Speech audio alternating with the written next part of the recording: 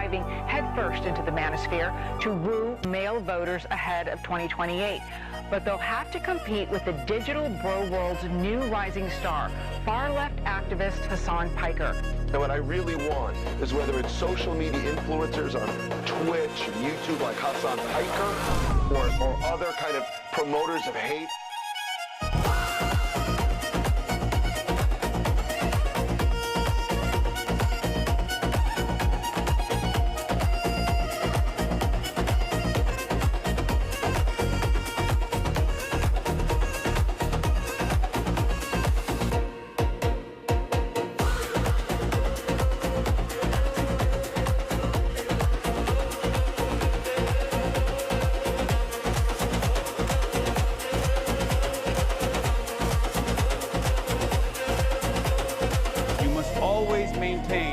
Revolutionary optimism. You must always continue to organize. You must always continue to agitate, because the quicker we can create enough pressure that causes the American state to recalculate its suicide pact with Israel, the quicker we can save as many Palestinian lives possible.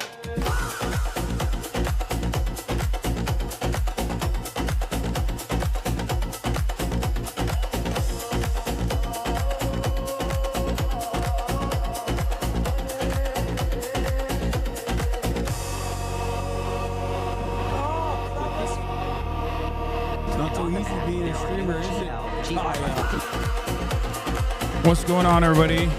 I hope everyone's having a fantastic evening, afternoon, pre-noon, no matter where you are in the world. I'm Hasan Piker, and this is the HasanAbi broadcast coming to you live from the headquarters of Dr. Jihad, sunny California, Los Angeles, folks. We're live and alive, and I hope all the boys, girls, and MBs are having a fantastic one, because today's a beautiful day. Today's a wonderful day. Today is haircut day. That's right, ladies and gentlemen. I got a freaking haircut. You already know what it is. You already know what's up. I got a haircut. We are live. We're alive, and I hope all the boys, girls, and MBs are having a fantastic one. Coming to you live from stolen Tongva territory in sunny Los Angeles, California. Yeah, we're live. We're alive. It's 72 degrees. And I've had a very long morning so far. A lot happening in the universe. There's so much going on. Coachella this weekend. I obviously will not be partaking, will not be attending Coachella. No Chella for me. But yeah, hairs have been cut. Gears are turning. You need that stash back, stash stubble mix. Get that beard out of here. I know. I'll get there. I just like growing it out every now and then. I like getting it grizzly. I like being grizzly a little bit. But in any case, we are live, we're alive, and yeah, so much happening in the world of HasanAbi Piker, except not a lot happening in my personal life because I'm a chud-ass loser. You already know what's up. So, first and foremost, Austin stayed over last night. Did you get your ears lowered? Yeah, I did. I got a special procedure done.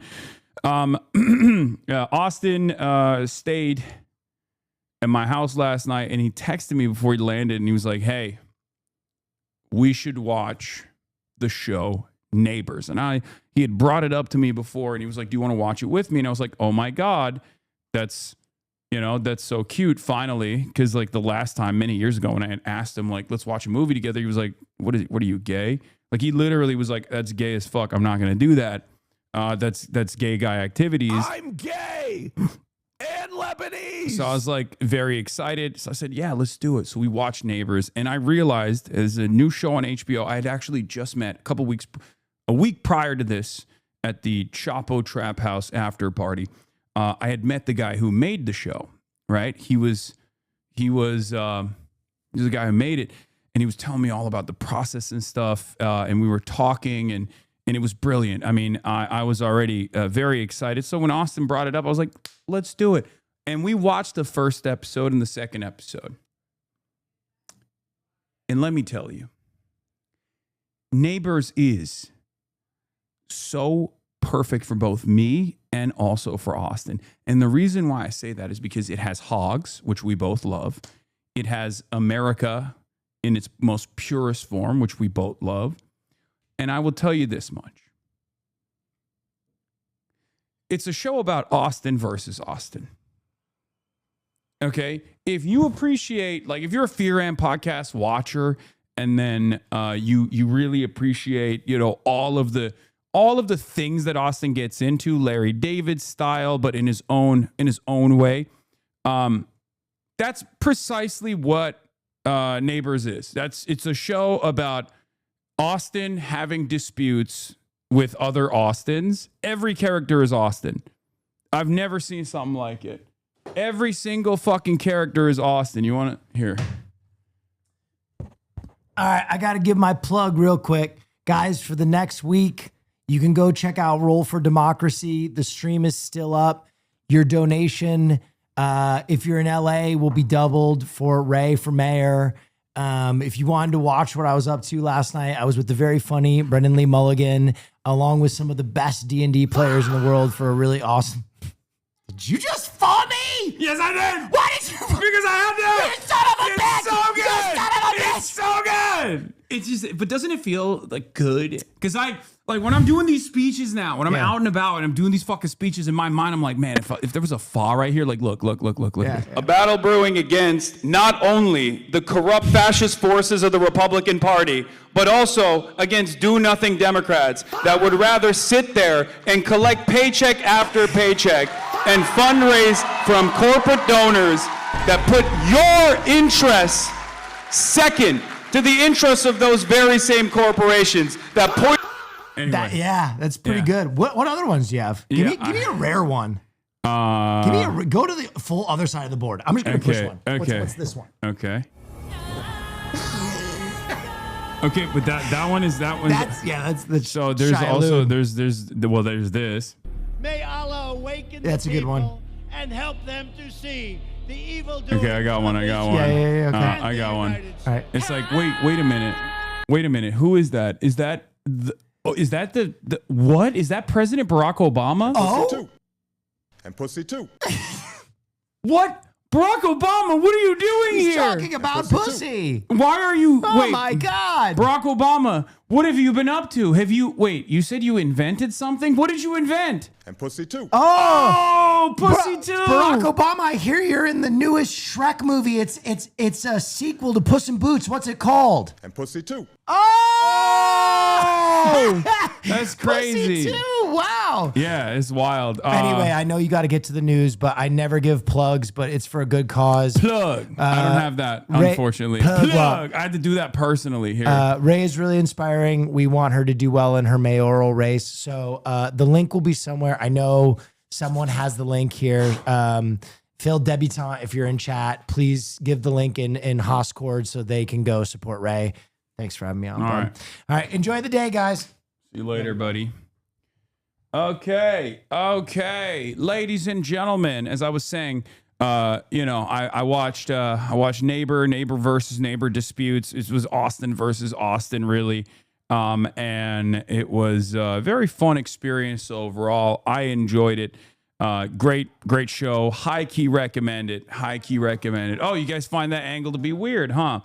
Whoa. Are you wearing anti-billionaire merch? Yes, I am. I'm wearing the Anti-Billionaire Socialist Club merch from DSA New York. Did you guys cuddle? Did Austin and I cuddle? No, we just fucked. We just straight up had butt sex. Like, we versed it up too. You know, he turned me out. I turned him out. You already know what it is, right? We don't do that gay shit. We don't cuddle. So yeah, that's what we did. I'm gay and Lebanese. In any case,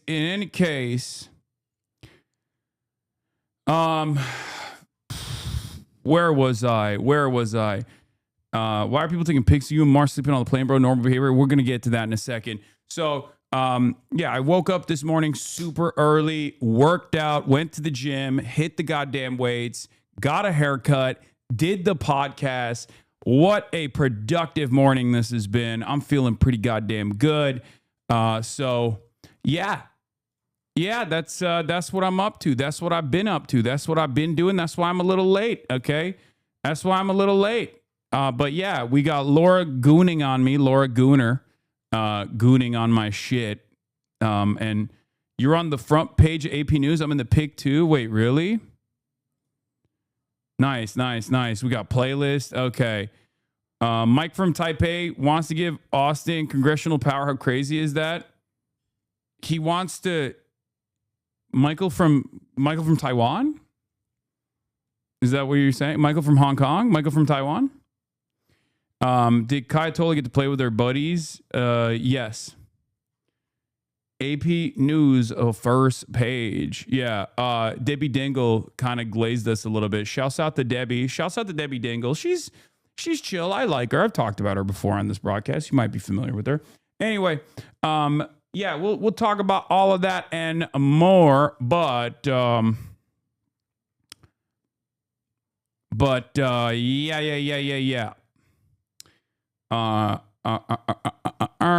What was I gonna say? What was I gonna do? There's a lot going on. Yeah, let's just blast off and let's get right into it. Obviously, we got so much happening in the world. There's so much to talk about. What ceasefire? Is there a ceasefire? Israel strikes Lebanon. DNC says yes to APAC. Now we know why they've been coming after me. Situation monitored. EF Day 40. Get in now. Twitch.tv/HasanAbi. But yeah, please, before the news, you have to see this Giannis event viral in Russia clubs. Yeah, I saw.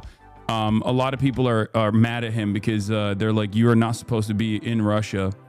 You know, covering the draft that got approved. Yeah, Melania just came out and made a statement that she has no links to Epstein.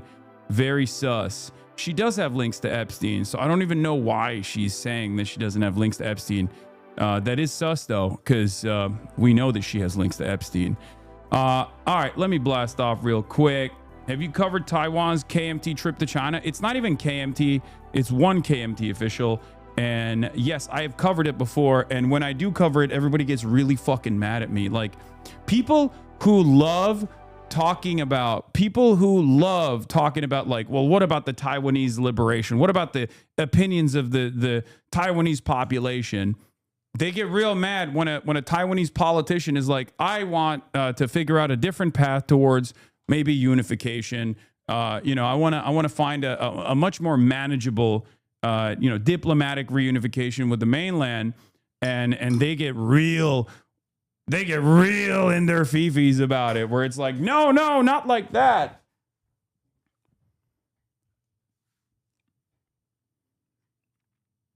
But yeah, have you seen the new Iranian Lego propaganda video? No, I have not.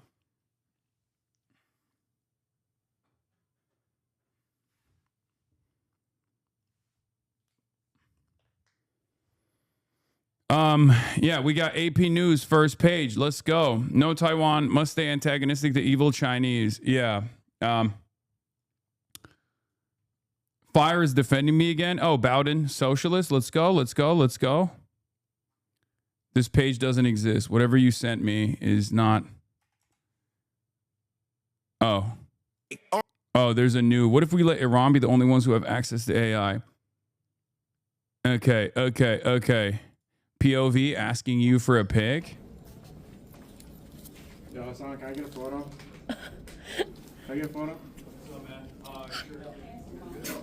He said sure. Yeah. The piggybacking that led up to my Hasan photo at MSU. Wallahi, I couldn't breathe. He's your guy. Nice to meet Wait, why did I come out like that? I came out like, what the fuck? Dude, I came out like I was, I came out like a superhero. Look at this. Sure? Yeah. Oh my God. I have your photo. He's your guy. I was like, what? Like a wrestler, dude. Also, what is this? This is intense energy, bro. That's crazy. What the fuck? Is that how I am? Is that how I am all the time? I look like I'm about to beat this ass. Oh my God. In my head, I'm thinking like, oh, how wonderful. I'm meeting fans. God damn it, dude. What the fuck? He said sure? Yeah. Oh my God. I have your photo. He's your guy. Nice to meet you. Salamu alaikum. Salam. I have your photo card right here. Oh, wow. Look at that. Yeah, I actually. Oh, here. Let him have his moment. Some cracking energy with the hand ready and shit. Bro, I have straight up resting murder face, bro. People have your own stand slander in your fits. We've been saying this, trash fit pics. Yeah. It's not great. I know. I don't care. Look, you know, sometimes you got to fucking swing. Sometimes you miss. It is what it is. These pants are too big. They're you know, they're not great, right? They don't look good. The reality of the matter is they were comfortable. I had another pair of pants, but I didn't fucking wear them because they were not comfy. These were comfy, so I had to keep it. I had to keep it a stack. People are saying Mr. Bean. What is this? Bro was looking like this. New York Times photographer posed for me, Hasan. Pretty much that's what happened. Free Beacon, talk about your height. Damn, this got 103,000 likes. Boys, what the heliante is going on? People are really digging the fucking vibes, dude. People are digging the speeches. Let's go. Anyway, here's the blast off meme, obviously. We are live. We are alive. Let the people know. We are live. We're alive. Let it know. I think you should get a pair of wider fit trousers made instead of the Carhartt Carpenter pants. Haha. If you paired the pants with loafers, that might have worked. The Democrats don't know who they'll be in 2028. Michigan may offer an answer. Yeah, I already read the New York Times article that Nate wrote. I did.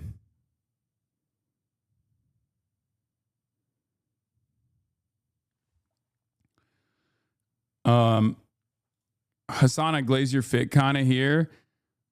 I haven't seen Hasan and Superman in the same room together. Yeah, I mean, look, it looks good when you don't see the pants. I think like it is what it is.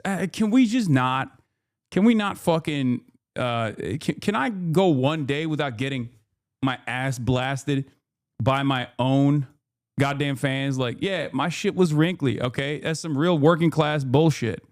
All right. I'm a real ass man. Just hire a stylist. Okay. Calm the fuck down. I personally think the Carhartt over the suit jacket was fire. I agree. Also, it was cold. I don't care. The fit worked until you took the jacket off. Top half is A+, but comfy is comfy. You should have rocked the China fit. Wear fitted pants. Sure. Okay, but you got to watch that new video, and I'm speaking to you as an AI hater. Okay.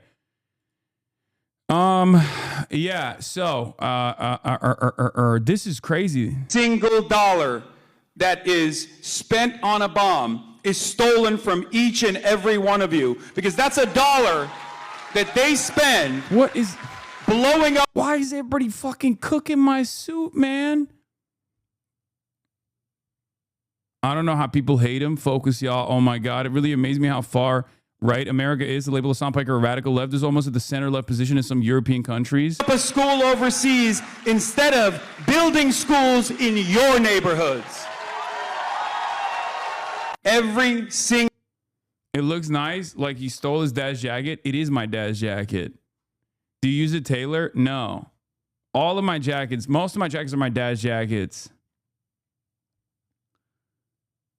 It's true. I did steal it from him. Yeah.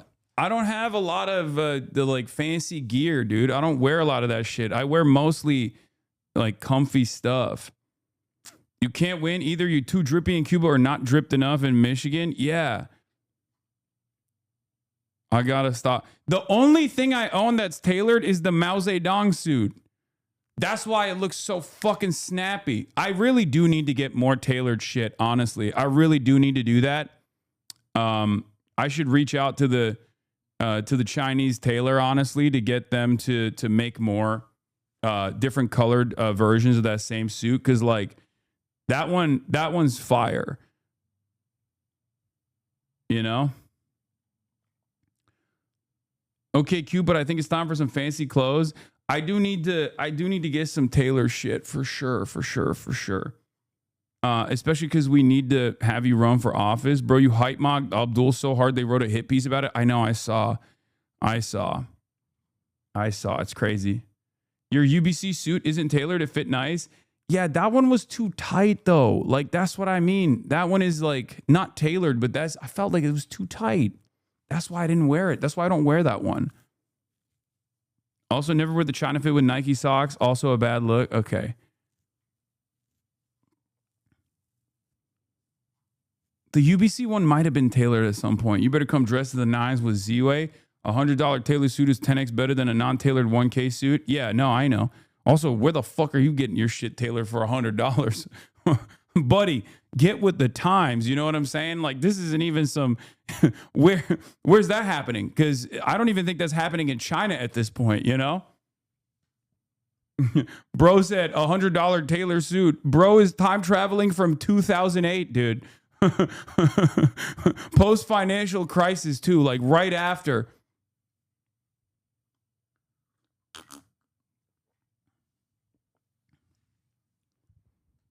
You're going on Z-Way, Godspeed? Yeah. Wait, how do you guys know that? Did I say that? Did I leak that before? Anyway, yeah, I'm going on Z-Way. Yep. Yeah, I'm gonna be in New York for the upcoming week, and I'm also gonna be at Yale as well. Yale Union. There's this big debate happening at Yale Union. I'm gonna do that as well. Fuck it, it's it's leak time. Leak HasanAbi. But yeah, how do you convince liberals that killing school children is bad? You can't. You can't. They love it. Or at least they love countries that love it, right?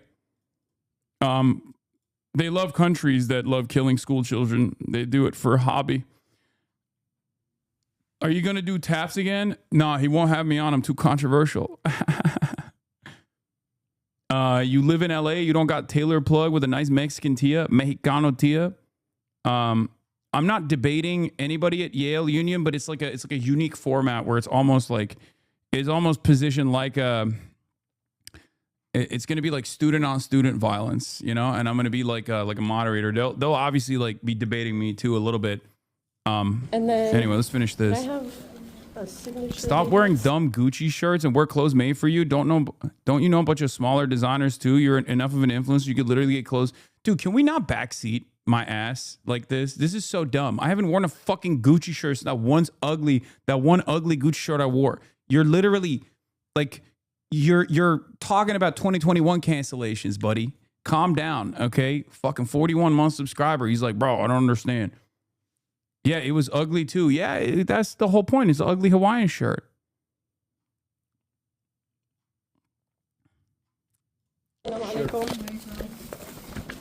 Sure.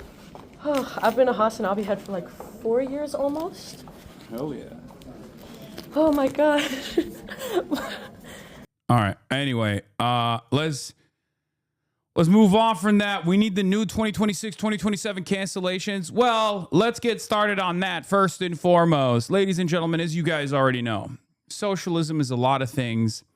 But more importantly, socialism, you might have thought that it's about seizing the means of production, moving society in a more egalitarian manner, allowing people's productive output to be utilized in a way that unlocks their potential. Many different things. All of them wrong. Socialism is about not having things. It's about abiding by a poverty pledge. For example, socialism, you might have thought, was about not wearing clothes, and to a certain degree, it's true. Socialism is about wearing a barrel, an ugly barrel around your chest. Hopefully, you ethically source that barrel. Okay, if you wear clothes, socialism is not, obviously, is not happening. You're anti-socialist. You're fake. You're phony. You're a hypocrite. Turns out socialism also is about walking to places. How did I find this out? Well, last night, Laura Loomer, my stalker, agent of Israel, Laura Loomer, Israel First, Laura Loomer, posted this while I was watching Neighbors alongside Austin. Austin went, "Oh my God, are these photos fake?" I jumped up from my seat. I looked over and I realized, no, that's real. Those are real fucking photos. Laura Loomer, exclusive pics. A source sent me these photos of Hasan Piker and his assistant. By the way, shouts out March, not my assistant, my cam op, my producer, but it's all good. Wearing pro-socialist clothing while sleeping in first-class seats on a Delta flight today from Detroit, Michigan to LAX airport in California. This is what we call champagne socialism.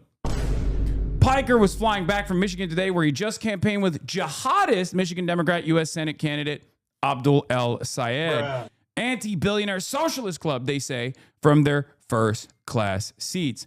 Now, of course, this is incredibly creepy. I'm going to tell you right now, very strange thing to experience when you're traveling and you're sleeping and someone is taking a fucking photo of you while you're, passed the fuck out in a 6 a.m. flight. Very odd that she also watermarked the titties off of this thing. That was also very weird. Don't know exactly why she did that. Okay. Very strange. Like, who's going to steal it? And then, worse, probably not the best photo of March. I'm going to be honest. I feel bad for March. So, yeah, he said, your creepy chud ass did me so dirty here. What the fuck? Just wake me up if you want to pick next time. Shaking my head. So, it's weird. I will admit it's a weird thing. It's a weird thing to find out in the aftermath, where like you're in a vulnerable state. You assume a level of safety, even though you're in public. Okay. And it's still such a strange thing to find out that, like, while you were sleeping, someone was taking creep shots of you, and then taking creep shots of you to post online to attack you.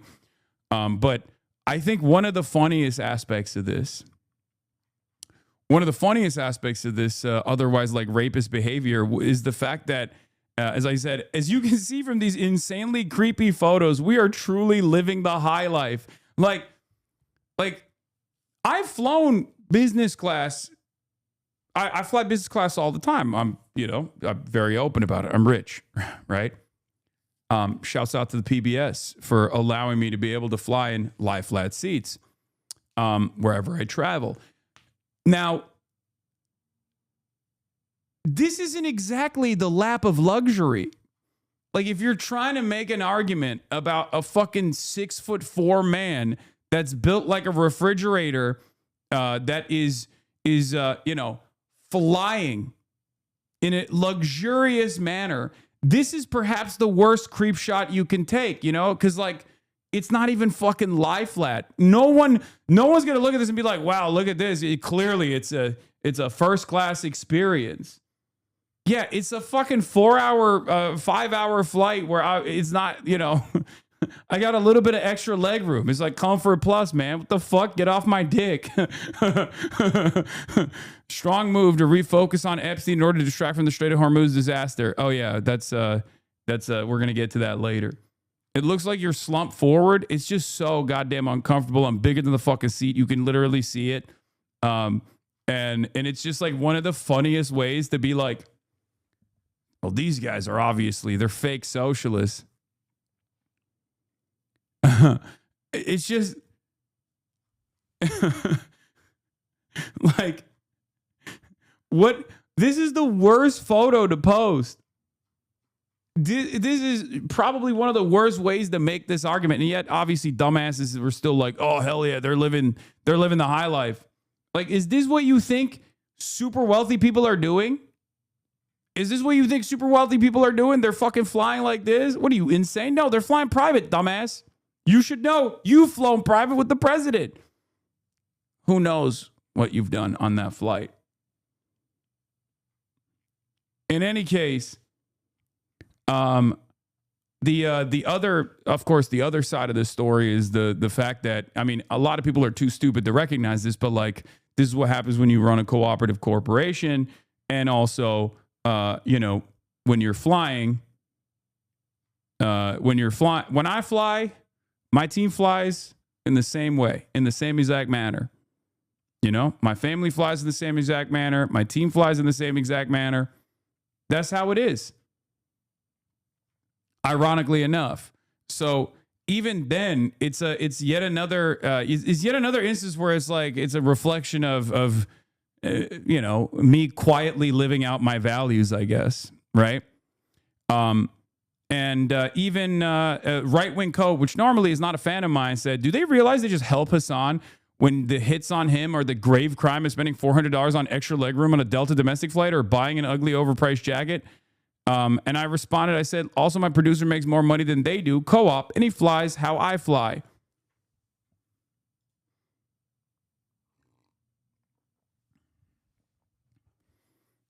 Laura Loomer has a lot of opinions on other people's transportation, despite the fact that she somehow got herself banned from Uber. Oof, that's true. Yeah, I fly my Twinks out first class, okay? Unlike some people that we know. I'm gay and Lebanese. Yeah, exactly.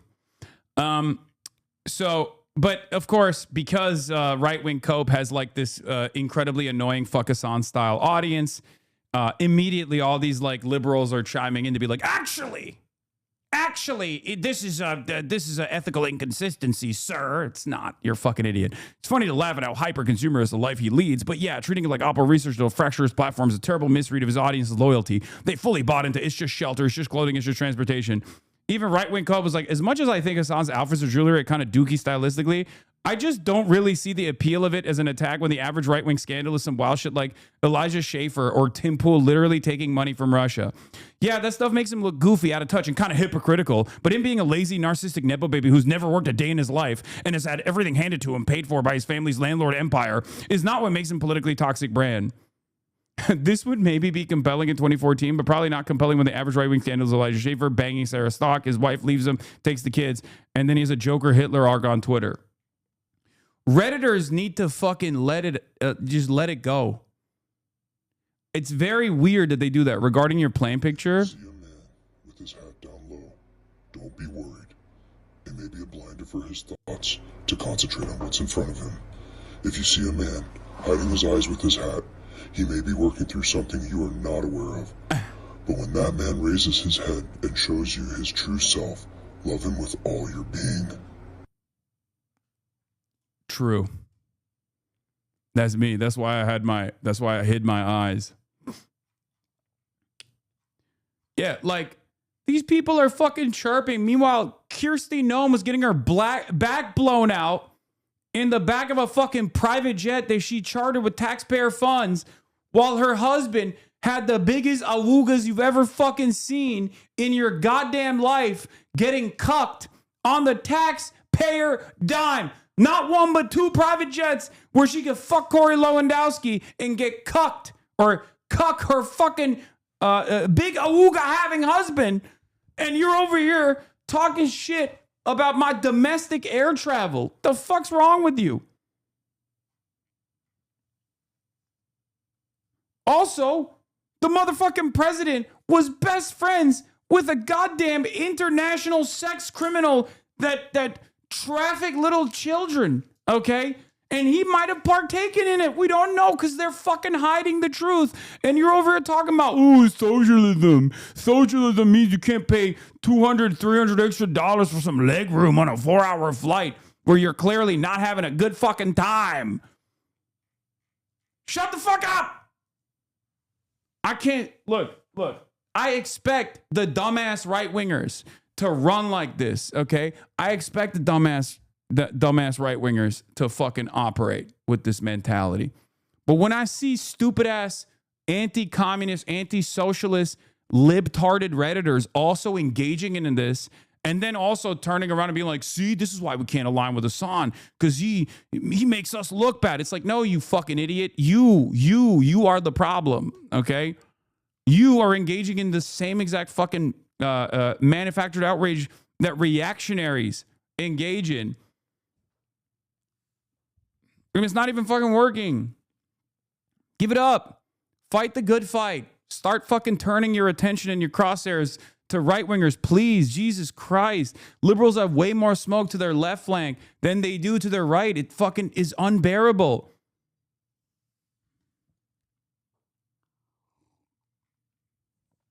Get over it, Trump won. Bunch of sap people in the stream. Go live life, guys. You sound stupid. Yeah, get over it, Trump won. Yeah, we all won so good, dude. How well have you won? He doesn't know, but I shaved my whole body just in case. Yeah, I liked this yesterday, but got to hit that with a repost.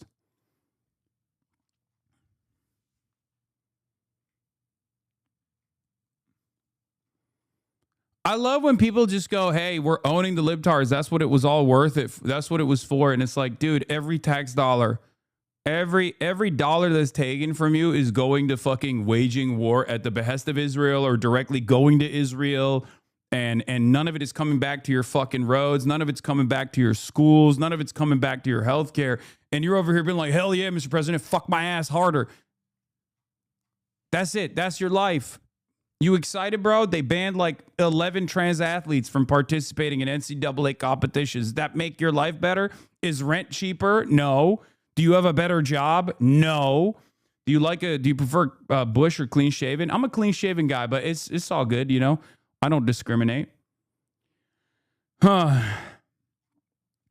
Your cousin got shipped out and is waiting in a goddamn forward operating base that might get peppered with Shahed drones any moment at the behest of Israel, and you're over here being like, hell yeah, dude, fuck yeah. I love this president. I can't wait to die for Israel.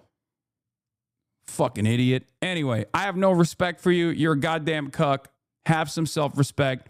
Have some decency. If you consider that every hit piece Fox News produces about you, the higher the chance Trump sees it, and then you get the tweet of a lifetime, I will frame it when it happens. I'm not even saying if, I'm saying when at this point, you know?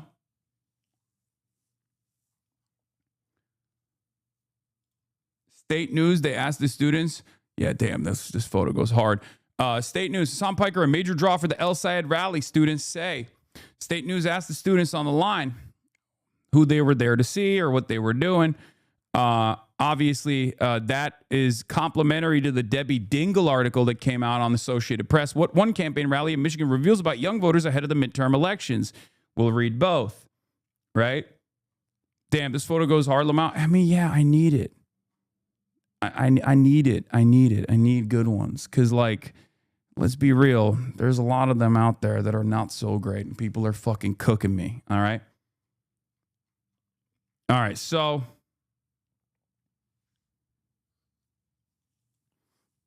what is this?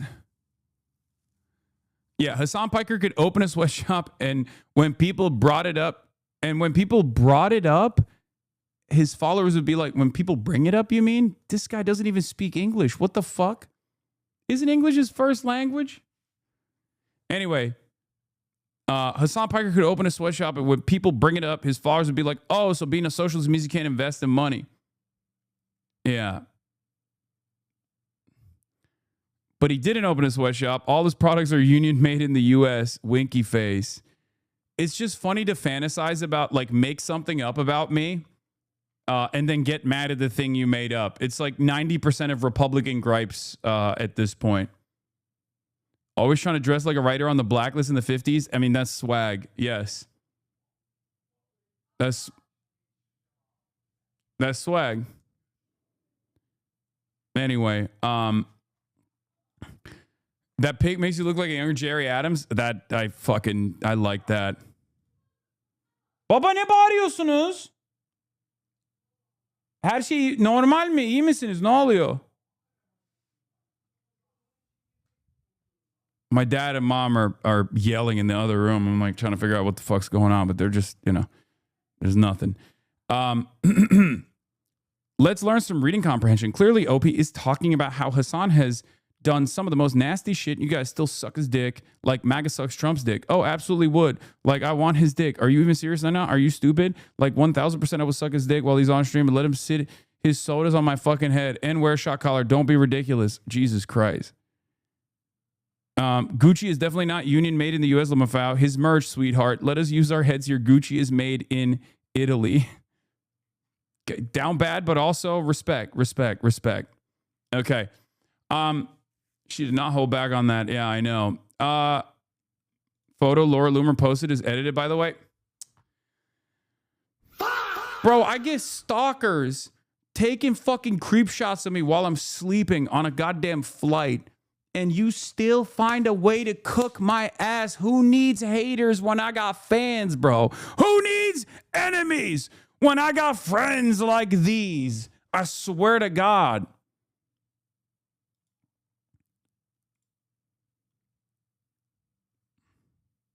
Y'all suck.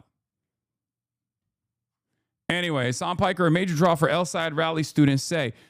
For many of the Michigan State University students who crammed into Anthony Hall Tuesday afternoon for U.S. Senate candidate Abdul El Sayed's campaign stop, his guest, leftist Swiss streamer Hasan Piker, was actually the main attraction. Most of the 13 students the State News interviewed at the rally, which also featured Pennsylvania Rep. Summer Lee, said they had attended the event because Piker would be there, but were open to hearing El Sayed's message. I honestly heard about this just from Hasan because I've been watching him for years, political science senior Caroline Anderson said before the rally. I'm excited that he's here doing this because I never expected MSU to be one of the schools he would come to. Digital storytelling senior Rachel Kozlowski said she also heard about the event from Piker. It is really inspiring to hear so much of what my generation is feeling coming from people with more power and reach fighting for us, Kozlowski said. Since 2018, Piker has grown his fan base on the live streaming platform Twitch to over 3.1 million followers. Over 37,000 people logged on to Twitch to watch the rally on at MSU Live. In the days before the rally, Piker said that his appearance at the rally could help attract disengaged members of the electorate. For some students who showed up, his presence indeed acted as a sort of megaphone for El Sayed's platform, attracting potential voters with enticing slates of policies. I really love that Piker endorses candidates because I especially believe in his message for Medicare for All, said nutrition senior Aisha Alvi. This is not the first time Piker has endorsed a candidate. During 2025 New York mayoral election, then candidate Zohran Mamdani was interviewed by Piker on his Twitch channel, and Piker was spotted at events hosted by the Mamdani campaign. Some students said El Sayed's message on combating the influence of corporate lobbying and politics resonated with them. Anthony Bennett, geology graduate student, said kicking corporate money out of politics is what drew him to the rally.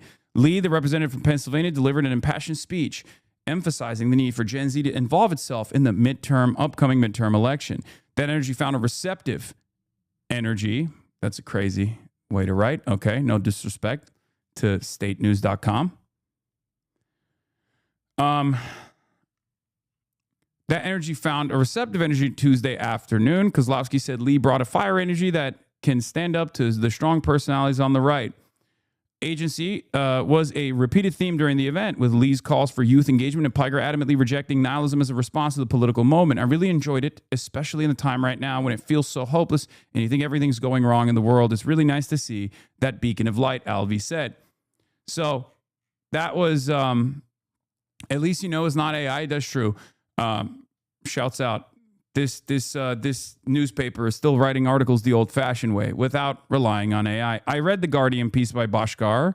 Why do elite Democrats fear Hasan Piker? It was really good. I read that yesterday. Highly recommend that article. What one campaign, this is the AP piece. This was really good too. What one campaign rally in Michigan reveals about young voters ahead of the midterm elections. Okay. This one is also very interesting and good. It's on Associated Press. Ann Arbor, Michigan, as students banged on desks and stomped their feet. Baba, telephone. Baba. I don't know why. He has like two phones and they're always like on full, the ringer is always on and they keep ringing for hours. Okay. And he just places the phone like right next to my studio for some reason. I don't know why. It's very funny. He just loves it. It's a classic parent thing to do. Yeah. One for the plug and one for the hose. Exactly. That's why he's got the trap phone. Trap phone stays ringing. Okay. Anyway, as students banged on desks and stomped their feet inside a packed lecture hall at the University of Michigan, someone decades older stood in the back, quietly taking in the scene. Debbie Dingell, a longtime Democratic congresswoman, was there to watch progressive U.S. candidate Abdul El Sayed campaign with Hasan Piker, a popular yet controversial online streamer.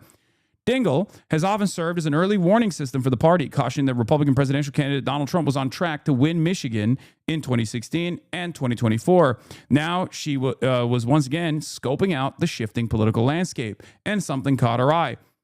Debbie Dingell said, "Quite frankly, I haven't seen that many people outside an event this year. This year, said Dingell, whose district includes Ann Arbor, who said her attendance wasn't an endorsement.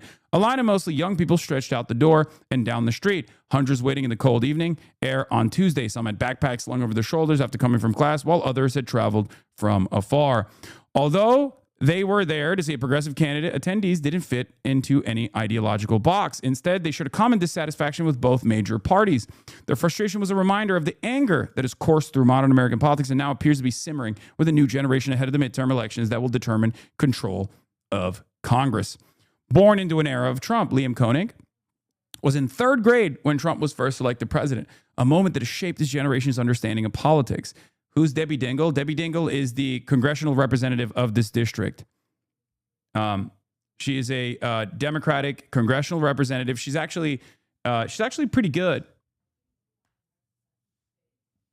A bet you like adjective, controversial, powerful word to spread your voice. Buddy, you're a Democratic shill. You're against the proletariat in every sense of the word. Absolutely. I'm a DNC shepherd. You already know. And you are my flock, and I'm tending to you. You, on the other hand, are going to build communism tomorrow. It's going to happen eventually. Get out of the book club, buddy. It's going to happen. But in the meantime, while I wait for you to build communism now, build communism tomorrow, or build communism yesterday, you might have built it already. Maybe we didn't see it. I'm going to try to do my very best and try to activate people to engage in the process and move the needle in an appropriate direction on all fronts, right? And yes, part of that is also electing sympathetic politicians. Democratic Party happens to be one of the only outlets that we can do so. And clearly, there is a level of success here that a lot of the capital owners that want to maintain their control over the party system, over the duopoly, are very frustrated. That's why you're seeing literally the entirety of mainstream media, from CNN, liberal media, all the way to Fox News, reactionary right-wing media, aggressively coming after me. If you can't comprehend the methods, if you can't comprehend what I'm trying to do here on its own terms, perhaps you can look at the unbelievable resistance and the unbelievable response coming from both liberals and conservatives alike. Maybe that will allow you to comprehend why they're doing this, unless you personally think they're attacking me and slandering me and smearing me because they want to boost my legitimacy in the eyes of like schizophrenic communoids. You know, the parapolitics understanders. Maybe that's what they're really tuned into, the 11 people in your reading group.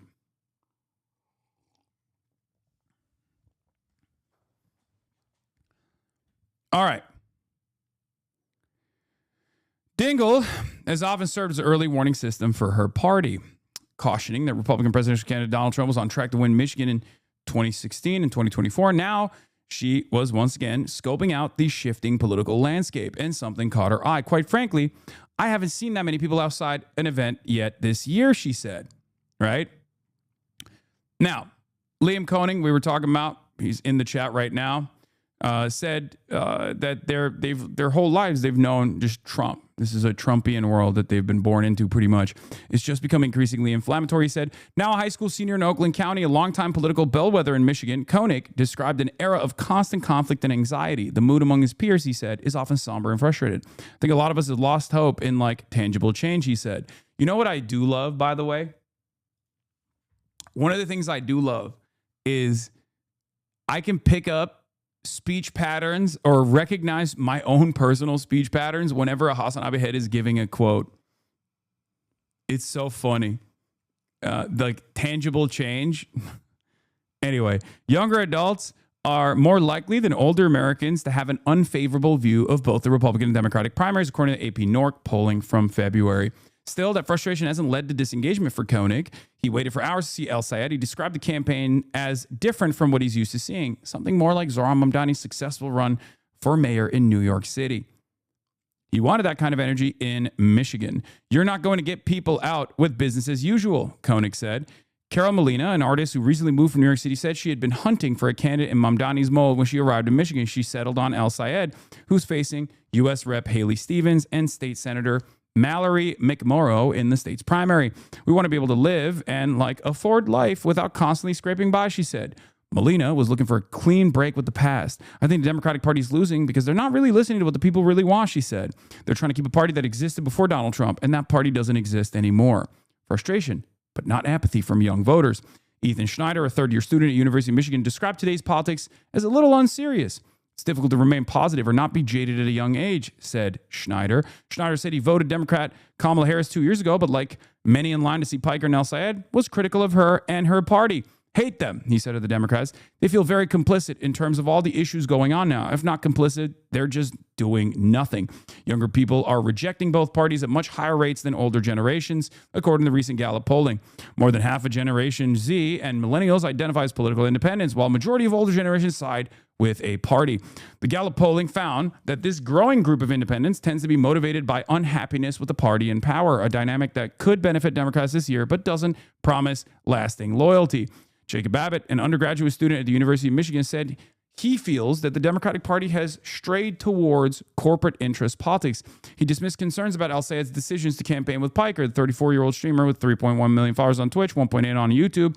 And he said, Hamas is 1,000 times better than Israel, describes some Orthodox Jews inbred, claim that America deserved 9/11.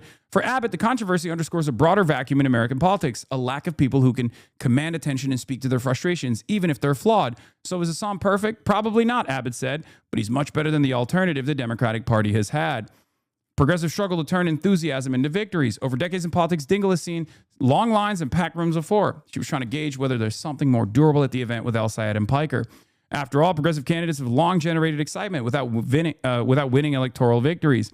Al-Sayed himself finished distant second in Michigan's Democratic primary for governor in 2018. In addition, independent Senator Bernie Sanders of Vermont, a leading face of the progressive movement, fell short in the two Democratic presidential campaigns. But some Democrats argue this moment may be different, pointing to recent victories by Mamdani in New York, Ana Lilia Mejia, who won a crowded Democratic primary in the special U.S. House election in New Jersey. There should be a progressive running everywhere that one exists, said Pennsylvania Representative Summer Lee, who also appeared with al-Sayed. Every year, every race, she added. We might not be victorious, but every single time we have to call the question. Dingell said she'll be looking to see what happens next. Is this something for the kids to do, or is it going to connect? She said. Good article. All this talk like you're the candidate. Yeah, I mean, it's still good because there's still good press on... there's still obviously very good press on Abdul. And one of the biggest problems with the Abdul candidacy is that he is, out of all of the new crop of talent that is propped up on the left flank candidates, he is one of the best. He has experience. He has a fantastic background. He's a fucking Rhodes Scholar, right? He's a Rhodes Scholar. He wrote a book on Medicare for All. He'd be, I think he says this, I've heard him speak at some events before where he's talked about this. He would be the first doctor in the Democratic Party in generations, in like decades. Okay? He's a doctor.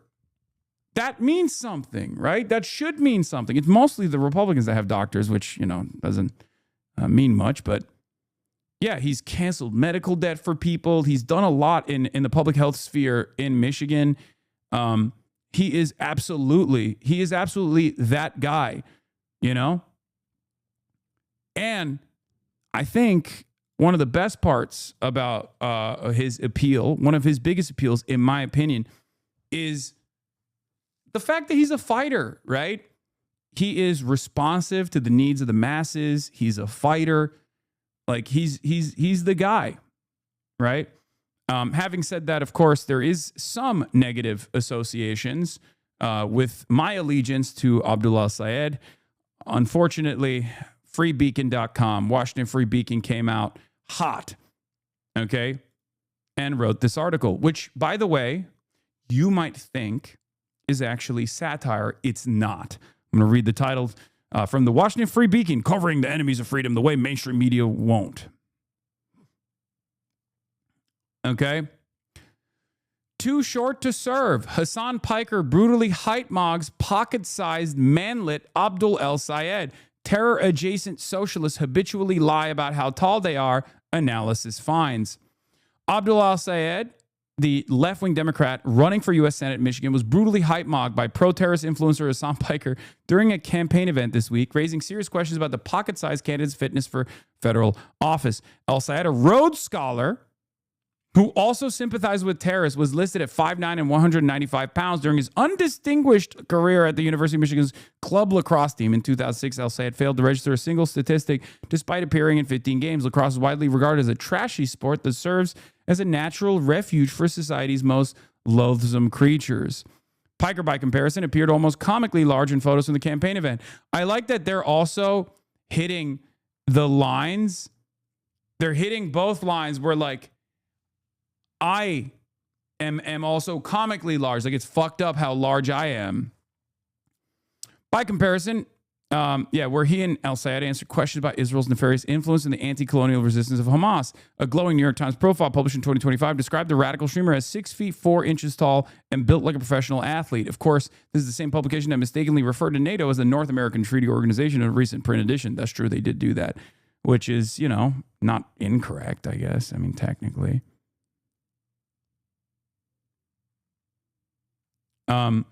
An extensive Washington Beacon free analysis found ample evidence to suggest that El-Sayed and Piker are lying about their actual size. I'm lying too. In September 2015, Piker was photographed alongside former NFL wide receiver Drew Carter, who was officially listed as 6'3" throughout his career. A visual analysis determined that Piker was at least 1 to 2 inches shorter than Carter. However, because Piker's feet were not visible in the photo, we were unable to rule out the possibility that he was wearing lifts or standing on a box. That's crazy. Wait, what? Extrapolation, I'm 5'8". Zoran is 5'9", and therefore I'm 5'8". And El-Sayed is 4'10".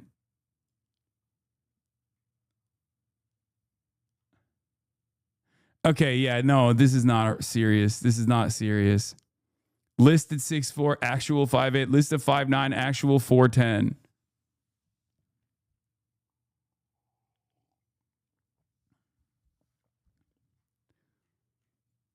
That's okay. Wow. I'd like to apologize to people in Michigan for this misrepresentation. While my aura might suggest I'm 6'7", I'm in fact only 5'9" in shoes. I ask what the press and the public give my family and me space in this trying time. Yeah, also, yeah, Abdul El-Sayed is a goddamn monster. I mean, he was doing 3 plates. He can put up 3 plates, chat. That's it. It don't matter what his height is, okay? He's a goddamn Rhodes Scholar. No, that's not satire. That's a very angry little man who wrote that article. Very, very angry little man. All right, but that's all we got. There's also a Mondo Weiss article, but like a lot of people are catching up or are totally aware of exactly what's going on in mainstream media. It's actually there's a tie-in to one of the things I'm going to be talking about in a little bit, which is what the DNC did earlier today, as they struck down a provision demanding that Democrats actually bar APAC money from their elections. You know, perhaps it offers a little bit more insight into why so many prominent Democrats have actually fucking lost their minds over the last 3 weeks, as like Donald Trump has been doing incredibly insane things, ruining global energy markets at the behest of Israel, all the shit. Very strange that the Democrats, alongside Republicans, have created this like weird, unholy allegiance. Weird, unholy allegiance. But before we get to that, let's move on.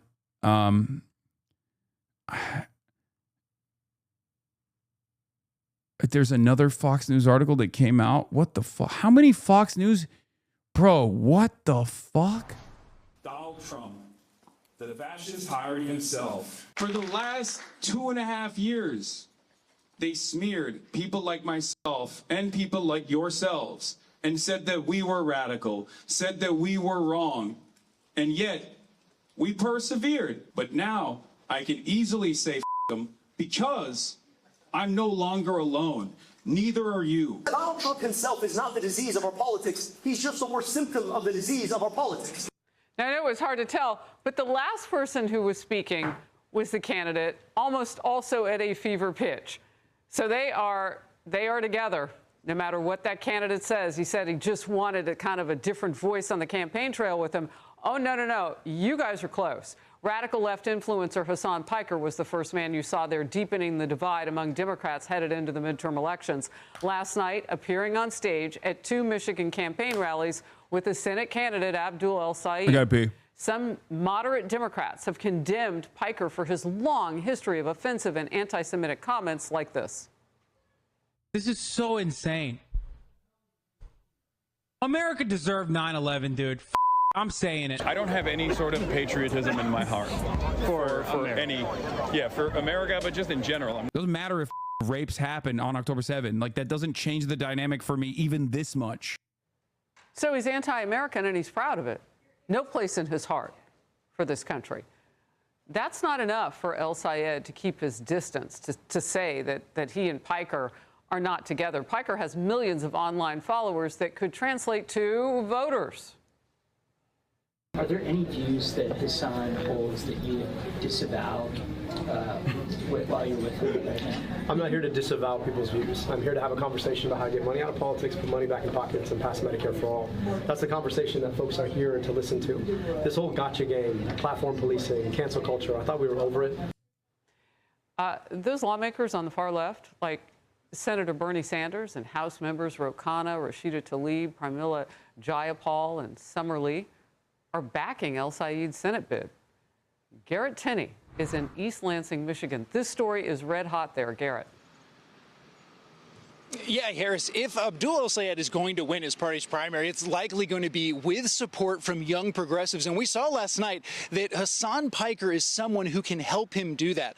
Hundreds of students lined up and packed into these rallies, and they ate up the anti-war, anti-capitalist, and anti-establishment messages from both Piker and El Sayed.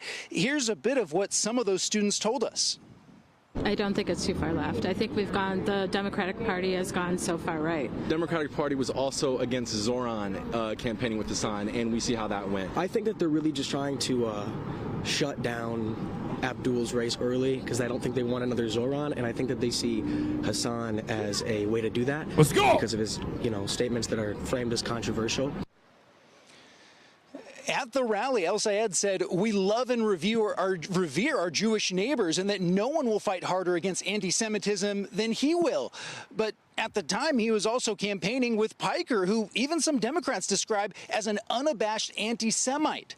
After the rally, El Sayed told me Piker's audience is more important than the streamer's controversy. Also, this is the other problem, though. Like, it's already established in the news that I'm like an unabashed anti-Semite when that's not the case. And all these people know that that's not the case. And most of these outlets that even write that know that that's not the case. At least like the New York Times will be a little bit more careful when they say like controversial streamer. They won't say like he's an unabashed anti-Semite. Fox News obviously doesn't have any issues because especially on the commentary side. Like on the commentary side, they'll just be like, oh, he's the most radical anti-Semite you've ever experienced. The problem is not that it matters, obviously, like this stuff is bullshit, right? And people know it's bullshit. So it doesn't have the impact that it used to. But one of the problems, with this kind of thing, with this kind of, with the response from some of the candidates is that if they don't also like say this is totally ridiculous, like you just say that about anyone who's fucking anti-Israel, give me a goddamn break. If you don't say that, then all of a sudden it looks like you're making excuses. You're making excuses for why you have to appear alongside an anti-Semite, and that is not the best message, in my opinion. I do know that the people who listen to Hasan are engaging in faith. They want a way forward into our politics. Do I agree with everything he said all the time? The guy streams for 8 hours a day. You could take a lot of things out of context he said that I disagree with. And at the same time, I want to have a conversation about the things we do agree with. National Democrats are really concerned that while Piker could help Democrats win this primary, or El Sayed win this primary, when it comes to the general election, they are concerned that that relationship could hurt their chances of holding on to the Senate seat. Both Piker and El Sayed told us last night that is not something they are worried the least bit about happening. Harris? Garrett, thank you very much. I want to bring in focus now. Clay Travis, Outkick founder. Look, you are an expert in the digital world, and you're also a lawyer. Yeah. No, definitely. This is our digital world expert, dude. So I have to ask, when you hear Hasan Piker say there's not any kind of a place in his heart for America, there's no confusion around. Wait, what? That's not, what the fuck? When have I said that? They're just, I love that all of this is just a game of telephone where they just completely, at this point, like I was saying, they went from like, Hasan said America deserved 9/11 to like Hasan said he did 9/11 and he would do it again, right? By next week, it's going to be, I've been clipped out of context and then misquoted so much that they're like, I have no place in my heart for the United States of America. Why the fuck am I here then? Why am I trying to change politics in this country? You're so fucking stupid. It's so dumb. Defamation against Foxborough, get that back. Guys, you don't understand how defamation lawsuits work. I can't sue someone for defamation if it's, one, not even causing like financial harm.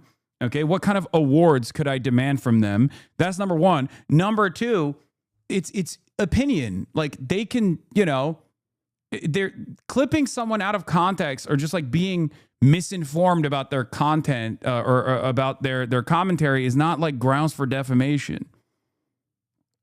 Great clip in China they showed of you talking with Will. Wait, that's me literally saying, I don't understand like a sense of patriotism while I'm talking about the Chinese people being patriotic about China. Shouldn't they love that? I'm saying like, I'm not a very patriotic person. I'm not a nationalistic person at all. Not for America, not for any country. It's not like a thing that I feel. And it's always fascinating to me to see any country's population feel a sense of patriotism. They played it in context for America or any country in general. Yeah. The fact that we are not the country that he loves. Does that help Democrats win? And how problematic is it really? I think, sadly, it probably does help Democrats win a primary because there are a lot of Democrat voters that don't like America and think America is an evil on the global stage.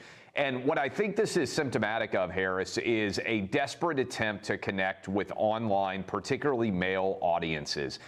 There are no normal male Democrats. We've talked about this a lot. If you look at the overall breakdown of gender, Democrats are hemorrhaging support with young men. And so as a result, they're recognizing that they have an issue. The problem is, I don't think they're addressing why they have that issue, which is they turn their back on the idea of traditional masculinity. And so they are sort of desperately flailing to try to connect with an audience they don't really understand. Now, what I think is actually super significant about this race, Harris, is Michigan is an empty seat, right? There is no incumbent. There's a Democrat primary.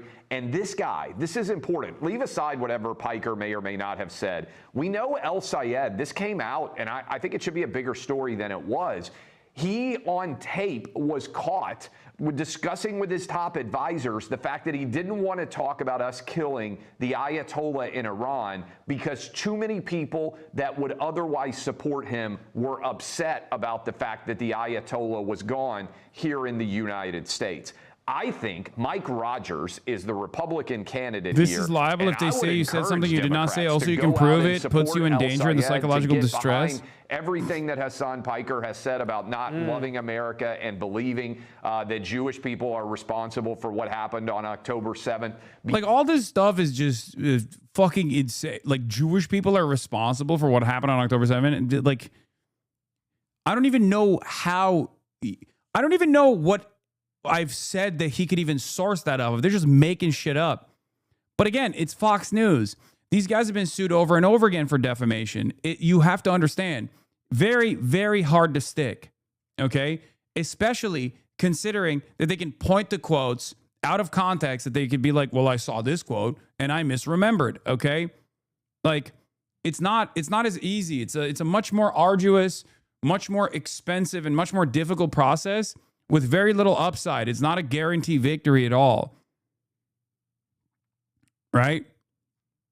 It just doesn't work that way. It's mostly racism as well, obviously. It's a big part of it is just like, oh, it's a Muslim guy. Of course he feels this way about Jews. So fucking totally. I'm a paralegal. You're correct. It's hell. Yeah. Also, I'm a public figure. Okay? I'm a public figure. It's very, very difficult for a public figure to successfully sue someone for defamation. It's like, an unbelievably costly endeavor with no guarantee. And if you lose that suit, oh my God, then it's fucking open season. Like, plus, I'm not a very litigious person regardless, right? Although it is actually clearly slander. It's clearly slander. It doesn't work that way in an American court system. This is precisely what I'm trying to explain to you, and you guys simply refuse to understand it. Because guess what? The average swing voter in Michigan is not going to respond well to this, Harris. And remember, if Michigan goes red, if Mike Rogers wins this race in Michigan, the map is over for Democrats. There is no way that they can even contend in the Senate if they lose Michigan, Georgia, or New Hampshire. Especially considering that this is like, all right, I'm skipping this. Especially considering that this is, Will Cain did another piece on this. What the fuck? Bro, this guy, every day this motherfucker's talking about me. What the hell? You have to stop saying you're just a Twitch streamer and don't have any substantial influence. It's clearly not the case any longer. It doesn't matter. I'll let my fucking influence speak for itself, okay? I'll let my influence speak for itself. Obviously, if I wasn't fucking influential, I wouldn't know who Pikey is if it hadn't been for mainstream media talking about him. Is this dog shocker? Oh, the drama. Why doesn't Will have him on a show? He could ask him questions, then talk over his answers and cut him off like the hack that he is. It's quite clear they're standing next to each other and supporting each other. Can't be clearer, but be obvious. Use the right words to speak eloquently. Say what you mean and mean what you say. No room for misinterpretation. Oh, if only it was that simple.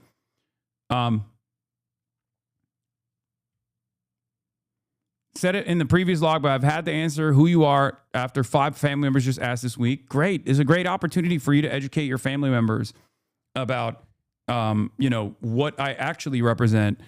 This is a great entry point because most people have a distaste for mainstream news. Liberals hate Fox News and Republicans hate CNN.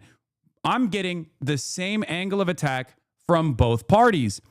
And you know what else most people hate? The nation state of Israel. Why am I getting this bipartisan attack from mainstream outlets? Why am I being slandered as an anti-Semite? Because I am a prominent critic of the nation state of Israel. That's it. It's an argument that most people can even recognize on their own without too much explanation at all. You don't even need to explain it. You could just be like, obviously, you know why. Because a lot of these guys are pro-Israel. They love Israel. They hate when Israel is criticized. And this guy is one of the most prominent critics, one of the most visible critics of Israel in American news, and they can't control him. He's not a controllable entity, and they get very frustrated. They want to fucking take him down a couple pegs. They want to warn people and stop people from encountering him. They want to poison the well ahead of time. It's not working. Right? Yeah. They hate me because I criticize their boss, the nation state of Israel. It is very funny, though. It is very, very, very funny to do this at a time when clearly at a time when the public is so unbelievably mad about our seemingly unlimited loyalty to the nation state of Israel. But this is also another thing I wanted to show you guys. There was a clip compilation that HasanAbi Productions put out there. He said, this is why the establishment Democrats and Republicans are terrified of Hasan. To which I replied with, this is why all the mainstream media smears and manufactured outrage on here means nothing. We have a wonderful community in the real world that go out and plant the seeds for trees they'll never sit in the shades of. So, let's look at this 1-minute compilation real quick, and then we're going to move on to situation monitoring. But first and foremost, we're going to be monitoring the Melania situation. We're going to need all the help we can get. My name is Zach. I work in the campaign. I'm a huge fan. I'm one of the volunteers tonight. I was actually getting people to try to sign up to canvass. Watching your stream made me get off my ass. I'm a public defender now, and it's all. Oh, hell yeah. I've been watching since 2020. Hell yeah. Now I'm in employment law paralegal. National Lawyers Guild Legal Observer with the merge. I'm a 4-year sub. You put me on game. I got my mom on game from you. One of my heroes, man. I watch this team all the time. Thanks for being, dude, you changed my life, for real, bro. I used to be a Republican. Kind of changed my whole trajectory, so thank you. So I want every single person of you, every single HasanAbi. What the fuck is this music though, bro? You couldn't have used like my man slapped the worst like non-copyright music of all time onto this shit like it's a CapCut video, the automatic music that plays. Especially, not only organizing your workplaces, not only organize with your communities, but also organize to get responsive politicians elected. None of us are free until all of us are free.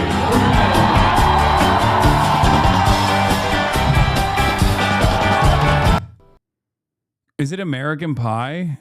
It sounds different. Is Coco Melon music? Don't hate? Yeah. This is American Pie song. Holy shit. Is it? I couldn't tell. Anyway, but that's what it is, right? And there are, you know, thousands of examples like that, thousands of encounters like that in every single stream that I do when I'm out in the real world, right? And that's part of the reason why it's much easier for me to just like block out all that fucking noise out there, block out all that noise on the internet. And you also should refuse to abide by the, you couldn't tell because you're so anti-American. That's true. You shouldn't listen to these fucking chirpers. Like, you have to remember, there's a lot of people that are either misguided or there's a lot of people that just like don't pay attention to anything. I was talking to someone this morning and I was talking about Iran. I was like, did you see the thing that Donald Trump said about Iran the other day? He had no idea, bro. He had no idea. Donald Trump was like, I'm going to genocide the Iranian people. Like, he just didn't even know. There are so many people like that out there that just go about their day. They have no idea what the fuck's happening at all, right? So you have to remember that when you encounter people on the internet, they're like, I fucking hate this guy. This guy fucking sucks. Who gives a shit?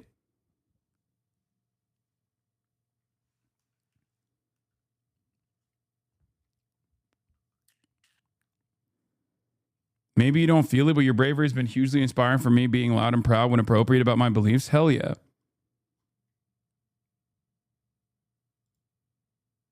New Kyle Kalinske. It's kind of Brigadier General Kyle Kalinske. Let's go. Literally 57 seconds ago, no views whatsoever. We're in here, dude.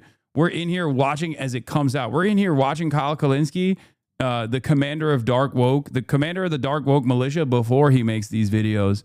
Holy shit.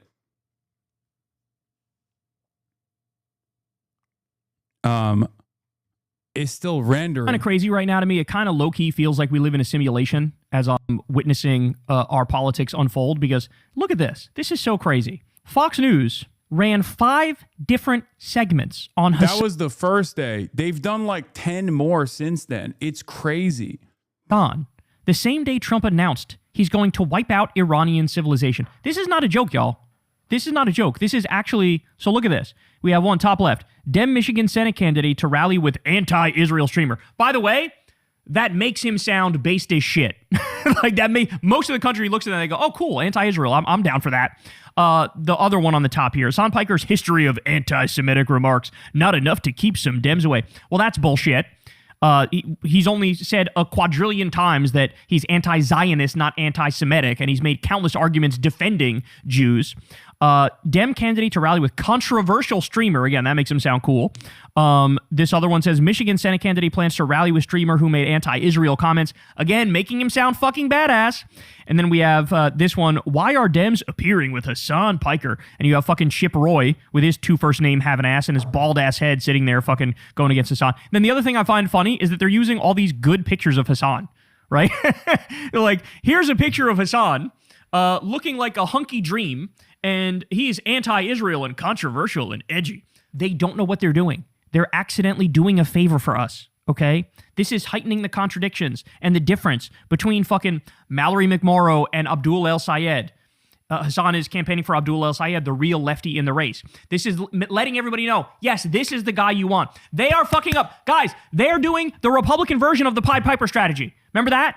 When Hillary Clinton ran and the Democrats purposely propped up Trump because they felt like, oh, we'll easily defeat this guy, so we want him to be the one we run against, so let's pretend like, oh, we're most scared of him. Oh, he's terrible, right? And then what ended up happening? Trump was the nominee. Trump ended up beating Hillary and getting to the White House. What they're doing here is, can you believe this crazy guy Hasan, bro? Look at the stuff he says. Look at what he does. I can't believe he says this. This is crazy. And then not realizing you're doing that because you think, oh, this guy's so horrible and you'll tar Abdul El-Sayed in association with him. But in reality, it's actually helping. It's actually fucking helping you dumbass freaks.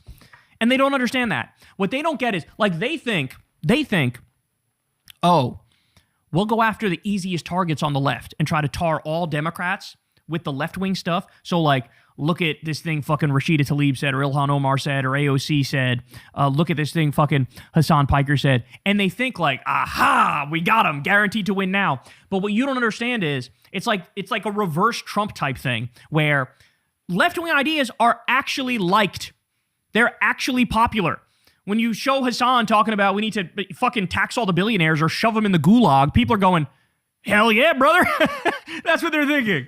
When he's talking about Medicare for all and free college and a living wage and ending the wars and taxing the rich and arresting the Trump regime thugs and all the good stuff, they think like, look at how extreme that is. But Americans listen to that and they go, I fucking love that. Finally, somebody's saying some real shit. Finally, somebody's saying something different.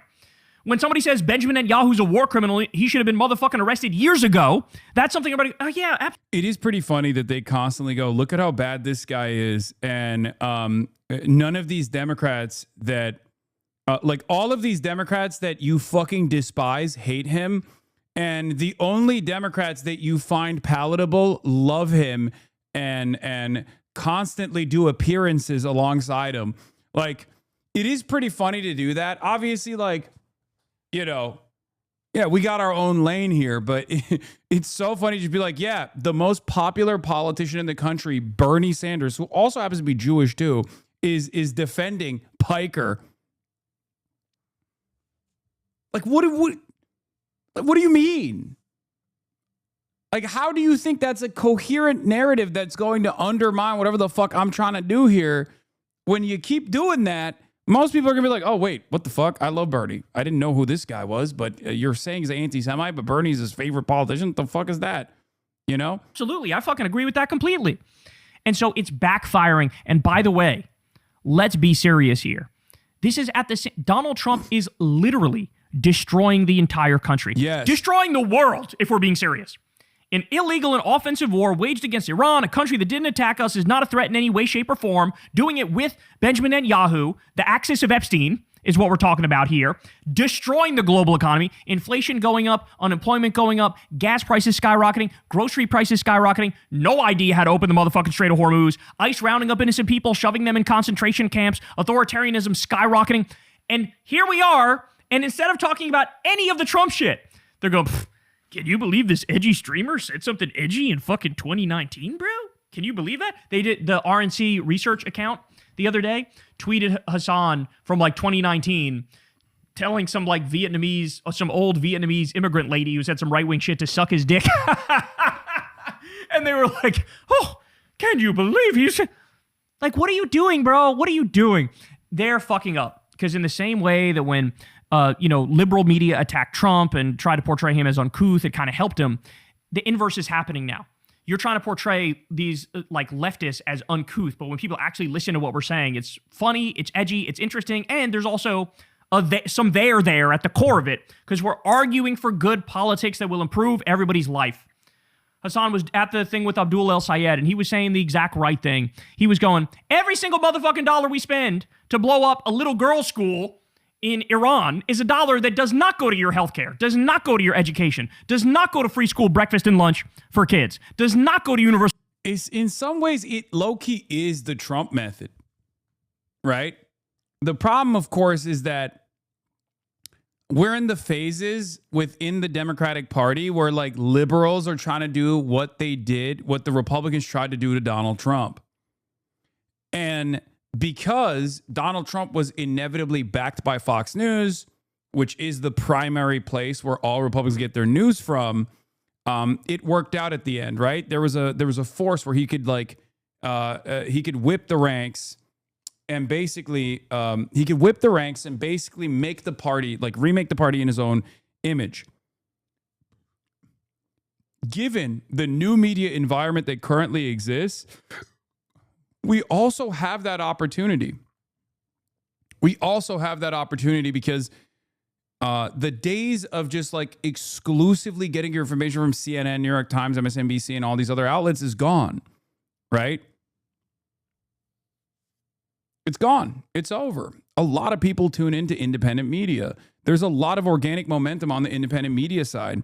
So we do have a serious opportunity to remake at least significant aspects of the Democratic Party, the only opposition party that has viability without like having to fight for ballot access in every goddamn state, right?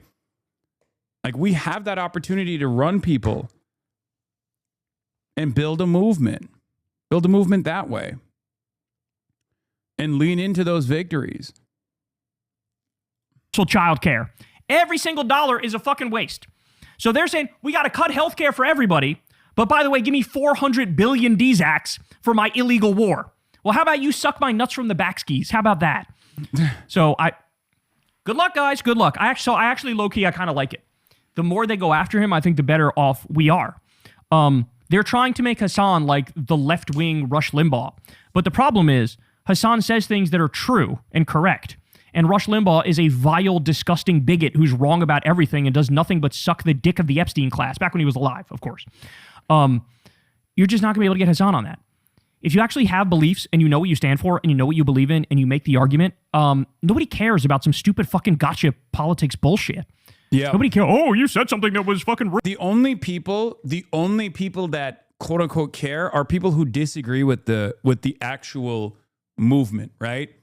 And they're doing that in a very cynical way where they're like, oh, well, I would agree with you if you were kinder. It's like, okay, point to a kinder person that has the same exact politics that you agree with. You can't, right? You can't, because you don't want to fucking say that you disagree with this objectively popular movement. And that's why I always say it does go back to Israel in many instances. There are a lot of people who have conditioned themselves into thinking we have to support the state of Israel, okay? And they don't want to openly say it now. They used to. That's why I always say, like, go back to any of these fucking chirpers and key search on their profiles, Israel, Gaza, Palestine, genocide, okay? Key search any of those words, and you will find that in the early days, in October 2023, they were much more forthcoming about their opinions on Hamas, about their opinions on Palestinians, what they deserve, blah, blah, blah. And slowly but surely, they petered out if they didn't altogether delete their takes, right? But that's what it is.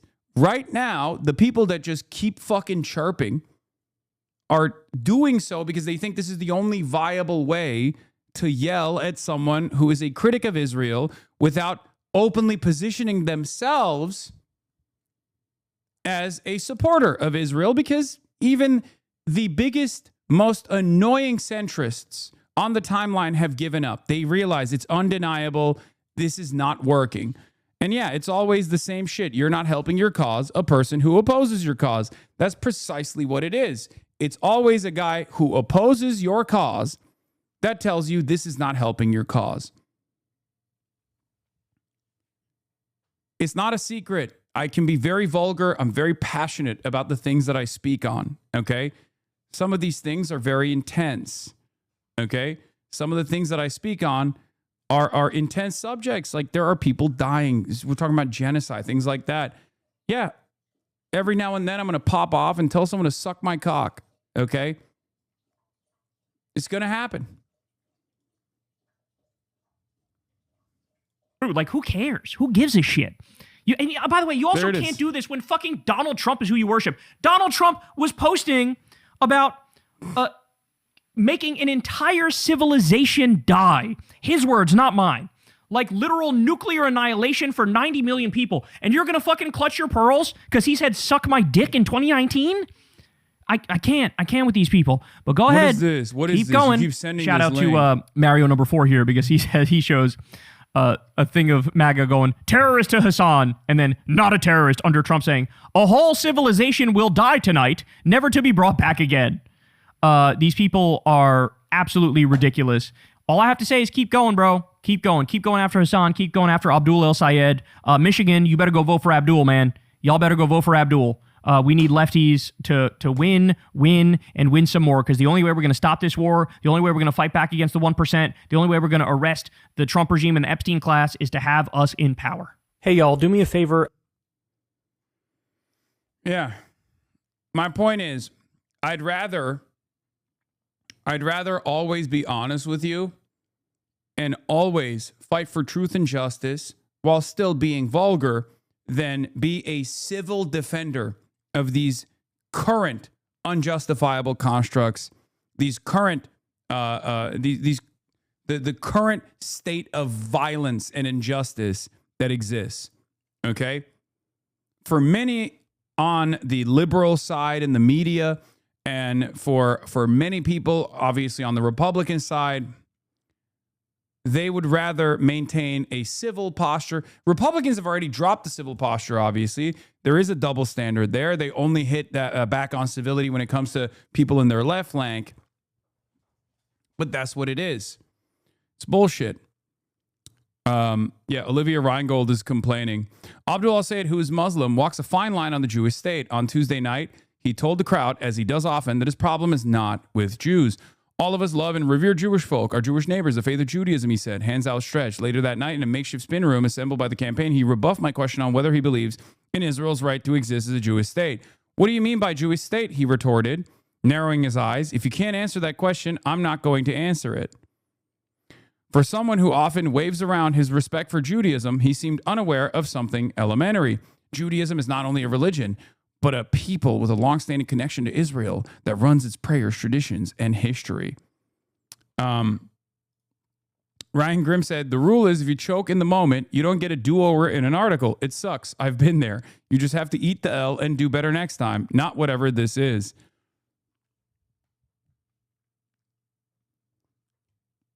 It is funny, though, because, it's funny because she also misquoted Abdul. And there's also this, like, weird, there's this, like, weird thing where she's, like, narrowed his eyes. He didn't do that. It's on fucking video. Abdul al-Sayed, who is Muslim. One thing I'll say about this latest attempt at manufactured controversy is that while it's clearly fueled by gross racism, it's important we never let it become sectarian, because this is the precise sandbox these assholes want to play in. Mopey sectarian solipsism is all they have. Free press is best understood as me times, as is all of Barry Weiss's output, manufacturing scenarios of self-victimization while their patrons worth $400 billion fund a dozen Barry Weiss clones to run around contriving their own low-stakes scenarios of oppression. Incidentally, hats off to the guy who rebranded an ethno-supremacist state premised on ethnic cleansing, dispossession, apartheid, constant colonial migration, and mass killing as Jewish self-determination. It sounds so left-coded and liberatory and benign.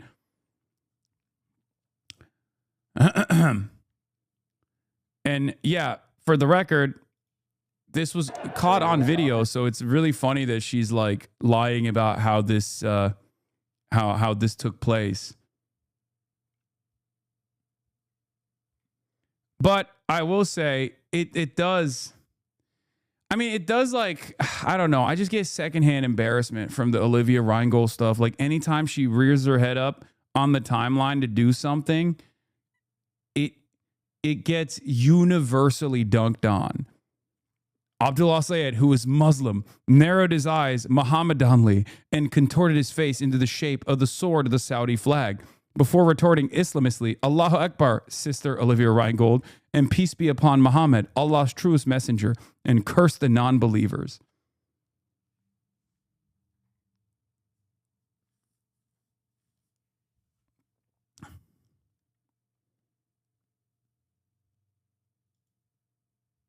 Yeah.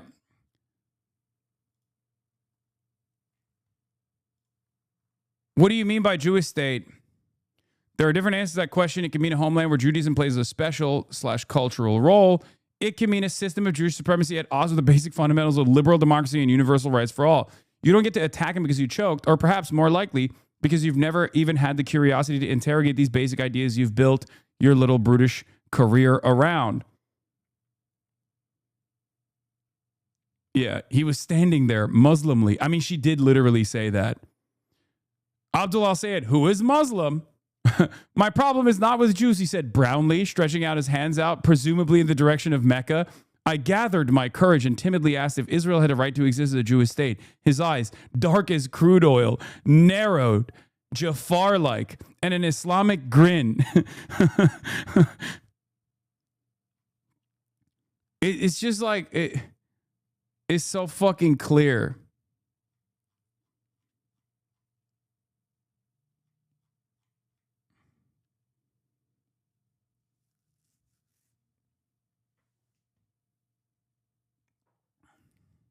Yeah.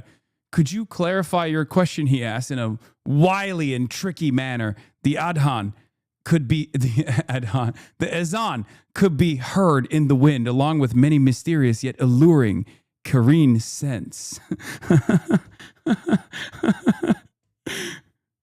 Yeah, it's like as soon as he speaks,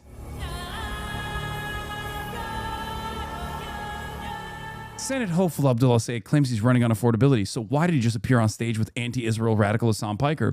Much of what I saw felt more fitting for a MAGA rally, only instead of immigrants or trans people, the target was Israel. Yeah, I wonder why we would be talking about Israel, because it's a pretty fucking profound litmus test for who is brave enough to say the fucking truth and actually represent the interests of the masses, and not just the base of the Democratic Party, but just like the masses of the American population at this point, and who is a corporate stooge terrified of saying the fucking truth that people want to hear. It's a great litmus test. It was a litmus test in 2024. The Democrats failed it, and it's still a fucking litmus test. It's become even more perverse that the Democratic Party is not responsive to this question, right? And for the record, that brings me to one of my stories I must talk about today, and that is that the Democrats have congregated once again in person. The DNC got together and made some decisions, okay? The DNC got together and made some decisions. One of those decisions was, of course, on APAC. We're going to be talking about that. Let me find it real quick. Here it is. DNC committee shoots down resolution condemning APAC. I said, Lamount, 90-10 issue for the base and 1090 for our representatives. I wonder why. DNC panel rejects APAC-specific resolution, advances broader measure condemning dark money. A Democratic National Committee panel voted on Thursday to reject a resolution condemning the growing influence of dark money and corporate-backed outside spending in Democratic races, particularly the American Israel Public Affairs Committee, also known as APAC. At the DNC spring meeting in New Orleans this week, the Resolutions Committee voted to kill the push, which would have been non-binding, as scrutiny over the pro-Israel lobby grows amid the midterms. Okay? The use of massive outside spending to support or oppose candidates based on their positions regarding international conflicts or foreign governments raises concerns about undue influence over democratic debate and policy making, potentially constraining elected officials' ability to represent the views of their constituents, reads the resolution submitted by Florida DNC member Allison Minerly, pointing out APAC in particular for spending some $14 million in the Illinois Democratic primaries last month. Illinois Governor J.B. Pritzker, who was once an APAC donor, condemned the group after the primaries, joining a growing number of Democrats once supportive of APAC who have turned on the political powerhouse over its involvement in elections this year. While the panel on Thursday voted to recommend a broader resolution condemning the influence of dark money in the 2026 Democratic primary elections, it did not specifically call for APAC contributions to be rejected, though the attitude was largely implied. Notice how it's just a messaging condemnation. Internally, it's non-biting, and even then, they don't want to say it. They're spiking the fucking football, folks, because this is what they care about. There's what do you want them to say? What do you want the Democratic Party to say? What do you want the DNC to say more? That they care more about Israel than they care about your needs. They care more about Israel's demands than they care about you. Like, it's crazy. It's crazy to do this in this moment where it's, again, every poll has shown over and over and over again that this is a 90-10 issue for Democrats. 90-10 issue for Democrats. This isn't October 2023 any longer, right? Obviously, we've been there. This community, many of you have been there because I've been talking about this shit for years. Many of you saw me talk about this and maybe changed your minds at some point, maybe in 2021, maybe even before then. But like, this has been an ongoing problem in American politics, one that Ilhan Omar famously called out and was yelled at by both the Democrats and Republicans way back when. But that's gone. That pressure is gone, at least in the public. The public no longer believes this nonsensical smear campaign, this fucking bullshit, right? At this point, it's abundantly clear that voters want them to distance themselves from Israel and that doing so would actually help them with elections. That they still won't is a testament to the Israel lobby's influence, which deserves much more attention. Okay? That's it. They can't even commit to a non-binding messaging agreement. What more do you want? Employees vote against cutting their salaries in half. I mean, true. That's it. If we don't participate in these fucking primaries, listen, I've done door knocking, especially during primary season, okay? Even in a general election, right? Even for the presidential election, people don't give a shit about primaries, but it's the most impactful for changing the direction of the party. We have a unique opportunity because the moment is here, okay? The moment is now, I promise you, unlike ever before, where people have an appetite for change, okay? There is no, like, this is a gift. You have to receive this gift. You have to use this gift to show people, look, these fucking guys are going to lie, cheat, and steal. They're going to try to find the best possible message for you. You have to reward the people who have been there. You have to actually lean into the people that are going to be honest and represent your interests and not the interests of corporate donors and not the interests of a foreign lobby. Okay? That's it. Mallory McMorrow is a great example of this. Someone who is trying to desperately find the perfect message. But when you try to craft the perfect message, when you're trying to win an election, okay, all that focus tested nonsense, it shows that you don't have backbone, right? That's what it is. That's why I keep stressing the importance of going out and doing your very best to canvass for these candidates, to door knock for these candidates, to phone bank for these candidates, to fundraise for these candidates, and do everything you can to put as many anti-corporate Democrats as possible, as many left-flank candidates as possible, and put their asses in those seats and forcibly change the makeup of this party. Okay? Because they're not going to do it. They're not going to do it. As a matter of fact, Democrats are much smarter than the way they present themselves. The party as an institution is absolutely not oblivious, okay? They're not oblivious at all. They're cynical. They want to maintain the controlled opposition framework, okay? They want to be the controlled opposition party, and that is the reason why they're attacking me and attacking candidates that are representative of that left flank, that will force the rest of the Democrats to have to respond to more public pressure from their constituents who go, why the fuck can't you be like Zoran? Why can't you be like Abdul al-Sayed? Why can't you be a real fighter? Okay? That is the real threat for many Democrats who are, old, corrupt, calcified in their positions, that just want to sit down and collect checks and put your interests last. Back in 2021, I went to Ohio to campaign for Nina Turner when she was running for Congress in that special election. I asked AOC about how Israel was beginning to intervene in primaries then to stop the left. This happened before October 7th. Exactly.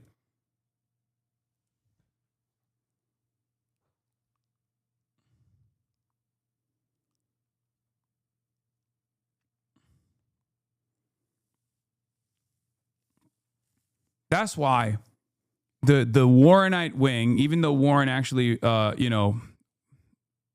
supported Graham Plattner in Maine, that's why the McMorrows of the party are also very dangerous in many respects.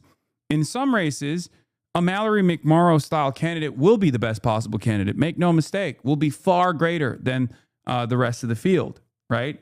If Mallory McMorrow is running against Henry Cuellar, I'm with her all the way. But when there is an opportunity, when there is a real opportunity out there for someone like Abdul El-Sayed, of course you have to take that, right? And I'll tell you this. If Abdul El-Sayed was running against just Haley Stevens, it would be a blowout, okay? It would be a no-show race, basically, for Abdul El-Sayed. Haley Stevens is obviously a charisma void. It would be a fucking landslide, Plattner-style condition, okay?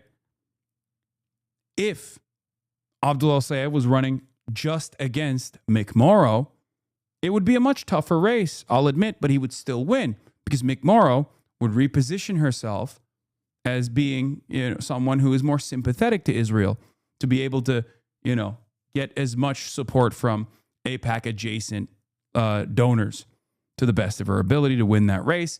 And it would eventually expose the differences between these two candidates. Okay? 100%. But the race we have ahead of ourselves for Abdul El-Sayed in the primary on August 4th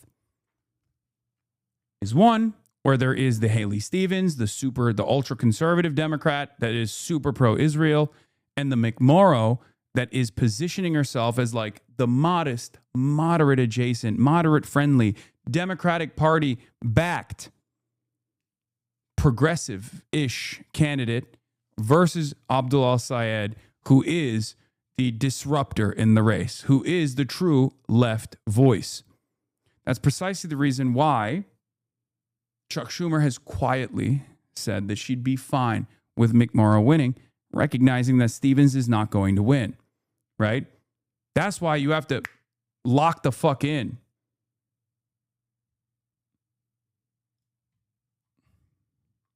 Mallory McMorrow owns every racist and Islamophobic smear Free Press throws at Abdul El-Sayed. She went up to the APAC bat signal. She sent up the APAC bat signal by smearing him and Hasan. McMorrow wanted their help. Now Zionist bigotry is her closing message in the primary. Lie with dogs, wake up with fleas. Absolutely.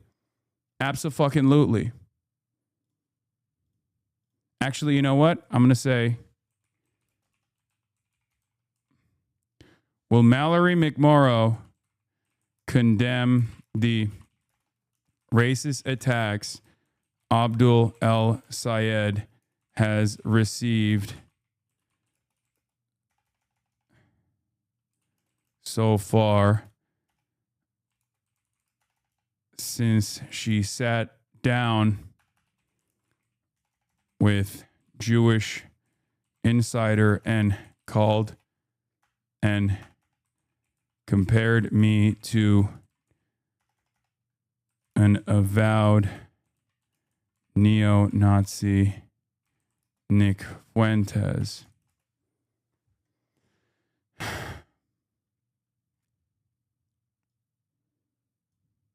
I'm adding her too.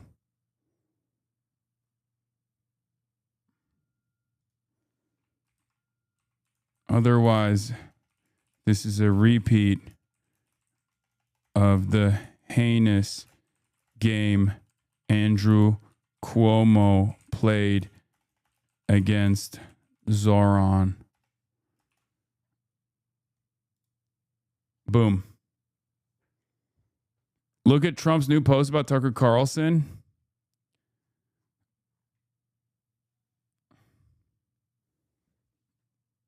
Put Liz Smith in parentheses. No, it's fine. Anyway. Can't believe I was able to witness your worst take live. Wait, what? What was bad about that take?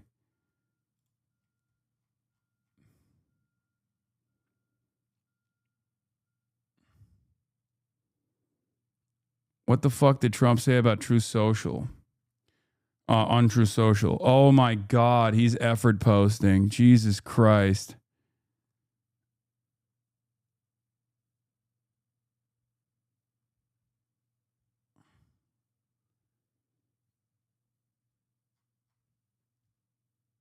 Oh, wait, did I misspell something? Will Mallory McMorrow condemn the racist attacks Abdul El-Sayed has received so far? Since she sat down with a Jewish insider and compared me to an avowed neo-Nazi, Nick Fuentes. Otherwise, this is a repeat of the heinous game Andrew Cuomo played against Zoran. What? What's the problem? Oh. Oops.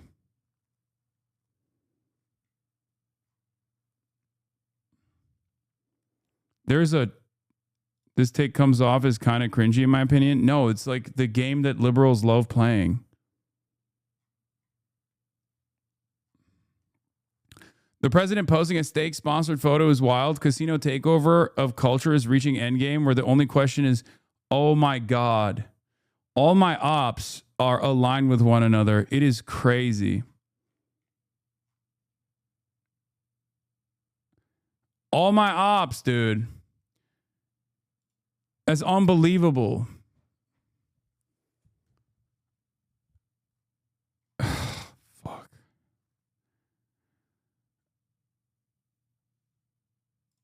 What is this? Is a massive blow to the global oil supply. Confirmed strike on Saudi Arabia's east-west pipeline has knocked out 7,000 barrels per day, about 10% of its 7 million BPD maximum capacity, hitting the kingdom's only bypass to the Strait of Hormuz.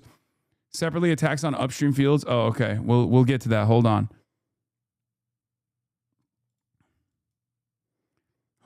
We'll do bye-bye oil in a second. Let's see what Donald Trump is saying here. I know why Tucker Carlson, Megyn Kelly, Candace Owens, and Alex Jones have been fighting me for years, especially by the fact that they think it's wonderful for Iran, the number one state sponsor of terror, to have a nuclear weapon because they have one thing in common: low IQs. They're stupid people. They know it. Their families know it. And everyone else knows it too. Oh my God, it's so long. Look at their past. Look at their record. They don't have what it takes, and they never did. They've all been thrown off television, lost their shows, and aren't even invited on TV because nobody cares about them. They're nut jobs, troublemakers, and will say anything necessary for some free and cheap publicity. Now they think they get some clicks because they have third-rate podcasts, but nobody's talking about them, and their views are the opposite of MAGA. Or I wouldn't have won the presidential election in a landslide. Yeah, except you're doing a presidential crash out on a bunch of fucking podcasters, and obviously if they were irrelevant, you wouldn't be doing that. Okay? That's number one. Number two, and perhaps even more significant than that, is that you won by a landslide in an election where people were feeling the impact of the inflation and also were frustrated by, you know, the war, the genocide that was going on. Okay. And not only that, but you position yourself as a no new wars candidate, and now you're going against that. So yes, on the one hand, you obviously have your cult who will stand by you no matter what. But it's ridiculous to claim that like this is what you won the election for. Is the exact opposite. You are not following through on the spirit of MAGA. Unless, if we're being really honest about it, and Trump certainly is, the spirit of MAGA is whatever the fuck Donald Trump wants it to be. And just gave CNN a 100% approval rating of Trump, not hand-flailing fools like Tucker Carlson, who couldn't even finish college. He was a broken man when he got fired from Fox, and he's never been the same. Perhaps you should see a good psychiatrist or Megyn Kelly, who nastily asked me the now famous only Rosie O'Donnell question, or crazy Candace Owens, who accused the highly respected First Lady of France of being a man when she is not. Ooh, you shouldn't bring that up. That's like one of Candace's most popular positions, I think. And you just kind of look like you're defending France, which you never want to be doing you know?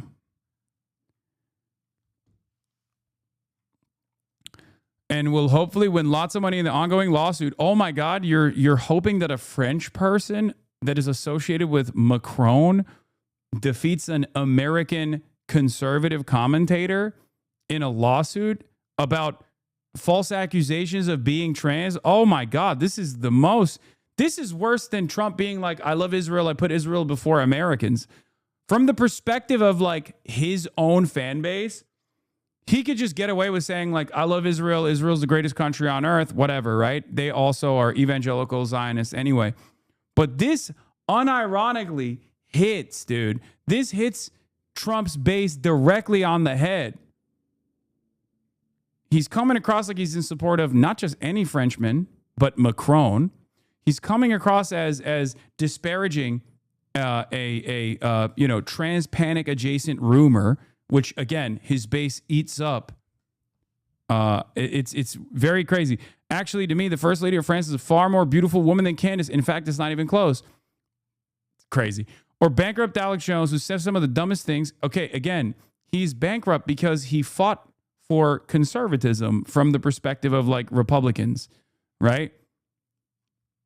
Who says some of the dumbest things and lost his entire fortune as he should have for his horrendous attack on the families of Sandy Hook shooting victims, ridiculously claiming it was a hoax. You might as well yell at Alex Jones for being an anti-vaxxer next. What the fuck? Buddy, you went on a show after he did that. Oh my God, what a fucking fake friend he is. I don't know how to feel about this. I feel like this might actually cause a real fissure in the base.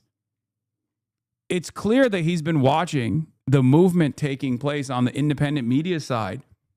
And he knows that like independent media is fully pulled out, right? The podcasters don't fuck with him no more. Even Joe Rogan is like anti-Israel now, or anti-Israel curious at least.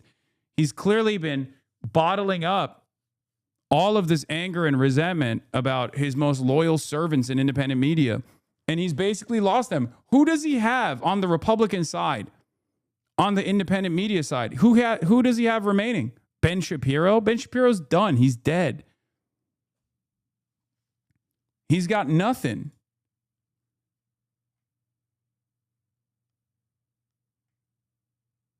It doesn't make any sense.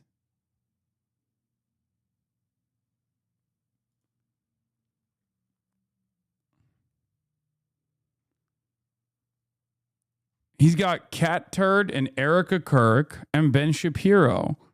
Patrick Bet David, I guess. This is the bridge day he was talking about. He's burning all of them. Yeah, it turns out he's not burning bridges in Tehran. He's burning bridges in the United States of America.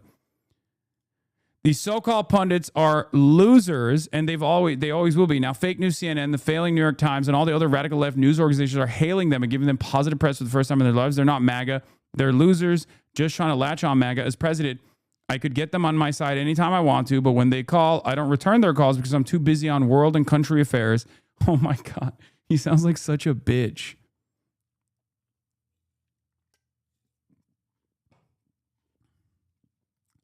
I'm too busy doing presidential work. I'm too busy being president. I'm dealing with the country and the world. I don't have any time except for writing this long effort post about them.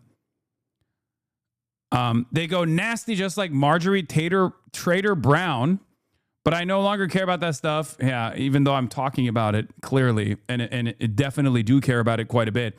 I only care about doing the right for our country. MAGA is about winning and strength in not allowing Iran to have nuclear weapons. MAGA is about making America great again, and these people have no idea how to do that, but I do because the United States is now the hottest country anywhere in the world, President Donald J. Trump. This is the dominoes, dude. This is the dominoes falling, right? Like the events that have unfolded so far have led to this real fissure. First, it was the Epstein stuff, right? Donald Trump comes out and fucking talks shit about Jeffrey Epstein and like farms the conspiracy right, and then totally pivots away from it.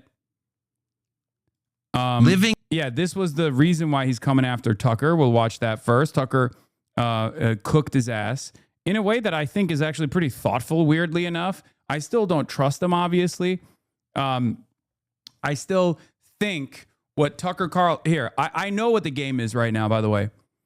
I think what Tucker Carlson is doing is establishing as much legitimacy and credibility as possible in the anti-Israel flank so that he can either personally run and take over the MAGA base, which he will be able to, regardless of what Trump is saying right now, or potentially he will lend that credibility to like a JD Vance. Okay? He's already positioned himself as like claiming that there are voices inside of the White House that are actively fighting against Donald Trump waging war in Iran at the behest of Israel. And you can tell he's talking about JD Vance without openly saying it. So I think Tucker Carlson is either going to lend his credibility to JD Vance that he has developed in this space. He will be either a kingmaker or he will run himself. Okay? Who do you think you are? You're tweeting out the F word on Easter morning? You'll be living in hell. Just watch. Praise be to Allah. So obviously you're mocking the religion of Iran. Okay. If you seek a religious war, that's a good idea. But by the way, no decent person mocks other people's religions. You may have a problem with the theology. Presumably you do if it's not your religion, and you can explain what that is. But to mock other people's faith is to mock the idea of faith itself. And dude, he is so... God. I can feel as soon as this is published, as soon as this video is published, I can literally sense every Bangladeshi unk spreading this far and wide in every WhatsApp group you have ever thought of, and many you will never even see. Okay? This is a fucking nuclear bomb for the ummah.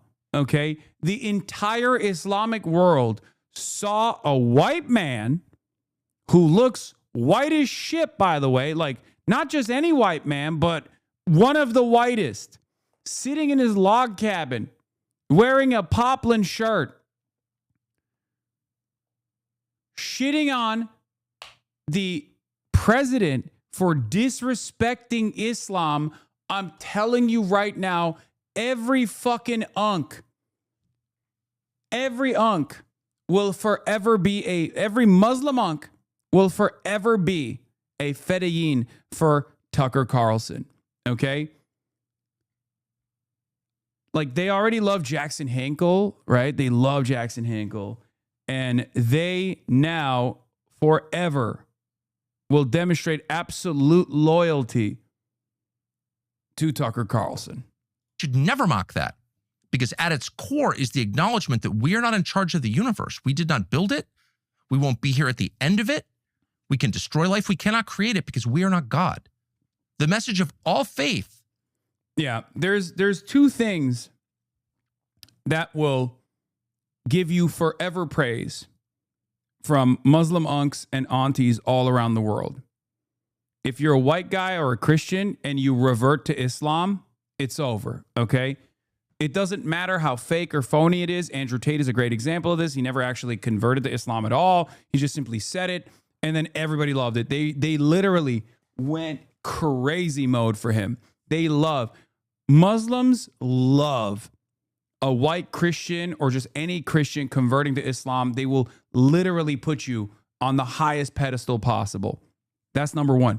Number two, if you defend against Islamophobia, if you defend Muslims against Islamophobia, if you defend the faith, oh my God, as a white guy, as a Christian, oh my God, is the highest praise of all time. At the biggest picture level is the message in our Bible, which is you are not God. And only if you think you are do you talk this way.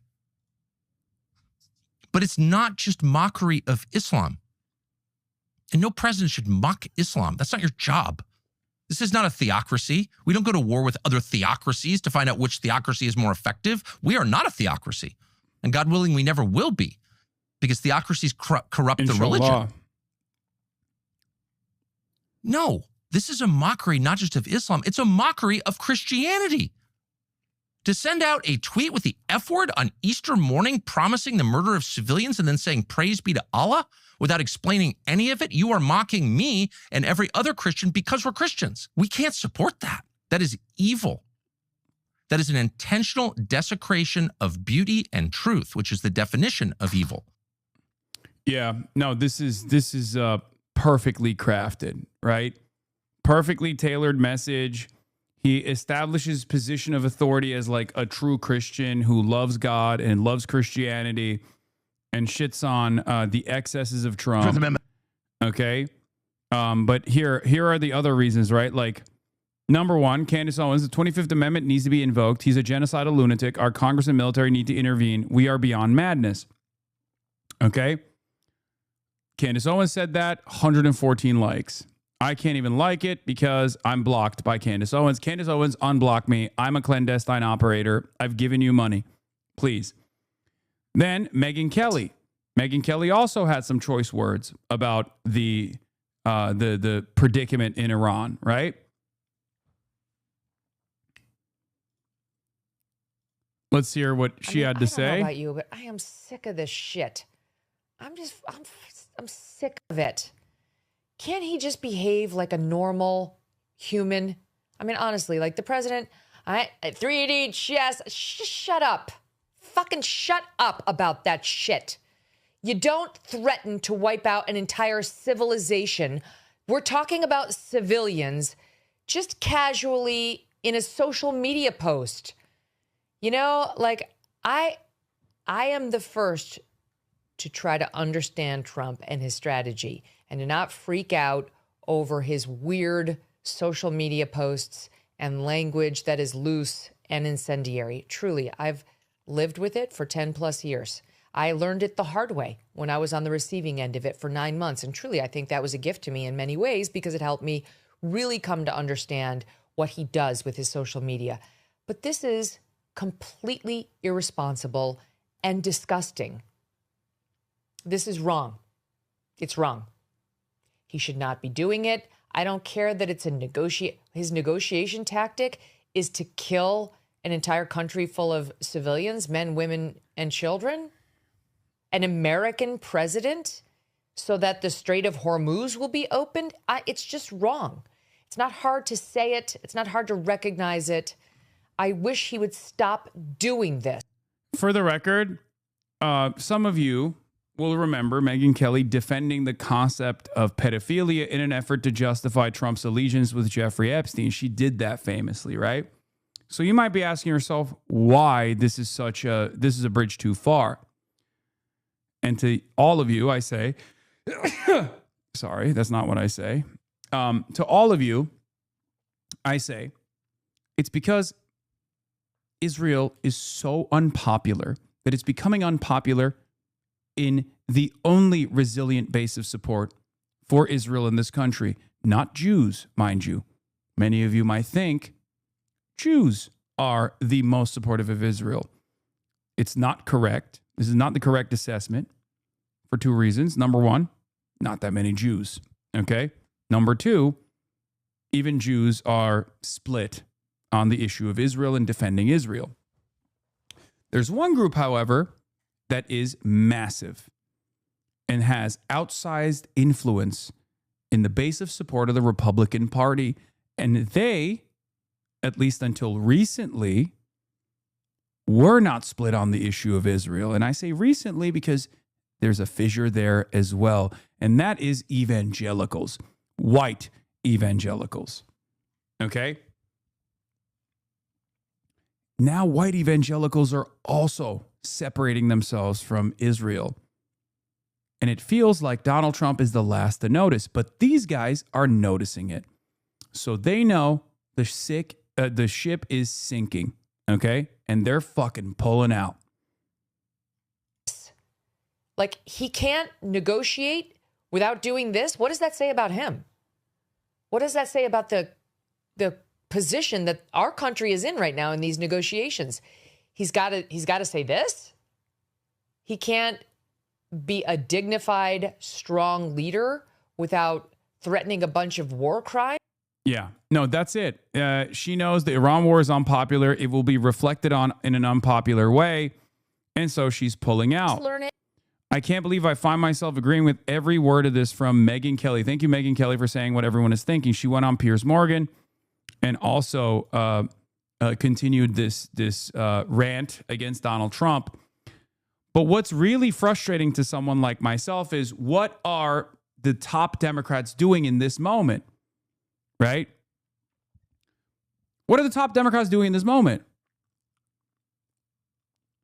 Because Republicans are, because either because of their loyalty to Donald Trump or because of their theological justifications for, attaching themselves to whatever Israel's ambitions are still very supportive of Israel, right? But the Democrats don't have such considerations. As a matter of fact, Democrats have completely dropped Israel off a map. They're saying cut ties with Israel, right? And unfortunately, the National Democratic Party is not presenting those needs, is not representing themselves as responsive to those needs. And that's very frustrating. Part of the reason why it's obviously frustrating to me personally is because one of the manifestations of their inability to address this issue has led to them attacking me aggressively. Okay? This creates a massive information vacuum. It creates a massive messaging vacuum where the top line, the top line figureheads are always going to be, the people that have the most credibility on this issue are always going to be the Tucker Carlson, Candace Owens, Megyn Kelly. It's fucked up because for years they've gotten unlimited support from the base. Not only have they been legitimized, they've gotten mainstream approval from the base. So they already have an established legitimacy with the rank and file of the party. So now they can pick up all of the other people on top of that from the center and from the left. And they are doing that right now. They're doing that at this moment. Okay? Someone like myself, on the other hand, has been consistently outcast from the base, cast aside, pushed aside, yelled at, been presented as a pariah figure, or never really looked at all until the 2024 election happened and the failures were very obvious. And the Democratic Party and the liberal media apparatus was desperately trying to find a Joe Rogan equivalent, only to then turn around and be like, oh, fuck, we didn't like the Joe Rogan thing at all, actually. Shut the fuck up, Hasan. You are a danger to the party. Okay? The Democratic establishment needs a hard pivot starting yesterday on Israel. Unfortunately, still not there yet. Meanwhile, the worst people, Tucker Carlson, Candace Owens, and Megyn Kelly, are expressing the majority opinion, self-destructive and political incompetence for what? See, here's the issue. Okay? Here's the other problem here. Here's the other issue. When people like Bassem Youssef and other prominent figures that are on the anti-Zionist, anti-Israel side actually lean into these figures, like Candace Owens, like Tucker Carlson, when Norm Finkelstein leans into these figures like Tucker Carlson and Candace Owens, you have to understand something. From their calculation, Israel is far more dangerous right now. And it's true.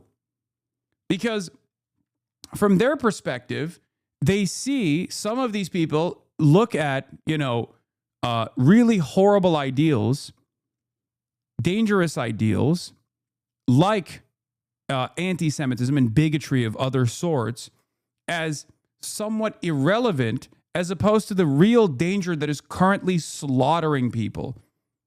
Okay? That argument, there is legitimacy to that argument, right?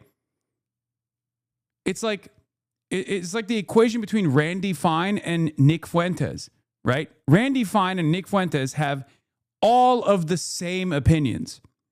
All of the same opinions, except Randy Fine is pro-Israel and Nick Fuentes is anti-Israel. And if you look at a figure like Randy Fine and you look at a figure like Nick Fuentes, okay, the reality of the matter is, given that they are literally identical in every opinion, Nick Fuentes' anti-Israel opinion, especially at a time when Israel is slaughtering people by the tens of thousands and taking over other countries and on top of that, like goading America into going and waging war in Iran and destroying global markets, that gives a competitive edge to Nick Fuentes over Randy Fine. And Randy Fine is a sitting congressman.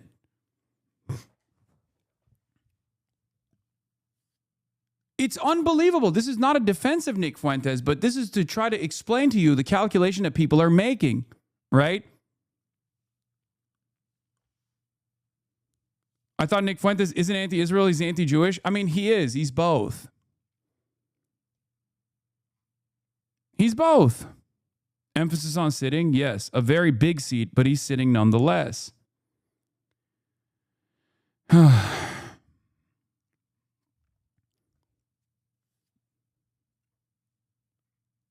This is a real issue, okay? This is a real issue. And it's the exact same issue that took place in the 2024 election, where Kamala Harris said, Iran is our number one enemy, and I will make sure that we protect Israel against Iran. She said those words, right? While the administration that she was a part of was continuing the genocide of Palestinians that she refused to acknowledge with the words necessary. She said she was going to have the most lethal military. When she presented herself as this person, Trump had an opportunity to lie about being the peace candidate. And I stressed that over and over again. I said, Donald Trump is lying, but Democrats are giving him the option to lie. Then Liz Cheney comes into play. Kamala Harris and Liz Cheney are parading around. They get a Dick Cheney endorsement last second, leaning into the idea that the Democrats are going to be the pro-war party. And while Donald Trump himself was never anti-war, he was able to convince people that he would be the peace candidate, that he would be the anti-war candidate. Okay? They would not have been able to do that if the Democrats had established credibility as the anti-war party. It's that simple. Because the Democratic base was demanding a change. They were demanding to bring Israel to heel even back then. Poll after poll showed this reality, and they refused to engage with this sincerely, and they're doing it again. They're going to create an opening for people like Megyn Kelly and Tucker Carlson to give their credibility that they've developed here, not just amongst Republicans, mind you, credibility with the left, credibility with the center, credibility with the independents and Democratic Party voters. And they're going to lend that credibility to whichever candidate runs next. J.D. Vance is very clearly positioning himself to be that guy, the guy who was constantly, the critical voice against war, quietly trying to stop Donald Trump's excesses from taking place. If you can't see that right now, you're fucking delusional. And the Democrats, regardless of what their base is fucking demanding, refuse to lean into the moral position. They refuse to lean into the majority position. They are trying to throw their electoral chances out the fucking door, and they will present the marginal victories that they might get in the midterm election, because there's a lot of fuck Trump voters out there right now, as a reason for why they don't have to change a damn thing. Okay?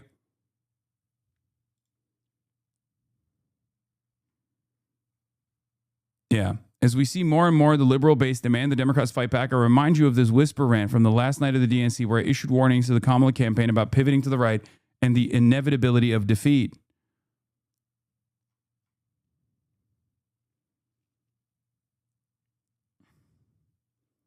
They're doing it again. It's unfucking believable, dude. They're doing it in real time.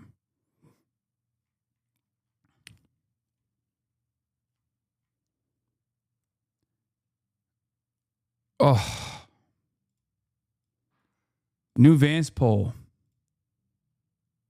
Here's a new poll showing 30% of voters are undecided. Vance versus Newsom, 2028 presidential poll. Vance clears Newsom. Vance versus AOC. New YouGov poll showing Vance defeating both AOC and Newsom in the 2028 presidential poll. Now, these polls are obviously fucking stupid. It's super far out.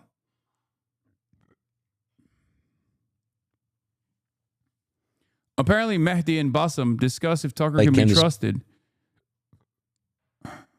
Is this a full video or just a 5-minute clip? Okay. War for the Epstein class. Bassem Youssef and Mehdi on Iran, Greater Israel, and Candace Owens.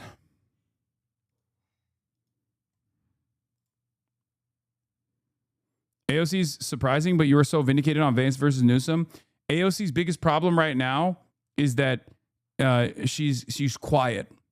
She's not always out, and she's not always. Why do you gloss over AOC losing to Vance? Because while AOC has been one of the best Democrats, one of the best politicians in general on the issue of Palestine, AOC calling Israel an apartheid state in 2021, and consistently being a voice, an Israel critic in Congress, because of the way that she carries herself, because she's sometimes afraid to be at the front of the line because she doesn't want to get fucking yelled at, and because of her responsiveness to these groups, right? She oftentimes is not putting herself out there as a leader, okay? It's unfortunate. You have to be clear, you have to be convincing, and you have to be bold, and you have to be brave. But that is precisely the reason why the polls reflect her losing to someone as bad as J.D. Vance currently. Now, that might change. That might change. That will change if she chooses to seize the opportunity, if she leans into that lane, right? But even in this community, there's a reason why anytime we bring up AOC, and this is something that Michael from Taiwan has to deal with as well. Whenever people like myself or Michael from Taiwan bring up AOC, a lot of people go, fuck her, she's AOCIA, she's so bad on this issue and stuff. And then the alternatives that a lot of people present as like being much better on these issues is Ro Khanna. And I like Ro Khanna, right? I like Ro Khanna a lot. Ro Khanna has been infinitely more responsive than the overwhelming majority of congresspersons, okay? Ro Khanna rides for me, I ride for Ro Khanna. Except when you look at the actual votes, like Ro Khanna has a much longer track record of defending Israel than AOC in his votes. And even as recently as a couple months ago, AOC's never voted to fund weapons to Israel, right? But you wouldn't know that because Ro Khanna is a lot more bold and a lot more aggressive openly with the way that he communicates. He's responsive. He goes out there. He goes on shows. He appears. He's constantly in the media. He's had very high-profile legislative victories, one of the most consequential being the Epstein file reveal. That was huge, okay? Going out and linking up with Thomas Massie and demanding and then successfully pressuring Trump to vote instead of vetoing this popular legislation that everyone wanted, which led to people losing their fucking jobs like Pam Bondi. That's huge for Ro Khanna. He deserves the praise.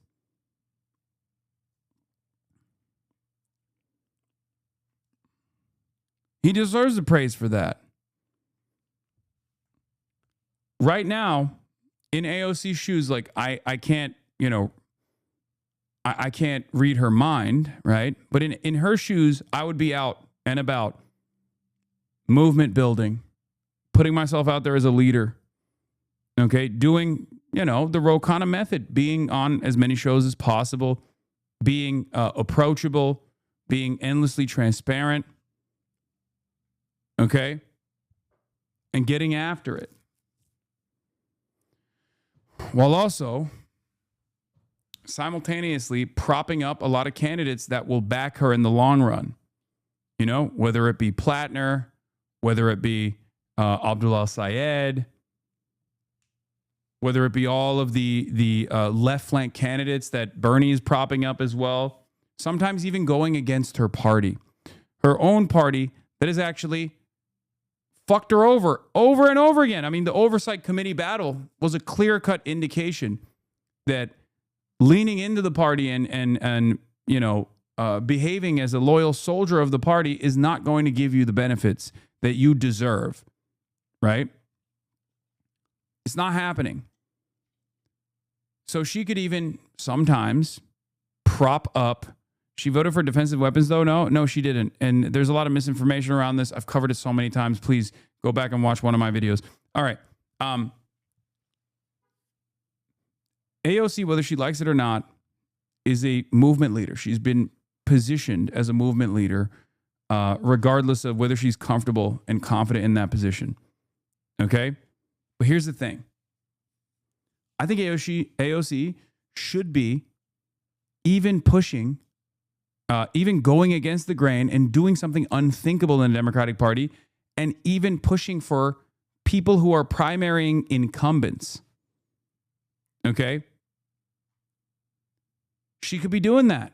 Like Nida Alam was a great example. If she just said, fuck it, fuck the process, I'm throwing a dagger at the heart of this party that has fucked me over, and propped up Nida Alam, she would have won, right? She would have destroyed Valerie Fouchi, the 80-year-old incumbent. And that would have given her unlimited prestige and unlimited credibility. However, it would have made her life a lot harder internally within the ranks of the Democratic Party. Everyone would have the knives out for her. They would fucking actively try to destroy her. But that's a battle that we have to fight. And that's a battle we will win, because AOC is unbelievably high profile. Every word that she releases immediately hits the news cycle like a fucking atom bomb, right?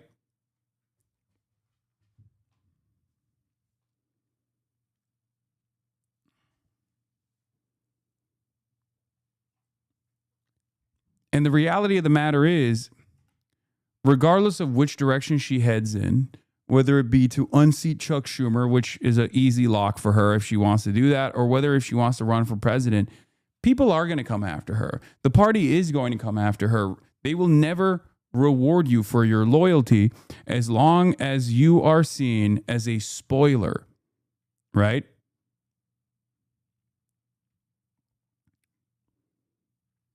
That's it. As long as you're seen as a left flank candidate, you will be considered a disruptor. You will be attacked. And she knows that already, right? She knows that.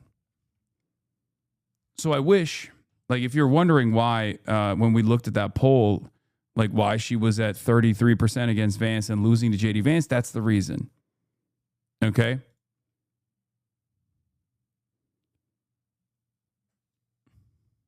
Has shocked you most or surprised you most about the Epstein saga? The blatant gaslighting. I think they're either blackmailed. I think they're even blackmailed. First of all, you can't blackmail Donald Trump. He has no shame. The man's in the Epstein files. What would you blackmail him with? When we talk about stuff that's happening in the world and then you get called anti-Semitic, I have a problem with that, because basically you're calling out the truth. The truth now is anti-Semitic. Bassem, why can't you be careful then in your language? What, are you doing it for clicks? I'm not saying that my reaction is wrong. Oh, this is just the Tucker stuff? Okay. The Owens and Tucker Carlson? Because they've said some horrific things over the years. So what? I mean, why don't you like Ben Shapiro? I mean, Piers Morgan has said the horrible things over the years. He's not said anything close to what Tucker Carlson has said about Muslims, about Arabs, about immigrants. And why can't we be strategic and use their platforms? You can. Yeah, but like some people do. You don't like that. You don't like. No, it's not that I don't like it. It's that my worry is that for the sake of one important issue, Gaza is a huge issue. We're giving a pass to these people to launder some of their other objectionable. Like I said just now, they're not disowning Trump. Actually, Marjorie Taylor Greene, I'm going to have to go home and take a shower after this. I give her credit out of all of them because she actually picked a fight with Trump. She gave up her political career So she actually put her money where her mouth is, to use a phrase. The rest of Tucker doesn't say a single anti-Trump word. He acts like the war in Iran came down from the skies. Look, we wouldn't be in this war in Iran had Tucker not promoted Trump for president, had Candace not promoted Trump for president, had Megyn Kelly not promoted Trump for president. We're in this war, and Joe Rogan, Theo Von, all these guys. Did you watch Joe and Theo the other day saying they're fucking terrorists, Israel? I can't believe we're in this war. You guys gave us Trump. You said Kamala Harris is going to do war. Trump is anti-war. How did that work out? I think it's all an act. Well, whatever it is, they got their acts fucking wrong. Well, they're actually not. They're doing very well, and they're reaching a lot of people, and they're affecting a lot of people. But they're affected badly. I could argue that Joe Rogan helped Donald Trump win, so Joe Rogan is the reason we're in the war, Iran. If I wanted to, I'm just saying. If I took that argument to its logical conclusion, do you think Joe Rogan would help? Like the Democrats, they would never like stand up for his opponent. What was her name? Kamala Harris. He was a Bernie guy once, but then he got red pilled. She is then that he got useless. Red pilled. Maybe she's that useless. But you're missing my point. My point is these people helped give us Trump, and that's why I have a problem. Because they don't. I only respect the people who own it. If you're Marjorie Taylor Greene, I was wrong about Trump. I was wrong about fine.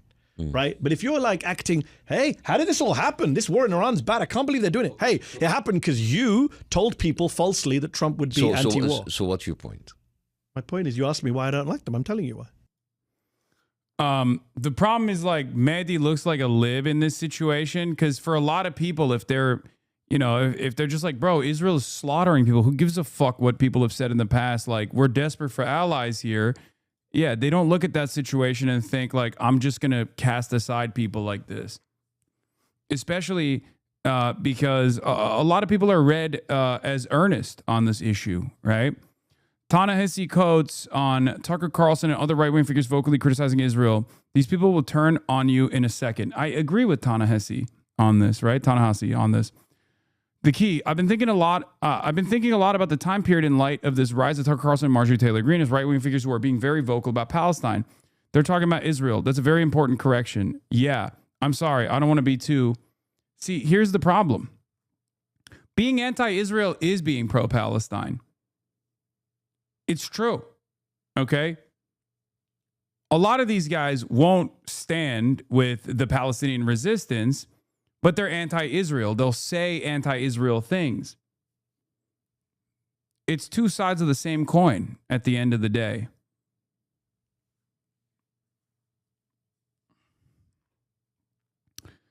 I'm sorry, I don't want to be too... No, it's fair. I'm just curious how you're thinking about this in the present tense. What's the through line between what happened then and what's happening now? First of all, it's really bad. I emphasize the Israel part because my support for Palestine, my support for Palestinian life, it's not about support for Palestine and Palestinian life per se, just like, and it took me a while to get to this, my support for black life and for black people is not for black people or black life per se. I just believe human beings are entitled to certain dignities and certain things in their lives. It's a pretty baseline thing for me. Unfortunately, some of the people with the loudest, most cutting critiques of Zionism and of Israel right now don't share that baseline belief. I think it's really important to say this. These people will turn on you in a second. But to answer your question, there's an obvious moral problem here. Again, I saw it at the DNC. You watch these people get up 60 years after Fannie Lou Hamer's delegation was not allowed to be seated, and they won't let Palestinians talk. They think they can kill this critique, but the critique is true. The only control you have is whether the critique comes out of a place of humanism, of shared values and the significance of importance of human life, or whether it's allied with one of the oldest evils in the history of the West. You're not going to suppress this stuff. The days of doing that are over. There are people in the Democratic Party, which I think is a separate thing from the movement, and certainly from my own politics, who, to this day, and it sounds insane, think they can get away with telling you that the earth is flat and supporting a system that is designed around that logic. It's not going to work. People aren't dumb. He's not wrong. The reason why I'm very critical of Candace Owens and Tucker Carlson and Nick Fuentes and even Marjorie Taylor Greene is because I have universal principles that I apply consistently to all issues. Okay? They might be earnest when they are talking about Palestine. They might be reading the room and are cynical grifters. Doesn't matter. They do not have universal humanitarian principles. Okay? But it doesn't matter to most people anyway, because they can make it seem like they have universal humanitarian principles by addressing this one issue that no one in a position of power and prominence will. Okay? It's that simple. These are the very same people that want to purge every migrant from the American boundaries. Okay? That's it. They want to do that. These are people who are not speaking about the issue of Israel and Palestine from a perspective of caring about the humanity and dignity and sovereignty of the Palestinians. And you can hear that in their message. And in some respects, they're less of a threat than someone like myself. That's precisely the reason why they don't get the same bipartisan attacks that I do. You want to know why? Because Tucker Carlson, Candace Owens, or any number of these different people will never sit there and explain to you that oppressed people have a God-given, internationally recognized legal right to militarily oppose systems such as apartheid. They won't say that. They will never say that. Their position on Israel is that Israel is a spoiler that's ruining the power of empire. How dare those Jews get to dominate our America, the most impressive superpower that has ever existed in the history of mankind. Okay? That's their perspective. That's the way that they approach the issue. And you can kind of tell if you are a real one, if you've been around, if you've been an anti-Zionist for many, many years prior to October 7. But even then, why is someone like Norm Finkelstein making that calculation and going on Candace Owens' show? Well, from his perspective, it doesn't matter. It's a massive audience, and it would be good for that massive audience to hear from the likes of Norm Finkelstein. Aren't you for infinite rehabilitation of people? Absolutely I am. Abso-fucking-lutely. What do I always say, though? I carve out a special place for propagandists. I carve out a special place for people who are professionally saying this kind of stuff. And the reason why I carve out a special place is they can still change. They can still reform as well. But you have to be extra careful to hear what their message truly is. We are not representatives of single issues. No human being is. No human being can be, unless they're obviously directly under the crosshairs, directly under fire. If you're Palestinian and in that instance, obviously, emancipation is your primary focus, but that's not what we're talking about right now.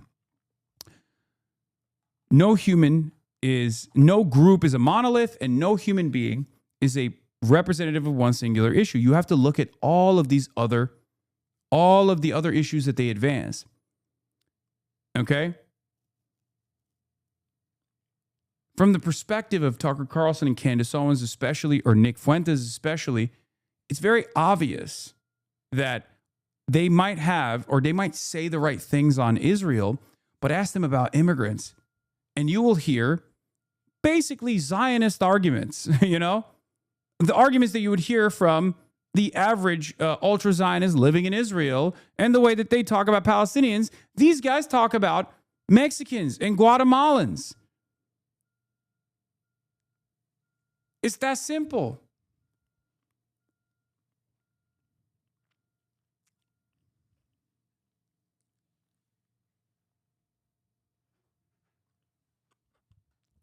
That's what Ta-Nehisi Coates is talking about here.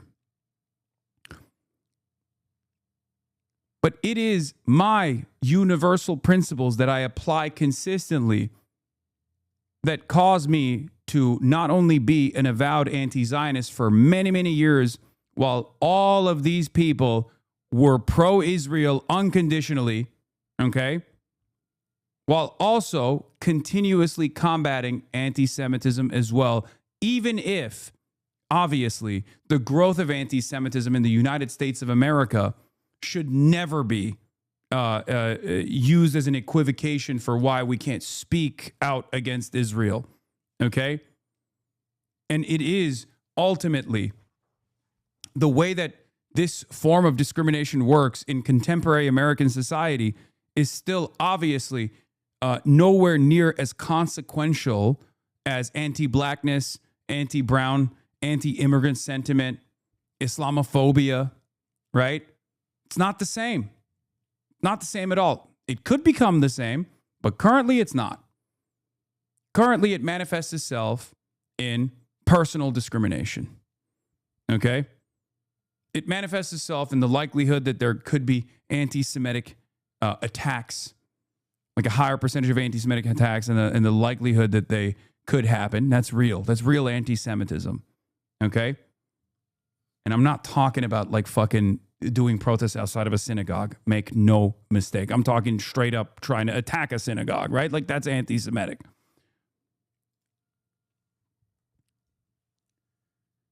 However, there's still a lot of institutional stigma when someone is being anti-Semitic.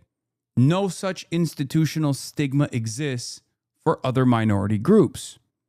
It doesn't.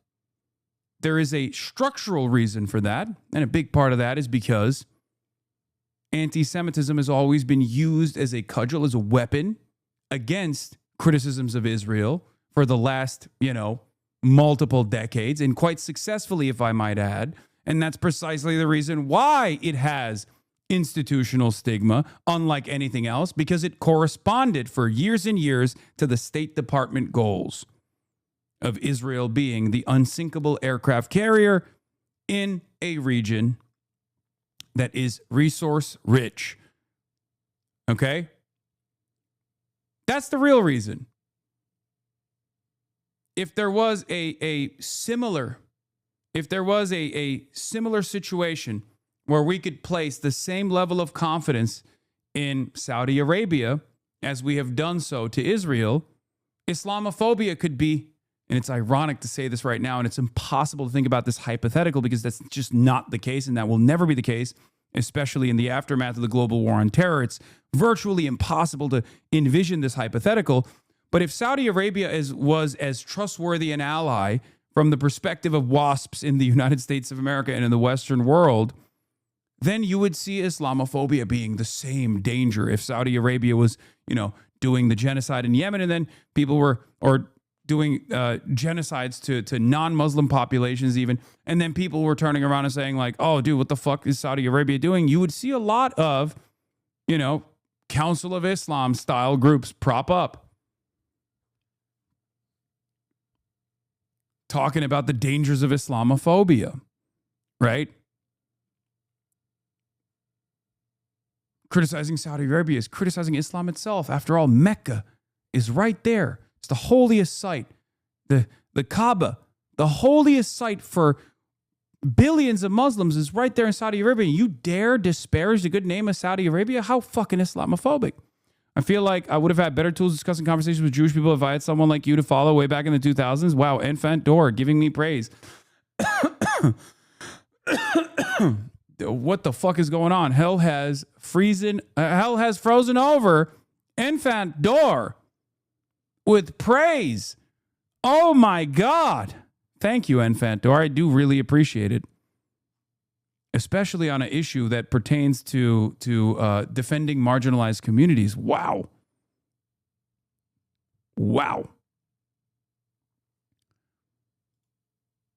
I do appreciate it. I appreciate your honesty, and I appreciate your charitability, and I appreciate that you have admitted in the past sometimes when you're, unnecessarily antagonistic.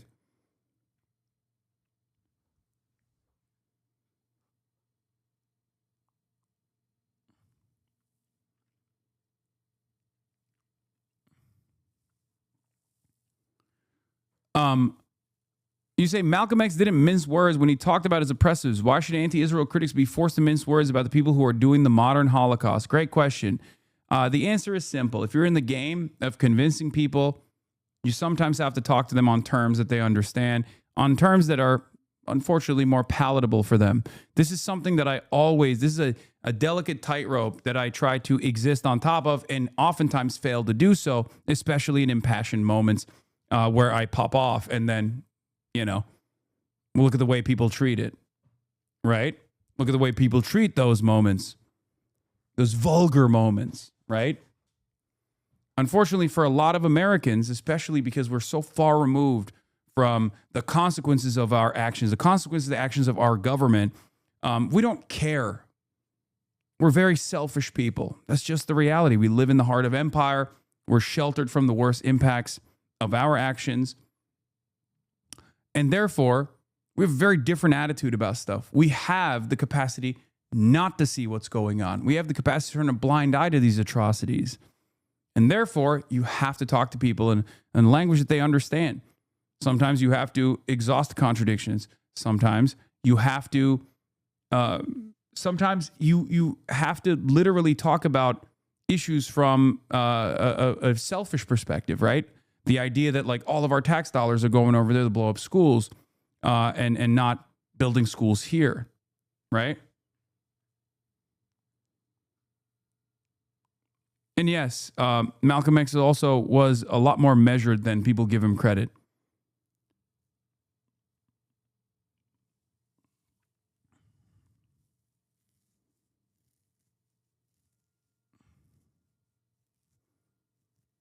So,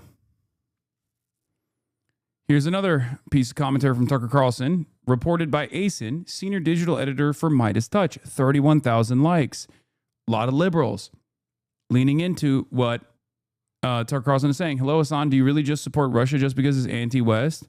I do not support Russia. I don't know why you're saying that. Well, I know why you're saying that, because there's a lot of people who claim that falsely. I do not support Russia's invasion of Ukraine, if that's what you're thinking. This is a thought-terminating cliche. The idea that my politics are just anti-America, anti-West. Or rather, not questioning why I might be critical of the West, why I might be critical of America's actions, even at a time like this. All right? You don't want to ask that question, so you just go, oh, he just hates America. His only politics is America bad. It's one of the dumbest things that people say. People who present themselves as like intellectuals, brilliant thinkers, who spend every waking moment not only defending the West's unconscionable actions, but also even Israel's unconscionable actions as an extension of the West, will turn around and go, puh, you just hate America. You just only say America bad. They never ask why I'm saying that. I give plenty of examples. And as a matter of fact, a lot of people also understand those examples now.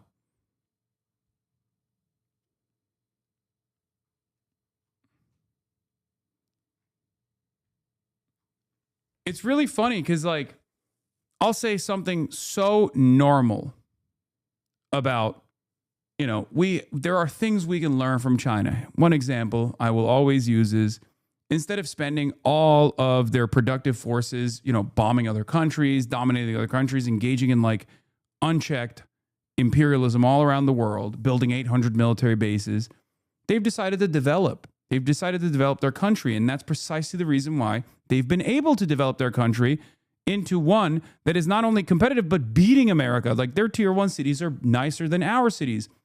There's 10, 20, 30 million people living in those cities as well. And they were able to do that in such a short period of time. That's a very valuable lesson that America should learn from, right? But when I bring that up, people go, oh, dude, you love China. You love China. You hate America. You love China because China's anti-America. You're a fucking idiot, right? You are a fucking moron. You are so desperate to not hear what I'm saying. That's why I always stress the importance. Like, if I hated America, I'd be a Trump supporter. If I hated America, I'd be a Republican, okay? Republicans are terrorists. Not just terrorizing the rest of the globe, but certainly terrorizing Americans as well.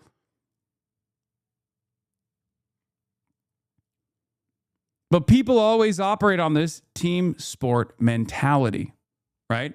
People always operate on that. It's much easier to think like that. Anyway, let's take a look And it's time. Yeah, I remember Vosh used to say that your arguments were only America bad a lot back in the day. That seems so stupid nowadays. Yeah, from what I've seen a couple choice quotes from Vosh. He's caught up to some of those arguments now. Anyway, let's hear what Tucker Carlson had to say.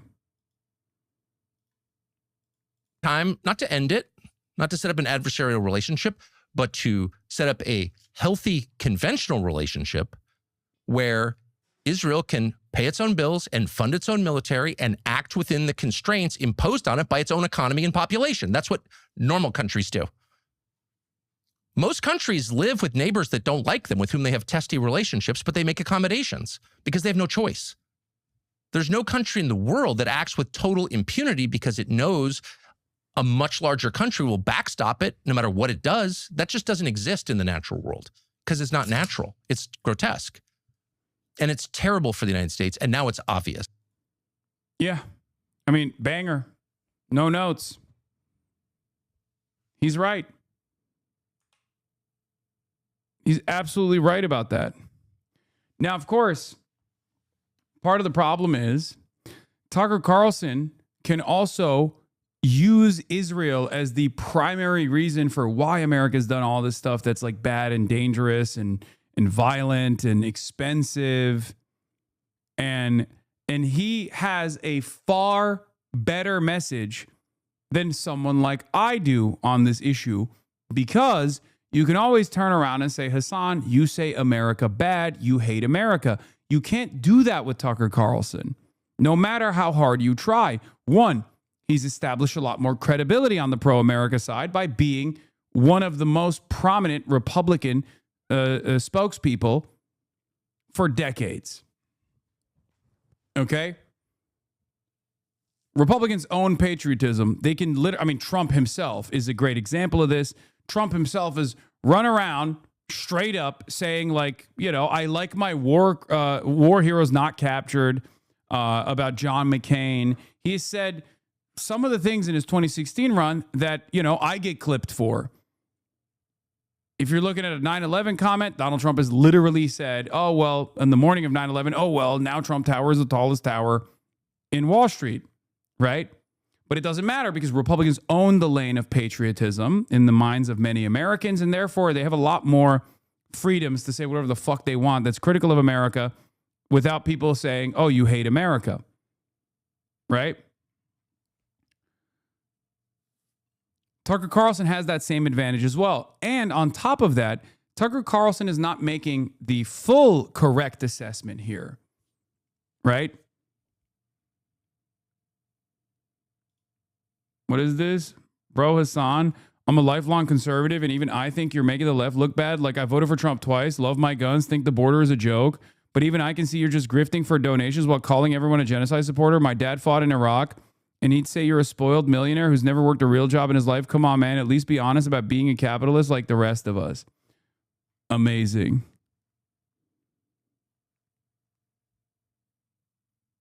AOG Top G. Okay, this is copy pasta. Let's be real. This is not a fucking person being sincere. Come on. It's bait. Look at the rest of his fucking takes. He's trolling. But anyway, as I was saying, can't he use that same argument against supporting Gaza, that we shouldn't support it because they need to exist on their own? Yes, he can. And Tucker Carlson's framework here is to basically couch all of American excesses as the responsibility of perfidious Israel. Let's not say Jews, because he won't say that, right? Because he's too smart to say that quiet part out loud, right? But like he's basically saying it's either Israeli blackmail, Nick Fuentes will say Jewish blackmail, or the Israeli hypnosis, whatever, right? That's pressuring the American administrators into taking these sorts of actions. And that is a much better message, a much more convincing message for the average American who doesn't want to see that America is ultimately responsible for a lot of this stuff because our politicians are backed by corporations. Our politicians are backed by the same vested interests that corporations have and foreign lobbies have. Okay?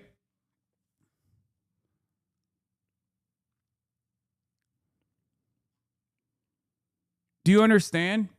Tucker Carlson can just say, oh, we went to Iraq. Here, Iraq is the best example of this. Tucker Carlson can sit there and say, we went to Iraq because of Israel. That's bullshit. But it's actually a narrative that a lot of Americans are it's a narrative that a lot of Americans can get on board with, because it takes away the responsibility from us, right? Because Americans don't want to think that our government might be making the wrong decisions. Our government is not interested in defending us. Our government is a representation of us. So our government can't fail. It can only be made to fail. It can't make objectively violent decisions. It can only be convinced into making objectively violent and unnecessary and unproductive and wasteful decisions, right? This is something I've warned against, right? This is something I warned against quite a bit.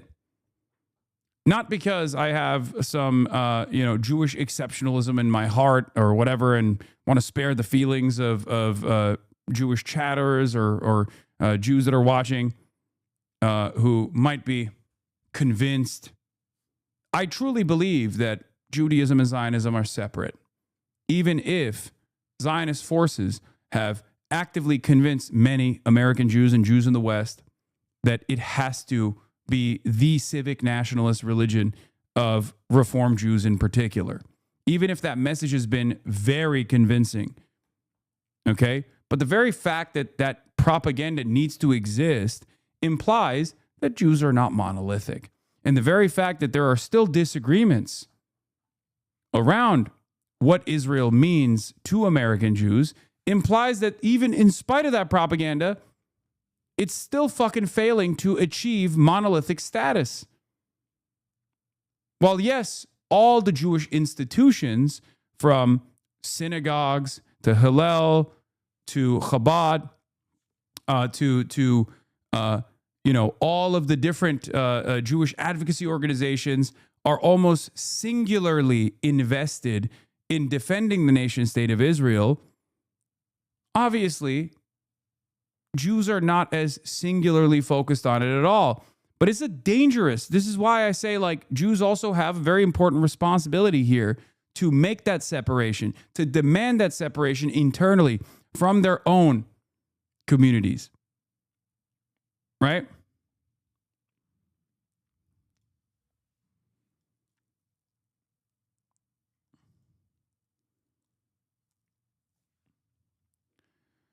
That's important to do.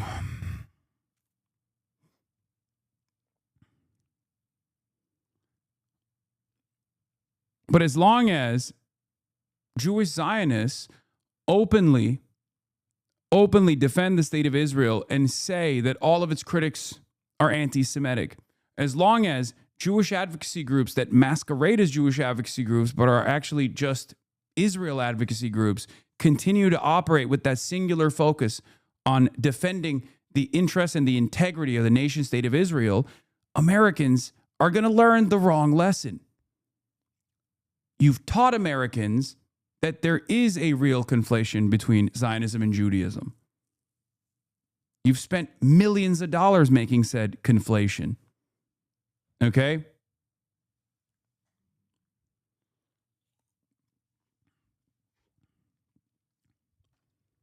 You've taught Americans for decades that Israel is the Jewish state, and everything Israel does, it does for Jews. And Jews love Israel in return, no matter where they are. And that message was fine as long as people were not paying attention to what the fuck Israel was doing, as long as people were not aware. As long as people were not aware of this relationship and how much Israeli lobbyists actually get to not only dictate American foreign policy, which is now we're in the worst version of that, where Israel is in the driver's seat of our foreign policy, right? And there is a very real divergence in their interest versus ours. But also, now that people are aware of Israel and they don't like it, they don't like this loyalty pledge that people have to take. They don't like this unlimited support that people are making, their politicians are making to the state of Israel. Now that conflation between Zionism and Judaism that has allowed all these Jewish advocacy groups to masquerade as Jewish advocacy groups while simultaneously defending Israel, that conflation could have been used as a weapon to wield against critics of Israel for the longest time. Now that conflation is a dangerous one. It was a false conflation from the start. But now, not only is it a false conflation, but it's also a dangerous one that has taught many Americans who are not Jewish and have never been around Jews that this is all Jews give a shit about. This is why it's exceptionally important. If you care about anti-Semitism, if you're Jewish and you care about your children, if you care about your family members, you have an additional responsibility, unlike ever before, to make that separation be known, to demand it from your communities, to get together with other like-minded Jews, and to absolutely rid your organizations of this conflation. Because at the end of the day, I'm only an outsider, let's be real, and an outsider from the worst possible group. I'm a Muslim outsider. And Zionism is a very racist ideology, and its primary focus, its primary outgroup are Muslims and Arabs and Palestinians. So no matter what happens, the reality of the matter is, it's like a black person trying to convince a white supremacist not to be white supremacist. It's just not going to work. It's going to be very difficult. Right? There will be some successes, like that very famous guy who would befriend the Klansmen and then like take their robes and stuff. Like there are some successes, but it's just not going to happen. It's not. I have very little opportunity to do this, especially for someone who is much older. Yeah, Daryl Davis is the guy. Thank you, chatters. Right? But that's an outlier. Daryl Davis is an outlier. It has to come from within. On the left is ADL declaring it is anti-Semitic to say Israel pulled the U.S. into this war. On the right is New York Times reporting that Netanyahu directly persuaded Trump to attack Iran. Anti-Semitism is real. Thanks to ADL's crying wolf, nobody will care when it really matters.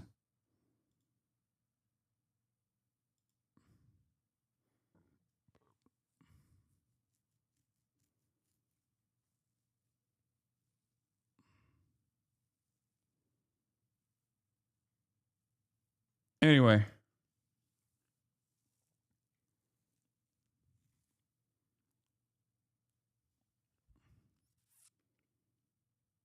I don't know. I've never learned anything productive about racism from a white person.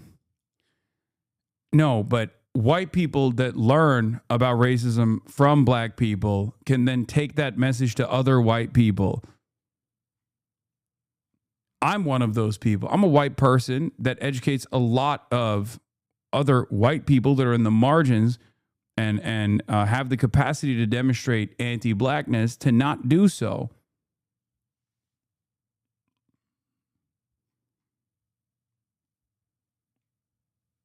I think I've achieved a lot of success in that field, as a matter of fact, regardless of what my naysayers might cynically claim. You know, whenever they say Hasan is anti-black, he's anti-black.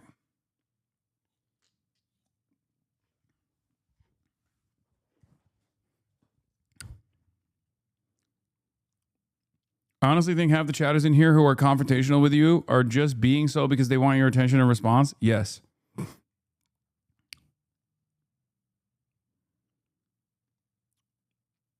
Anyway, They say you're anti-Jew too, yet I'm a Jew and love you. Yeah, it's fucking lies.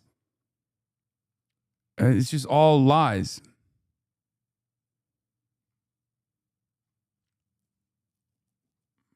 One day they say I'm anti-white. The next day they say I'm anti-black. The camera turning around is always the funniest shit ever. Why is Jackson Hinkle speaking to a crowd of millions? Yeah, I mean this is the greatest aura farming moment for Jackson Hinkle, I'm afraid. It's just the truth. Fear nobody but God.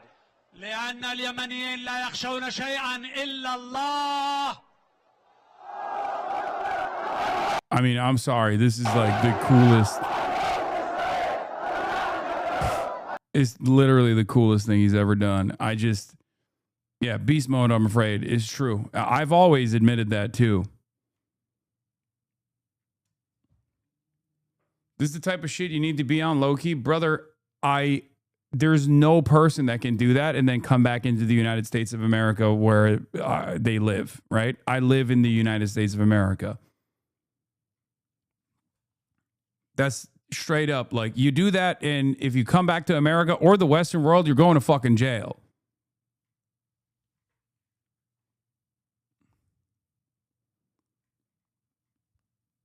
Trump watched us learn it. And so what led Trump, at 79 years old, to sit in there in that Situation Room when Bibi Netanyahu was seated as an equal? Yeah. Trump didn't even sit at the head of the table. Trump sat at the side of the table, and Bibi was across from him as an equal in the American Situation Room. What led him to sit there and buy what that guy was selling, hook, line, and sinker? I wonder, when every other president was able to see through. Isn't he CIA though, you said? I thought he was, but I think he's not CIA. I think he's he works for the Russian state, I think. That liar.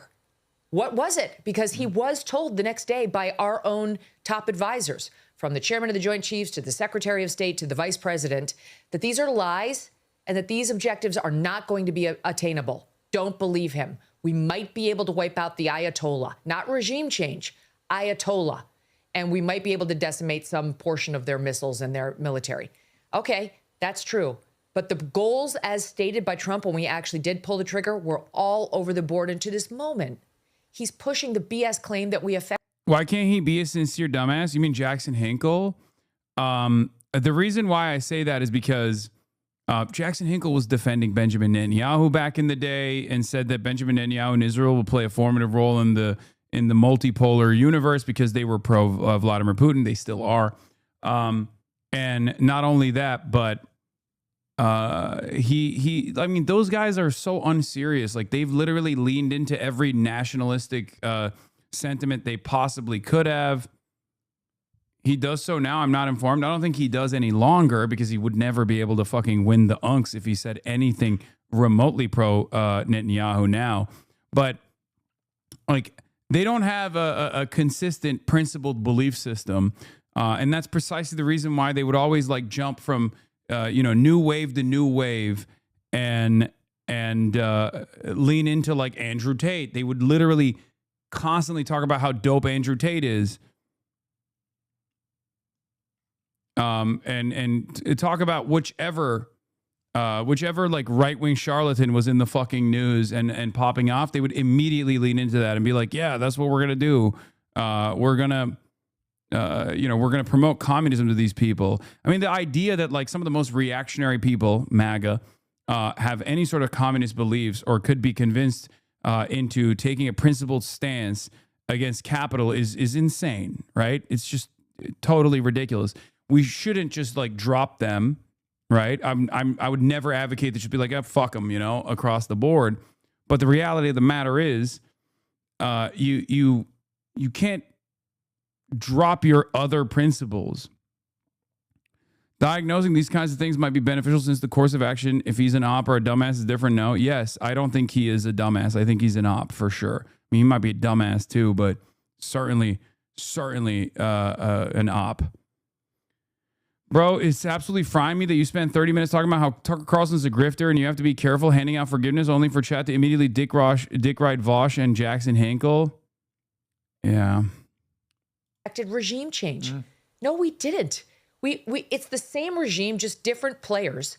There isn't somebody more moderate in there at all. We have no reason to believe that. In fact, it looks like the Iranian Revolutionary Guard is in control now, which is far more radical. And the fatwa that had allegedly been issued by the Ayatollah on developing nukes is gone. Iran is more powerful economically. It controls the strait and now is demanding the lifting of all sanctions against it. And what Trump did with that 10-point plan was go from Monday saying, no, not good, to Tuesday saying, very workable, we can do it, as a means of saving face to bail off of his insane threats about annihilating an entire civilization. So I don't know how we got here, Piers. I'd like to know just as much as anybody else, but all I can think in my head, based on what I've read in the paper, is we got here thanks to Bibi Netanyahu, Lindsey Graham, and Mark Levin. And ultimately President Trump. That's not to take agency away from the president, who was bamboozled. I don't know why. He was too weak to say no. He was too gullible to see through the lie. Or he's unbelievably pro-Israel and has been since he got $100 million from Sheldon Adelson when he was alive in the 2016 race, where he ended up moving the American embassy to Jerusalem against many decades of American foreign policy not doing that. And then also on top of that, recognized the permanent annexation of Golan Heights, which is Syrian territory, directly at odds with the rest of the world, which no one said a goddamn thing about, and set up the fucking Abraham Accords that completely sidestepped Palestinian sovereignty from the conversation and erased Palestinians from the conversation, directly causing, or not causing, but like normalizing openly and publicly relations between Israel and all the fucking Gulf states.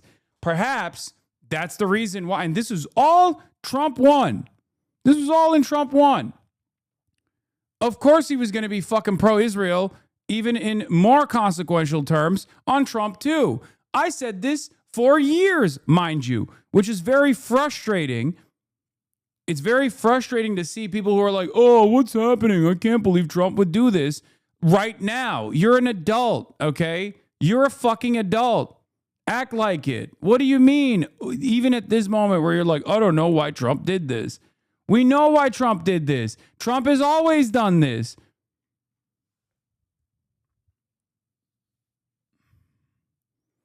Part of it is because I think as a New York lib for most of his life, a racist one, right?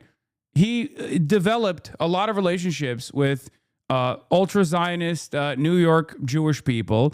And he also has that classic boomer philo-Semitism where he thinks Jews are magical money people with mysterious powers, okay? And that's not even speculation. I mean, he literally does say that all the time. He literally be like, well, you know the Jews, they make great lawyers and great accountants, right?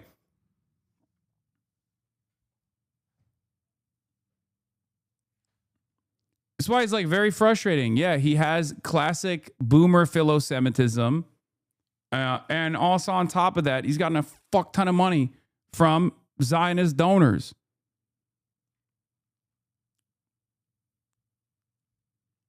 U.S. President Trump warned Iran against imposing a toll for ships passing through the Strait of Hormuz after Tehran agreed to reopen the crucial route as a part of a 2-week ceasefire. Again, Donald Trump is talking like he holds the cards here.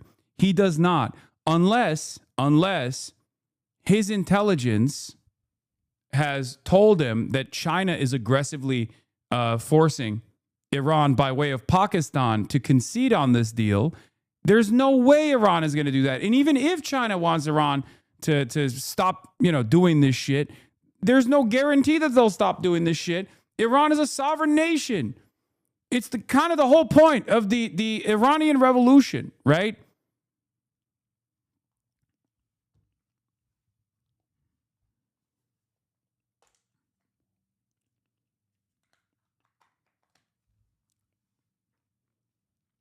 Iran is one of the most annoyingly stubborn countries on the fucking planet to a fault. Okay? That annoying stubbornness has caused it setback after setback, refusing to lean into the hardliners and their attitudes towards not dealing with the West, but instead exercising their military deterrence, which they clearly had the capacity to do so, until they literally got murdered for it. Okay? Same with not dealing with China. Same with having some relations with Russia, but not significant ones, like not super significant ones. The Russia one I do understand, because Russia is like far too close to Israel for their taste. But that's just who they are. But that stubbornness in this moment is also what is the underpinning of why they have sovereignty, is the reason why they might actually react in a way that even China can't control.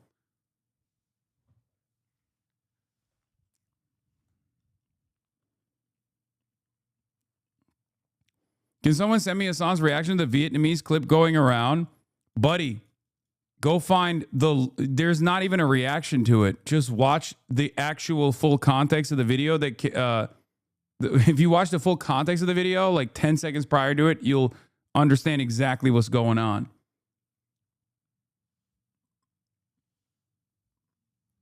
They're doing 6-year-old clip chimps. Anytime there's a fucking video that's going super viral, that is directly at odds with what you know I believe, okay? A core contradiction with my values.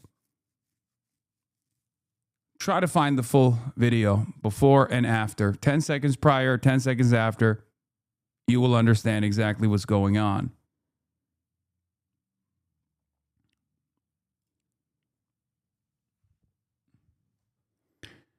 Trump is still crying on Truth Social about how he won. The Wall Street Journal, one of the worst and most inaccurate editorial boards in the world, stated that I declared premature victory in Iran. Actually, it is a victory, and there's nothing premature about it. Because of me, Iran will never have a nuclear weapon. Okay, did you take their enriched uranium? No. So I guess it is premature.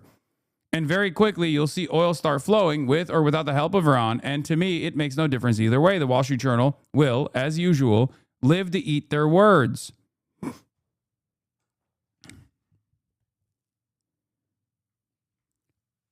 They are always quick to criticize, but never to admit when they're wrong, which is most of the time President Donald J. Trump. Holy Tucker Carlson crash out? Yeah, I already read that. Yeah, we already read this insane rambling.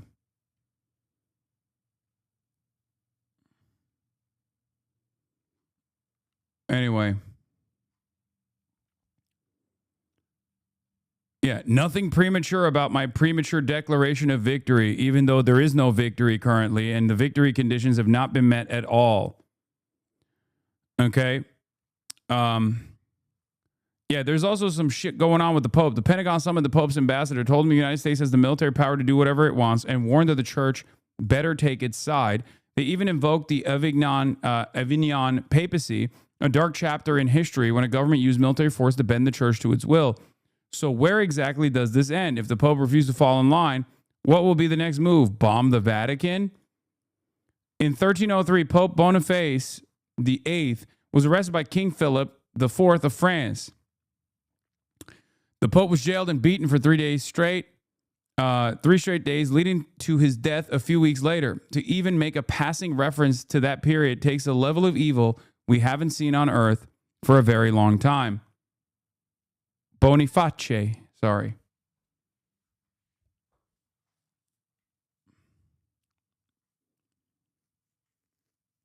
Boniface.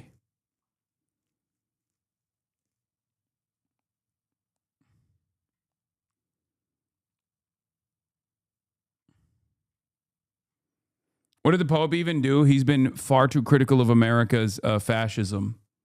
Despite being an American, the Pope has actually been very impressive.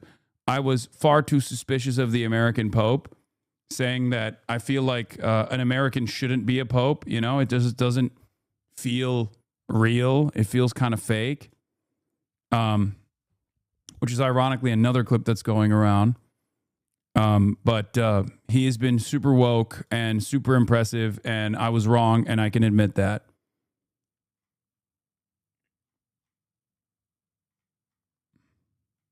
You know, He's Peruvian? Dog, he's literally from Chicago. What the fuck are you talking about? He is from Chicago. He lived in Peru for a very long, for extended periods of time, but he is American, man. Come on, he's the Pope.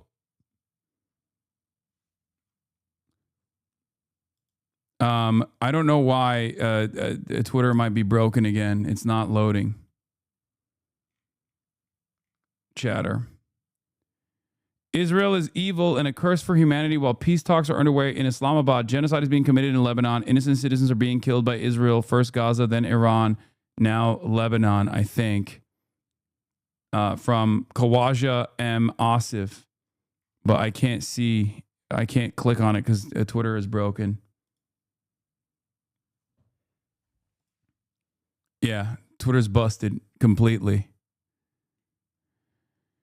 Anyway, yeah, Trump demanded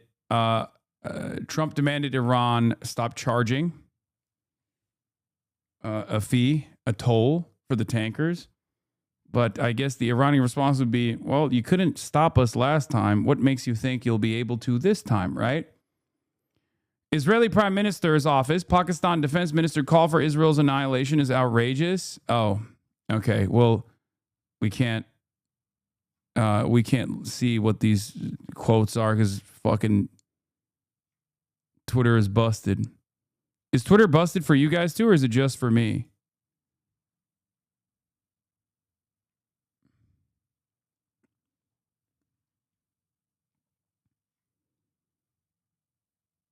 Yeah, it's down. Clear your cache. How do I refresh?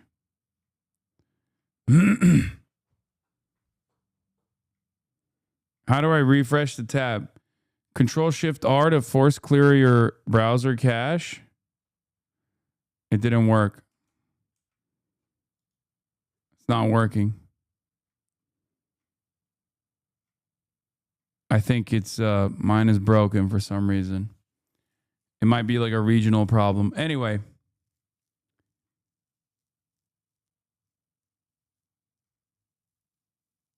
Did they IP ban your ass? I doubt it. All right.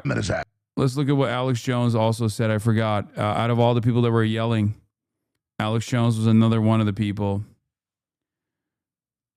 Control F5, big dog. I did that too. Still not working.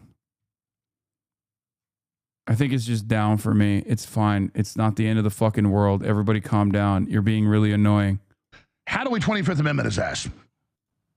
The problem is to get the 25th Amendment, it's harder than impeachment. You have to get 2/3 of the House and 2/3 of the Senate. So what do we do? Tackle Trump and pretend, let him pretend he's president and Stop. I can't deal with 37,000 people giving me IT advice right now. It's fine. We just won't use Twitter for the time being. Please stop. publicly report that he's going through a health issue and Vance take over. It literally needs to be something like that. It's that bad. How do we 25th Amendment his ass? The problem is to get the 25th Amendment. Shut up. Stop. Oh my God. We're moving on. Move on,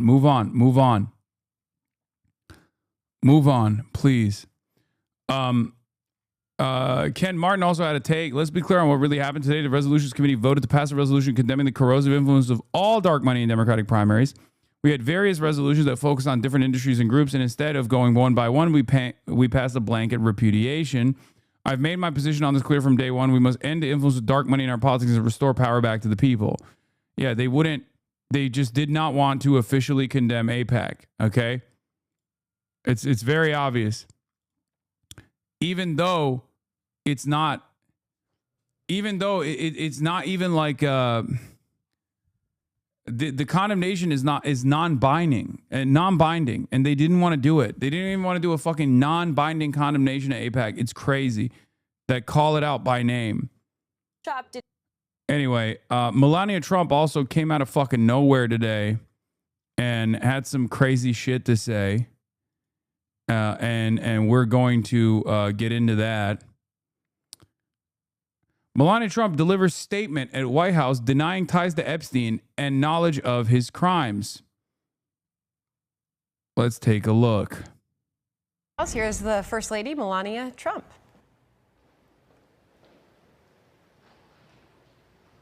With the disgraceful Jeffrey Epstein need to end today. The individuals lying about me are devoid of ethical standards. This is a very strange thing that Melania Trump chose to do today. And I think it's because of the fake news flying around of what I suspect is a AI photo of Melania sitting on Jeffrey Epstein's lap that people are claiming Macron posted. And it's I know that this is totally like boomer slop because my boomer dad brought it up to me and I was like, Dad, that's probably fake news. I searched and searched far and wide to try to fucking figure out like where it was sourced from, and no credible outlet has reported on it. I don't think that the photo is real, and I definitely don't think that Macron posted it anywhere. So that's where it's coming from. Now, of course, there is truth to the fake news, and that is that Melania, regardless of what she's saying, okay, Melania, regardless of what she's saying right now, is one of Jeffrey Epstein's girls. She was a part of the I think it was the modeling agency that Jeffrey Epstein was affiliated with under the French guy. What's his face? I think it was the French guy, right? So yes.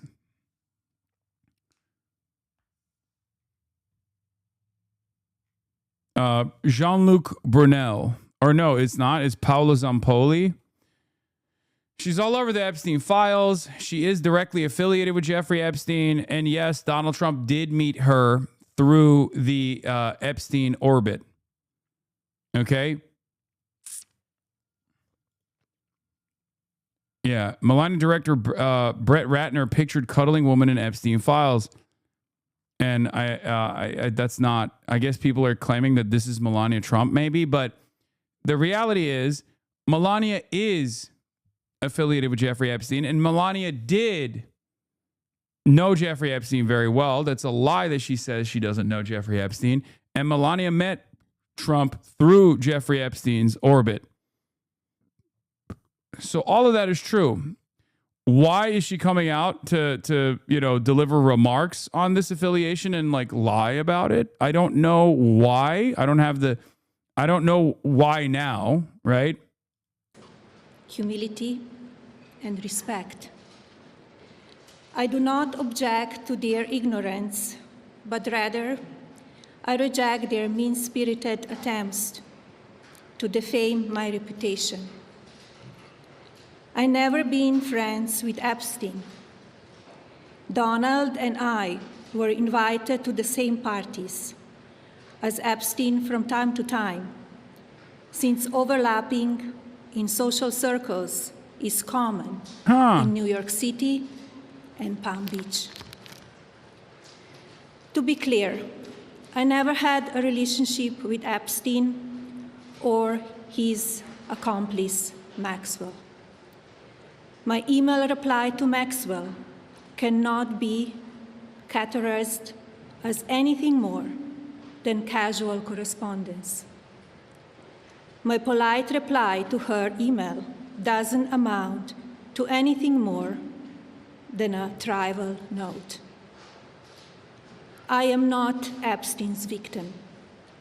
Epstein did not introduce me to Donald Trump. I met my husband by chance at a New York City party in 1998. This initial encounter with my husband is documented in detail in my book, Melania. The first time I crossed paths with Epstein was in the year 2000 at an event Donald and I attended together. At the time, I had never met Epstein and had no knowledge of his criminal undertakings. numerous fake images. It is a little bit, not to be the woker here, but it is low key kind of white supremacist that she gets to be this like visibly a migrant after being here for, you know, multiple decades without any of the normal nativists, white nativists ever bringing this up as an issue of concern. Okay. Like, can you imagine if she was brown, like not like fake tan brown, but just like actually fucking brown and Trump's wife? I mean, Usha Vance is Indian. She has an infinitely better grasp over the English language, and people still come after her nonstop.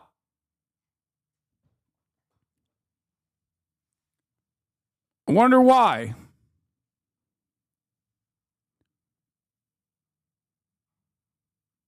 She is genuinely an unlikable figure, and yet most people are just like, whatever, she's hot. She's Trump's hot wife, and she's super white, and it's fine. She's super American.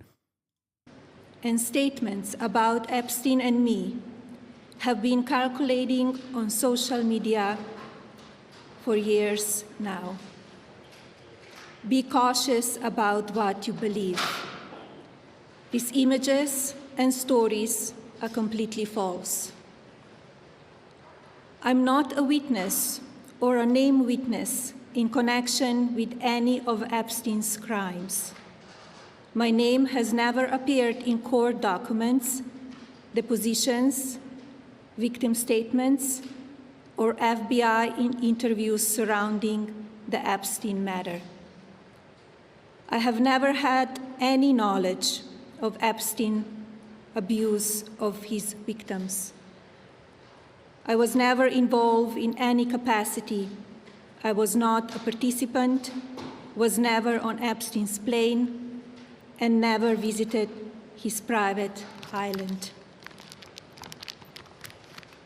I have never been legally accused or convinced of a crime in connection with Epstein's sex trafficking, abuse of minors, and other repulsive. Bro, that's crazy. Like, this is the classic I've never been convicted of pedophilia t-shirt is bringing up a lot of questions answered by my t-shirt moment. What an incredibly specific and strange thing to say.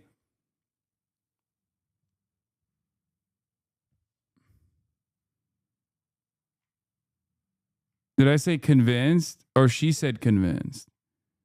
Did I say convinced? I said convicted, right?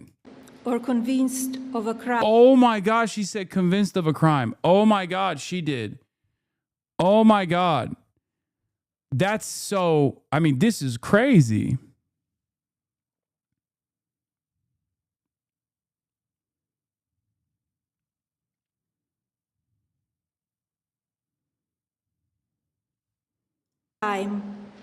In connection with Epstein's sex trafficking, abuse of minors, and other repulsive behavior. The false smears about me from mean-spirited and politically motivated individuals and entities looking to cause damage to my good name, to gain financially and climb politically, must stop. My attorneys and I have fought these unfounded and baseless lies with success and will She also said these photos have been calculating around the internet for years. Nice. Continue to maintain my sound reputation without hesitation. To date, several individuals and companies have been legally obligated to publicly apologize and retract their lies about me, such as Daily Beast, James Carville, and HarperCollins, UK. Now is the time for Congress to act. It is very strange for her to come out and do this, though, even if she's trying to get ahead of some new leak. Because what is the number one thing that people constantly say that I kind of get annoyed with, where they're like, oh, we're waging this war against Iran because Trump wanted to hide the Epstein files, right? I don't agree with that, but it doesn't change the reality that the Epstein files is something that his base is demanding, and they want to learn more about his direct affiliations with Jeffrey Epstein and the affiliations of his wife with Jeffrey Epstein. And this brings that Epstein case back into the forefront, back into the main topic. Very strange. I could see this as maybe her diving on a bullet potentially so that we don't talk about Iran and instead talk about Epstein maybe. That could be something. There could be something there. Because like the Iran situation is technically far more consequential than the Jeffrey Epstein situation, right? Because you can just like yap away about the Jeffrey Epstein stuff and get the cult to be on board, whatever, right? But you can't out yap gas prices. You just can't do that. No matter how hard you say, oh, this is fucking bullshit. We're winning the war in Iran. If no ships are passing the Strait of Hormuz, gas prices are not going to normalize. There's going to be shortages around the world and eventually in the United States of America as well. So people are going to see it. People are going to see it when it hits their wallets. Twitter is fine on my phone, by the way. It's just not working on my PC for some reason. Epstein was not alone. Several prominent male executives resigned from their powerful positions after this matter became widely politicized. Of course, this doesn't amount to guilt, but we still must work openly and transparently to uncover the truth. I call on Congress to provide the women who have been victimized by Epstein with a public hearing specifically centered around the survivors. Give these victims their opportunity to testify under oath in front of Congress with the power of sworn testimony. Each and every woman should have her day to tell her story in public if she wishes, and then her testimony should be permanently entered into the congressional record. Then, and only then, we will have the truth. Thank you. Secretary Lutnick to continue serving.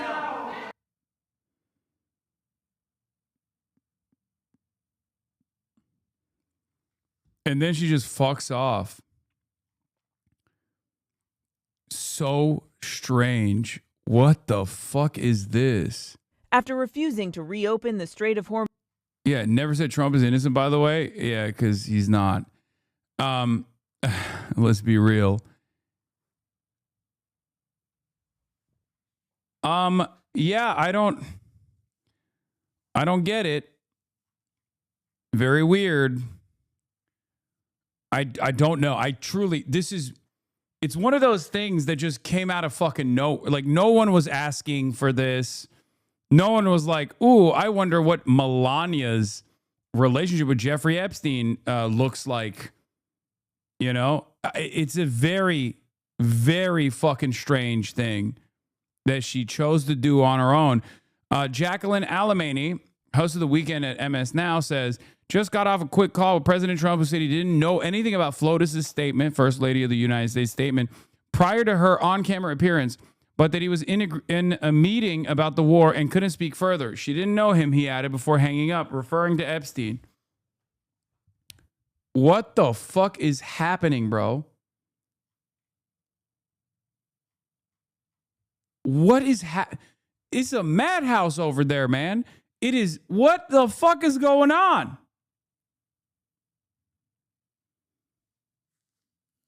What the absolute shit is happening in this White House? I can't tell. Is this a psyop? Like, what? A palace coup is taking place Melania is going to be the next president. Breaking, the Wall Street Journal claimed that an Iranian delegation arrived in Islamabad, Pakistan, late on Thursday, but an analyst reportedly close to Iran's powerful parliament speaker denies that there was any Iranians that were sent to Islamabad.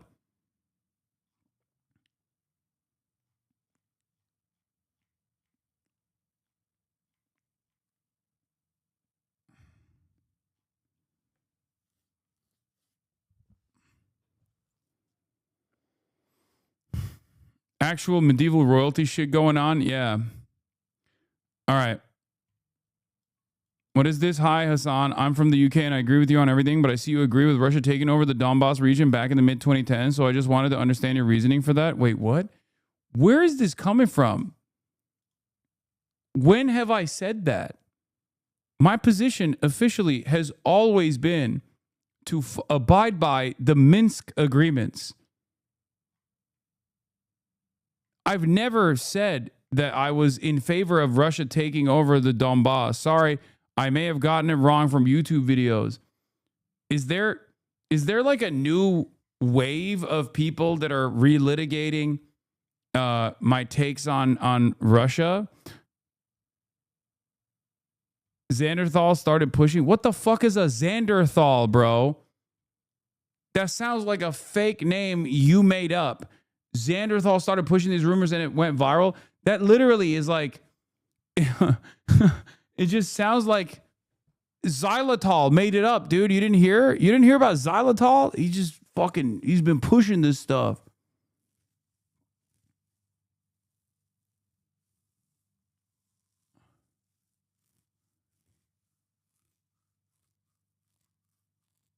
People are digging for shit on you. Yeah, they keep digging in their butts.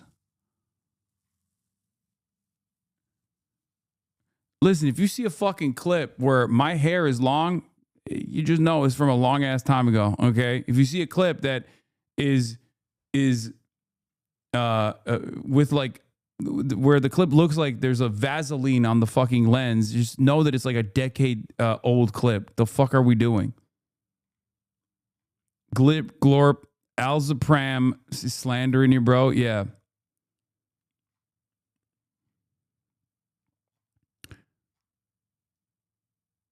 Yeah, check for the gray hair on the beard.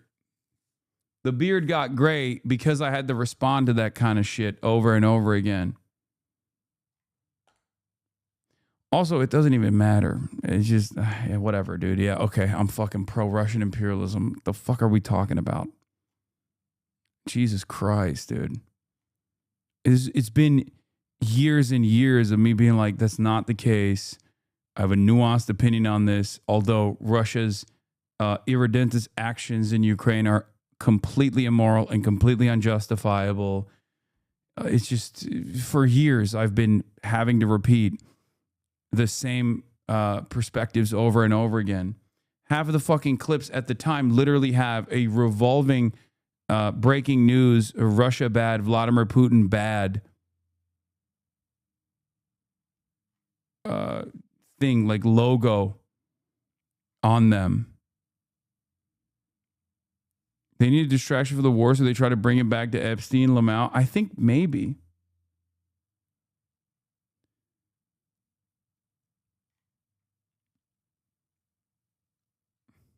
Source: Me Canyon destroyed Asmongold and Hassan Xanderthal. Brother, buddy, if you think I'm going to click on that with 4,000 views, you are out of your dang mind. I don't care. News Iran this morning announcing that the critical waterway is now open as the ceasefire between the U.S. and Iran remains fragile. The Strait of Hormuz is open, but of course, each tankers and each vessel should make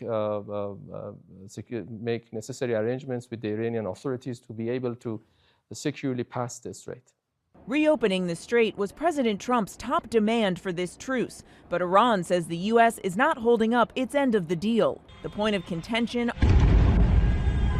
ongoing Israeli strikes against Hezbollah targets in Lebanon. Iran accusing the U.S. of going back on what they claim is a key element of the ceasefire, that Israel stop these strikes.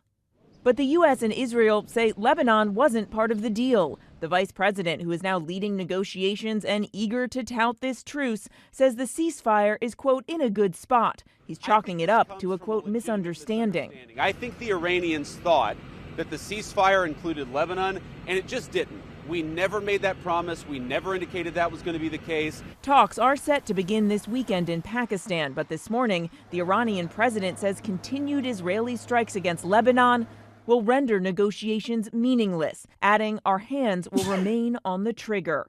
Overnight, President Trump also trying to increase the pressure, posting all U.S. forces will remain in place in and around Iran until a lasting agreement is reached. If it's not, he's warning the shooting starts bigger and better and stronger than anyone has ever seen before. There's a crazy story. Uncertainty now looming over negotiations as huge questions remain, including who will ultimately control the strait. Before the war, ships could pass through free of charge. Now the president is suggesting the U.S. and Iran could work together to collect tolls, potentially giving Iran more power over the global economy.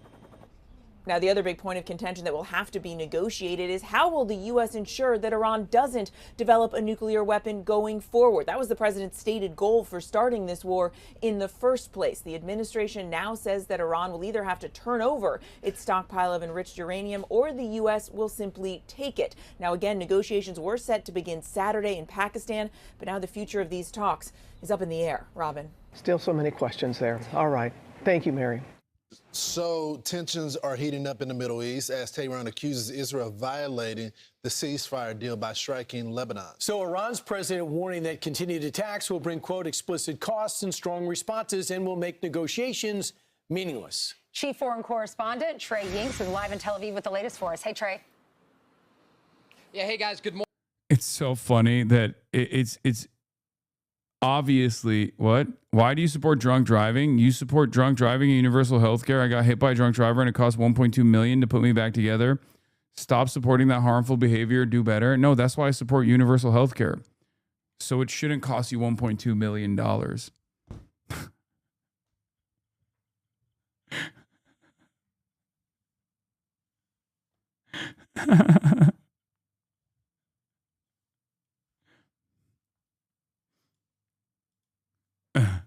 That's a joke. They're not being serious, I don't think. I don't think anyone is stupid enough to like actually to take that seriously, right?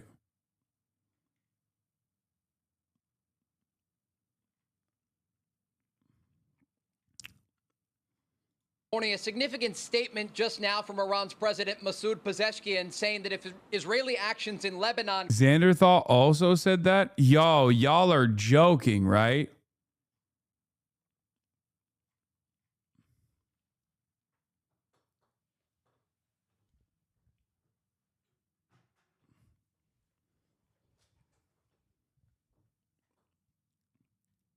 There's no shot. Why do you support drunk driving? I almost got killed by one. Stop saying drinking and driving is fine. Drinking and driving is bad.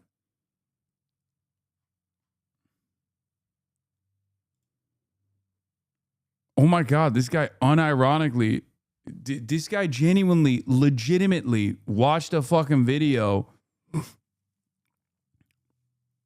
and actually was like, oh, this guy must be sincerely defending drinking and driving. Are you okay?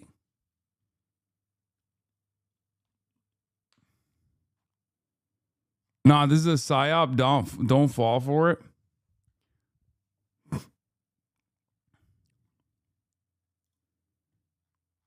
Saying drinking and still replying.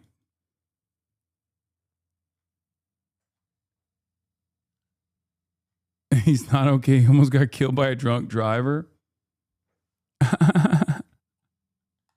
Yeah, I mean, the more people are bored and watching other Hasan hate channels, it seems. Yeah, maybe. It is pretty crazy. I saw one of those like fucking neo-Nazi accounts repost Zoran Mamdani saying like, oh, fast and free buses won't be achieved this year. And it was an image of me looking sad with a Fell For It Again award or whatever on it. And I'm like, bro, I don't even live in New York. Like, how is your entire understanding of American politics anchored around what you perceive is going to be offensive to me? Like, that's crazy. That's a crazy way to live. And I genuinely, I swear, after like basically doing this for 8 fucking years on Twitch, there are probably at least 20 to maybe 50,000 real human beings. I don't know if this is a conservative estimate or a liberal one. I haven't been able to figure it out. That absolutely anchored their entire worldview around whatever I'm doing and taking the opposite position.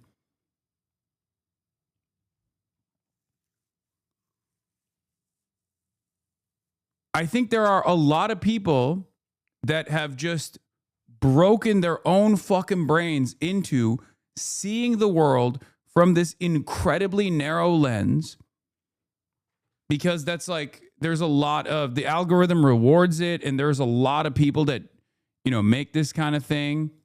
I don't hate you, Hasan. It just really doesn't feel good when you say it. It's not a joke to me. I don't watch hate channels. I just watch yours. Okay, brother, it's a joke. Of course, it's one of those things where it's like it's implied that it's a joke because it's such a silly fucking thing to say. Okay, and also I have literally explained to a chatter that I'm joking. It's probably less than 10K. They're just loud and obnoxious. No, I think I genuinely think that there are some people who have just like anchored their worldview. They've anchored their worldview around like what they think is like going to be bad for me, like what they think is going to be frustrating for me. I want to test it out one day by just coming out against socialism or some shit, or being like pro-Israel, and see if those guys turn around and they're like, well, I guess we fucking hate Israel now. You know?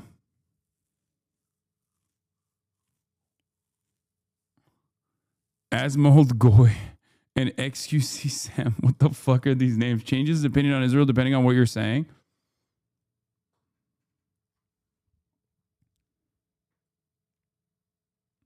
It's the same with McMorrow. None of your haters even like her. They just want to spite you. Yeah. But I just don't get it. I don't get it, because like, how are you so fucking far removed from politics in general? Like, how could this be fun for you? You know?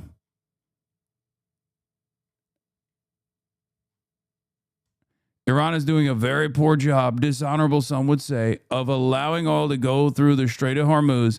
That is not the agreement we have. President Donald J. Trump. I've made a habit of checking out the profiles of people in your Twitter replies saying insane shit about you, and holy shit, is shocking how many people only talk about hating you. They dead ass tweet about you more than their own fans. Yeah. No, it's true. There are a lot, like the people that are immediately popping up, many of them with blue check marks in my replies. If you ever click on their profiles, you will see like literally tens of thousands of tweets almost entirely just about me. It's a very strange way to exist. Very, very weird. Very weird way to exist. I cannot comprehend it. Yeah, this post by him is an admission that he doesn't have the cards. If he had power, he wouldn't be crying on Truth Social. Exactly.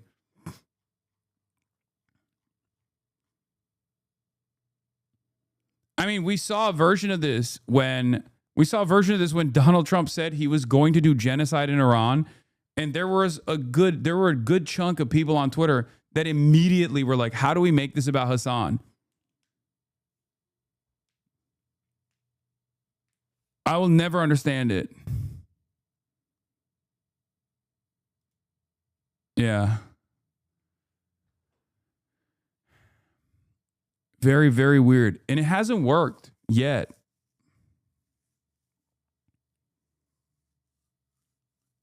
So I don't know why they keep doing it. I'm like, they're the Captain Ahab. You know, I'm the fucking white whale that they must slay.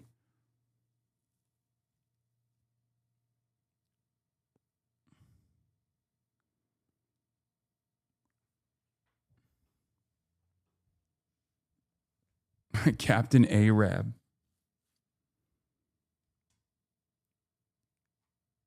What is this? By the way, Twitter's broken because of ad blocker. Wait, really? Let me try. Row on the DNC stuff today. I know, he literally sent it to me. Oh my God, it is because of that. That's so funny. You guys sent this to me at the same time he did.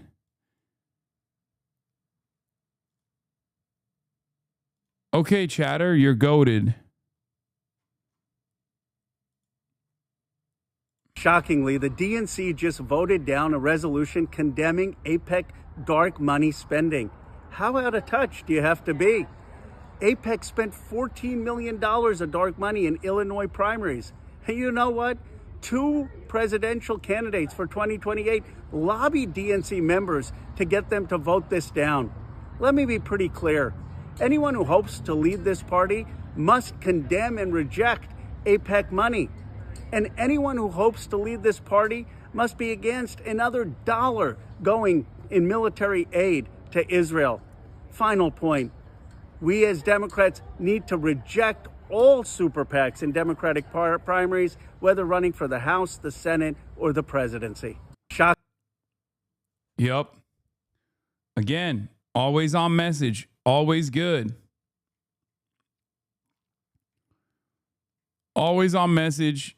Always a good message. All right, let's get back to this, though. The fragile truce. It will render the negotiations that are set to take place on Saturday in Islamabad meaningless. Yesterday, we know the Israelis conducted dozens of airstrikes against Hezbollah positions inside of Lebanon, not just striking the southern Dakhla neighborhood in Beirut, but really the entirety of the country, including the Bekaa Valley and closer to the Israel-Lebanon border. The IDF says they also killed Ali Karshi, the secretary to Iran's largest proxy, Hezbollah, and that is the secretary to Hezbollah, and not the secretary general, but of course this is a top official. And Israel's Prime Minister Benjamin Netanyahu says these types of strikes will continue with more goals to complete. Take a listen. We have more goals to complete, and we will achieve them either by agreement or by renewing the fighting. We are prepared to return to fighting at any moment necessary. Our finger is on the trigger. With talks this weekend scheduled in Islamabad, Pakistan, the president overnight took to truce. They should send Nick Shirley to Islamabad with J.D. Vance to negotiate. Yeah, maybe Abbas Arakshi could teach Nick Shirley how to speak English. That could be cool.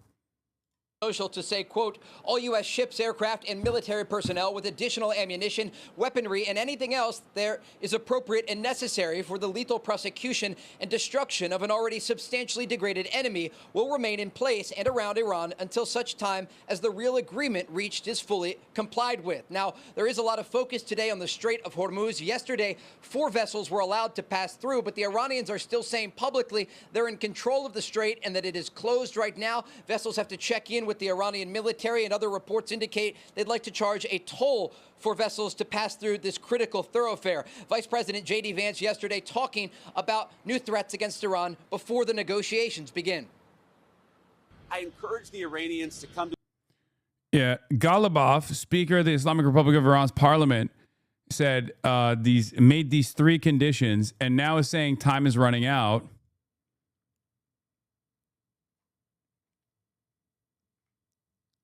For the record, just now, once again, the cards are in their hands here, okay? The only pressure that I could foresee them getting from a different country, from an outside nation, is probably China, because China doesn't want to destroy the Gulf. China wants the Gulf to not be destroyed. Israel doesn't care about the Gulf being destroyed. Iran might listen to Chinese demands, but there is no guarantee that they will actually fully abide by Chinese demands, right? Because they are unbelievably stubborn when it comes to sovereignty and making sovereign decisions. the table seriously. We've seen some signs that they're going to do that. We've seen some signs of bravado. Fundamentally, we're in a good spot. They're reopening the straits. We have a ceasefire. And frankly, if they break their end of the bargain, then they're going to see some serious conflict. Yep. China pressed Iran towards ceasefire, Iranian officials say. Beijing appeared to have helped push Tehran to accept the 2-week deal with the United States, reflecting China's growing influence and its stake in avoiding a wider war.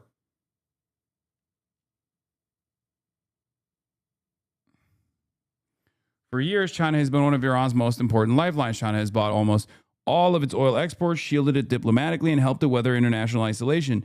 Now, according to 3 Iranian officials, Beijing has used that influence for a different purpose, to press Iran to accept the ceasefire with the United States. Is this a China L? Yes and no. It's okay. This is not China demanding that Iran stop blowing up the Gulf because they have interest in the Gulf. Obviously, that's part of it. But the reason why this is an L is because they're not applying any pressure to Israel, and they're not applying any pressure to America through back channels to say, hey, you have to, cut a separate deal here that actually makes sense for Iran. China should be applying infinitely more open pressure to the state of Israel for spoiling the fucking ceasefire deal. A ceasefire deal that they're aggressively pursuing. And they're aggressively pursuing the ceasefire deal because Israel doesn't give a fuck about the GCC. If it blows up, it blows up. They don't care. They're fucking crazy.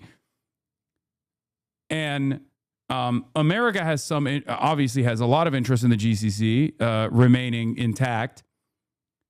China has the most amount of interest in the GCC remaining intact. The only fucking actor that's spoiling this deal is Israel. And the only demand that Iran has that America is not abiding by, as far as we've seen, is literally bringing Israel to heel. It's crazy, but the assessment here is, unironically, that the entire world is basically begging America to put Israel in its place, okay? And Israel's like, nope, we're unbowed. And America's saying, yes, sir. You do whatever you do, okay? They need to put the shock collar on Israel, go, Israel, place.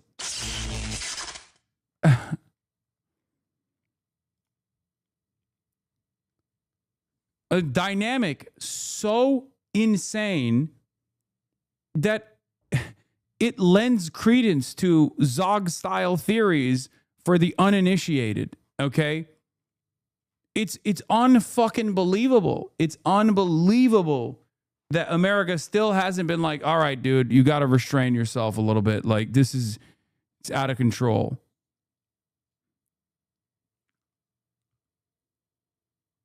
Can you please stop joking about shock collars? I almost hit a drunk driver because someone triggered my shock collar. They're going to clip you to hell for that one. I don't care, dude. That part is fine.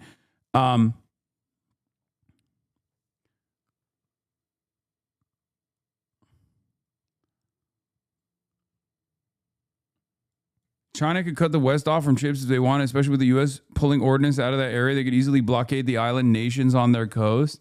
Nations in parentheses is true. I mean, that would be a devastating predicament. I don't think they would try that.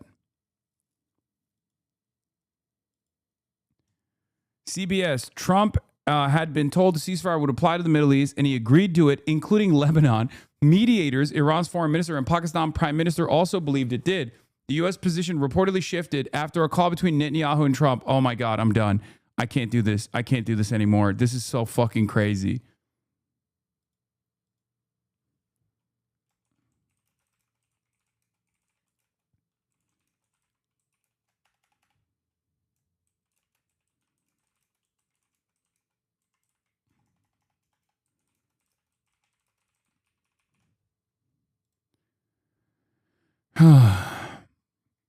It's just, it doesn't, I don't know what to say. I don't know what to say.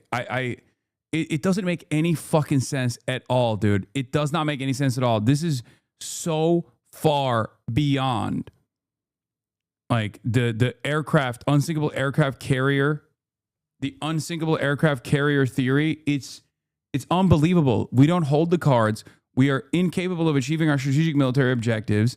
We are staring down the barrel of a 10, if not 20-year potential failed occupation of a country with 93 million people that will be devastating for, it'll destroy the world's energy supply for 20% of all energy that passes through the Strait of Hormuz. None of this makes sense. And we're literally just throwing it all out there for little old Israel. You know, this is an important ambition for Israel. They have this unlimited appetite for death and destruction. It's fucking ridiculous.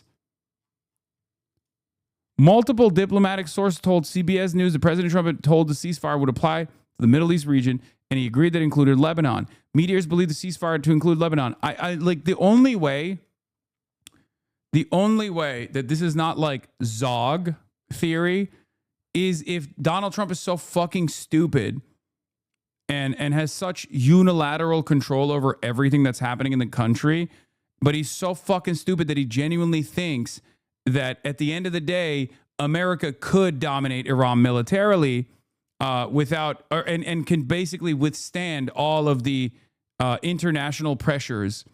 If he chooses to do so, he just hasn't actually jumped in off the deep end. Okay? That or straight up, it's blackmail. Jeffrey Epstein style blackmail. It's just, you know, Israel is controlling America completely and entirely. It's becoming increasingly difficult to deny the critical role Israel plays in the U.S. decisions about this war. It's insane. Because, guys, I'm going to keep it $150 with you, okay? Many of you are already aware of this, but maybe there are some newcomers here who are confused. We have lost this war. We are losing this war. We're still continuing to lose this war. We lost it already, okay? The moment that Iran closed the Strait of Hormuz, and started bombing the Gulf states, and America could not successfully deteriorate its stockpiles, successfully attrit its strike capabilities, it was over, okay? And Iran knows it. Iran holds all the cards, okay? And the only reason why Iran was down to engage in this ceasefire instead of continuing to establish military deterrence by striking Israel over and over again with successive strikes that have a higher degree of penetrating the entire defense systems that Israel has. The only reason why they stopped doing that is because China applied pressure to them, because China doesn't want to lose 20% of the entire oil, the world's energy supply, including a big chunk of where China gets its oil from. Okay? It's the Gulf. The entire Asian markets get their oil and gas from the Gulf. Iran, if it wasn't for China, would not stop at this point. I don't think Iran will stop until they run out of ammunition.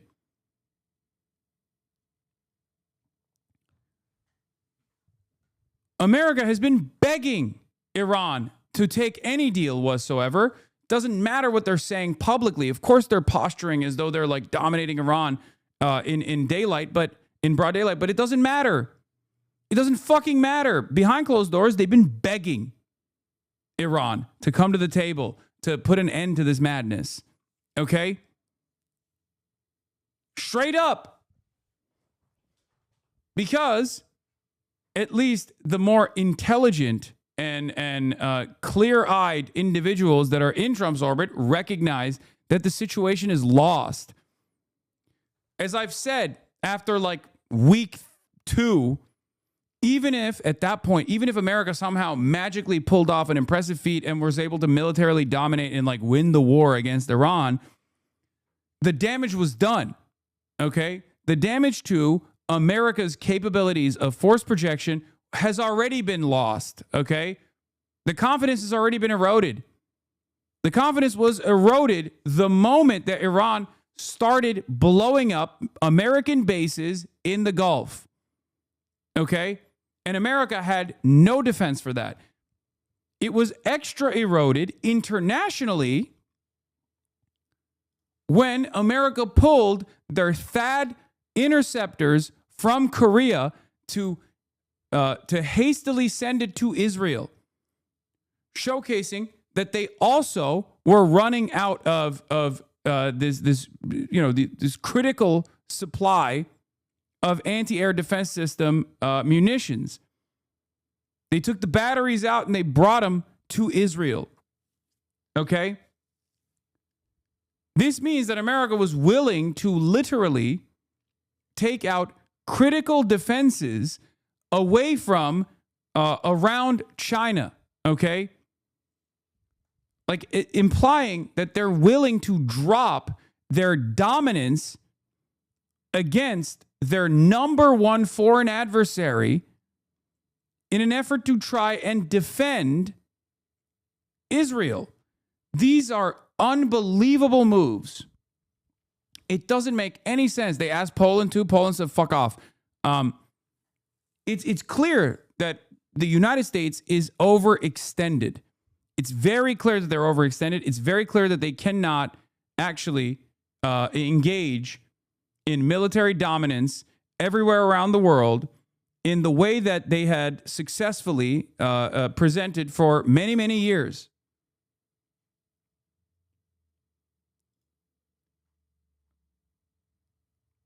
Also, Israeli missile interceptors have also dwindled to double digits, Trump administration official tells DropSite News. Okay? So Israel can't even defend itself successfully. And yet they're still fucking up this deal. At this point, it's foolish for Iran not to continue this war. It's foolish for Iran not to continue pummeling Israel. Okay? The only thing holding them back, I suspect, would be the fact that Israel is crazy enough that they could just nuke Iran potentially, which again does not actually stop the pain. It does not stop Iran's capabilities of blowing up Israel continuously with more force and with more successive strikes, especially if their defenses are if the Israeli defenses are completely depleted. So it is truly the Führer bunker moment for Benjamin Netanyahu, where they're doing a final push, even if that is completely suicidal. Okay?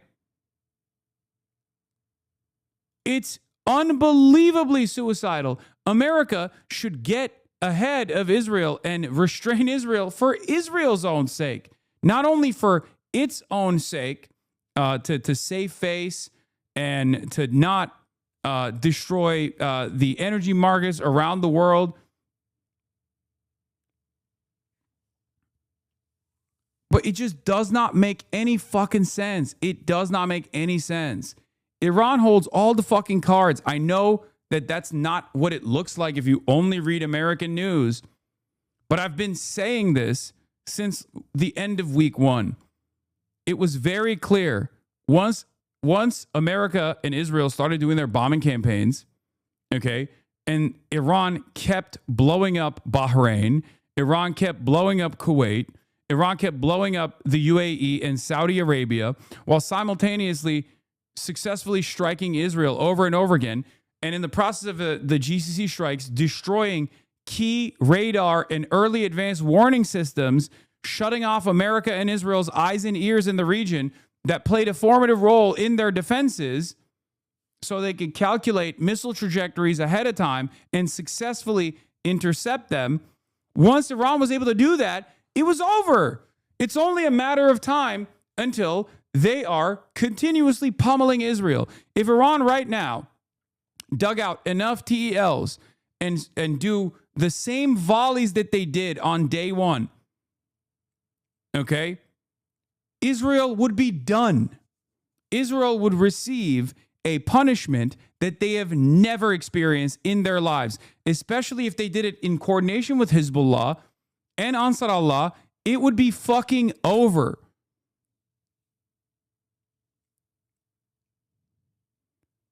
So the fact that they're still keeping up with this, even if it goes against their safety and security, is understandable if you understand what fascism looks like. It's understandable if you understand what what a suicidal ideology Zionism and because fascism is, right? But America should be restraining Israel, and yet America is led by a philo-Semitic boomer moron who also is not listening to anybody and is probably dumb enough to think that there's a super secret military campaign that they haven't pulled off yet, but they could at any given moment, but they just simply didn't for the last 40 fucking days. Okay? They had the capacity to do so, America, but they just didn't do it. And that's stupid, right? It's obviously stupid. If they had it, if they were capable of doing this, then they would have. Now you're being pro-Israel, bro. What are you saying? Bro, Mossad watches you up close. Stop explaining it to them. Okay, dude.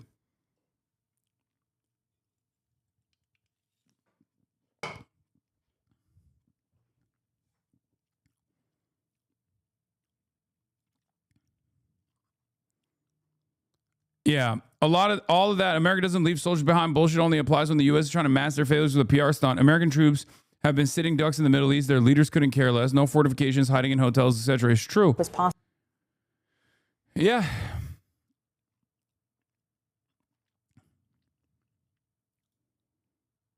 Yeah, Elisa Slotkin was asked about me, which, I'm now beefing with senators, American senators, which is why it's really funny when people are like, xylitol is coming after you, bro. It's like, okay, well, I have drama with fucking sitting American senators in the Democratic Party and also many in the Republican Party, so I'm good.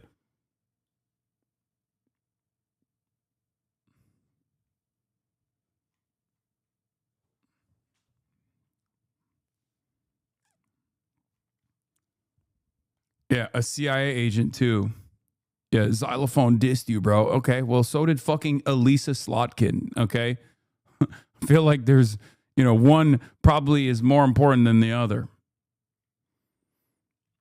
Anyway, this is so anger-inducing. The idea that, like, Benjamin Netanyahu fucking, like, this is the type of shit that I get mad about and think that is probably happening behind closed doors. But to read it on CBS News, Israel's #1 propaganda outlet, by the way, is unfucking bearable.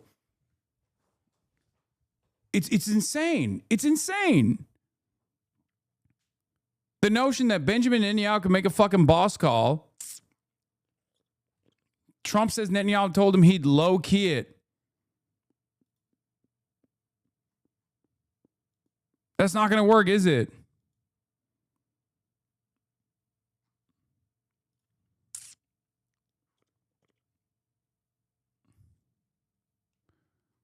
Yeah, the Israel lobby, honestly, has significantly undersold the issue of state capture by organized foreign interests, and it's also clearly gotten much worse since then. I suspect an update will be written. Yeah. I think the Israel lobby doesn't even explain it any longer. Like, this is so fucking beyond the pale. Obviously, most Americans are cattle and are completely oblivious to everything that's going on. And they have no understanding of what this means for the might of the American military, what our capabilities are. They have no way of thinking ahead, and they don't even pay attention to what's going on right now. But the fact that, like, America won't restrain Israel in this moment, whether it be to preserve Israel's safety and security in the long run, or at least even in the short run, or to preserve their own capabilities of force projection and what remains, is unbelievable. It doesn't make any fucking sense. I'm losing my fucking mind. The U.S. position shifted following a phone call between Netanyahu and Mr. Trump. Two sources familiar told CBS News that the changing U.S. positions and the disjointed regime in Iran are making diplomacy highly complex. Vice President J.D. Vance told reporters Wednesday that there was a legitimate misunderstanding about the terms of the ceasefire, but he placed blame on the Iranians for misunderstanding that it included the proxy forces in Lebanon. They're literally lying at the behest of Israel.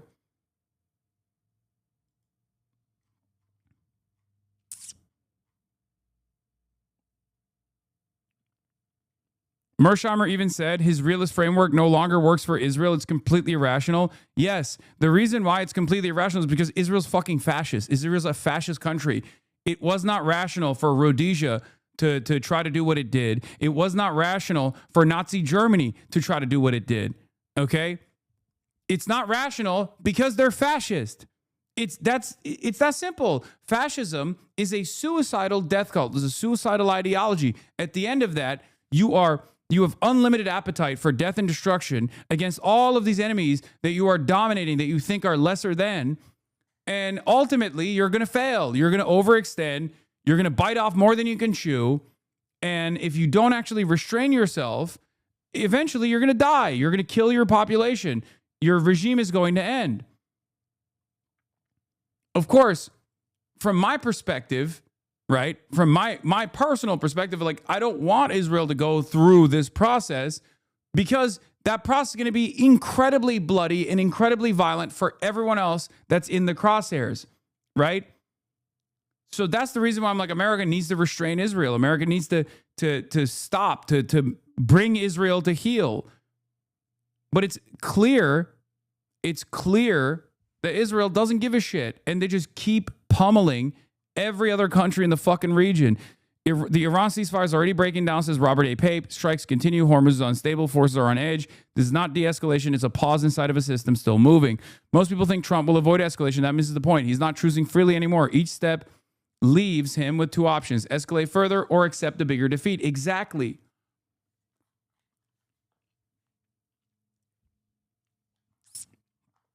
There's one real decision left. Ground operations. Cross that line. Long war. Avoid it. Iran consolidates power, nuclear capability, leverage over global energy. Either path reshapes the system. What matters now are signals, not statements. U.S. force movement, control of Hormuz, Iran's nuclear posture. I'm breaking this down live and take questions today at 7 p.m. So, yeah, I do agree with this.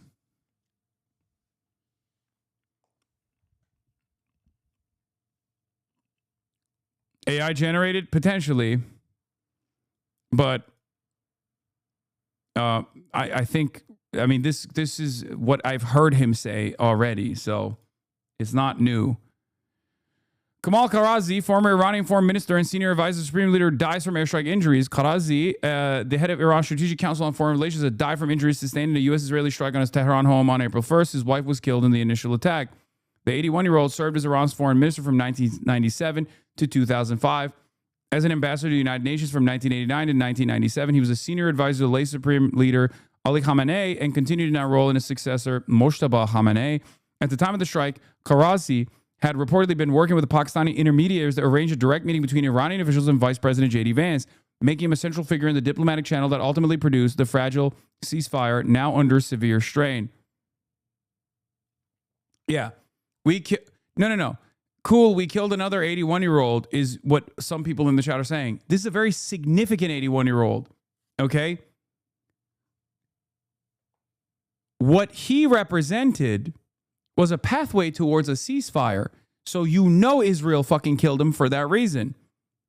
Even as the head of Iran's Strategic Council on Foreign Relations, okay, senior advisor to Ali Khamenei, Kamal Karazi was formative in previous negotiations with the United States of America. He was another one of the guys who actually wanted to negotiate with the United States of America. Israel offed him for that reason. It doesn't make sense. Like, from a perspective of realpolitik, from a perspective of like a country that wants to remain sovereign, a country that wants to protect its citizens, what Israel is doing in this circumstance is basically signing off on its death sentence. Okay? Because eventually, unless they know something that we don't, and that could very well be the case, like maybe they know exactly how many missiles Iran has remaining, maybe they've made that calculation, and that Iran simply doesn't have the capabilities of like blowing up Israel, or maybe they've made the calculation that they could lose like 10,000, 20,000 Israeli citizens in the process before they start nuking Iran, you know, or during the nukes of Iran. I don't know. But Israel doesn't have the capabilities of turning Iran into Gaza. Okay? They don't. Even alongside the United States of America, if they were to try to do that, they would need significantly larger forces. One might even assume that we don't have the capacity right now, so we'd have to institute a draft, right? And Israel's still actively and aggressively pushing in that direction because without American troops on the ground, they're not going to be able to successfully stop the Iranian strikes. They're not going to be able to do that. What is this? Why do I keep clicking on HasanAbi links?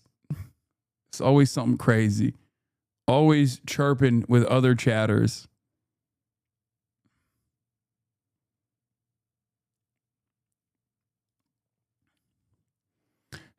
Oh my God.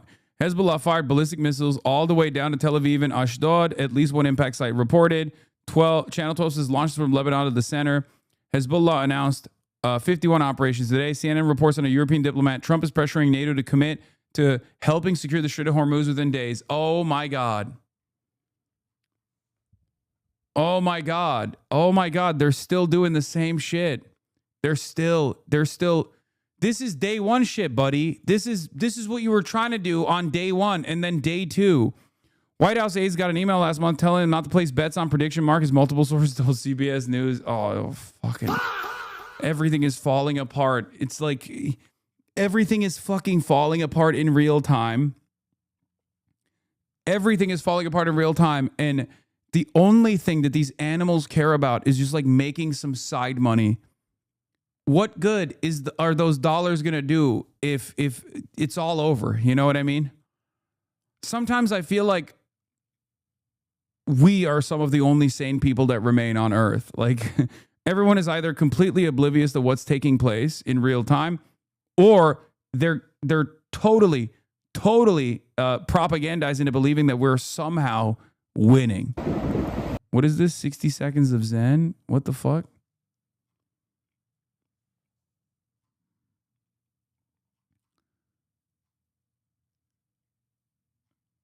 I feel like you don't have to be super brilliant or have like incredible foresight to see the way the situation is designed.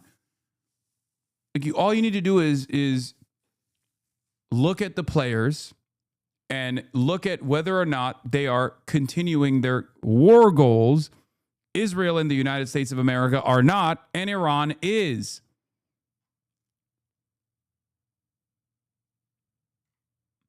It's that simple. And they do recognize it. Americans behind closed doors obviously recognize it. Okay?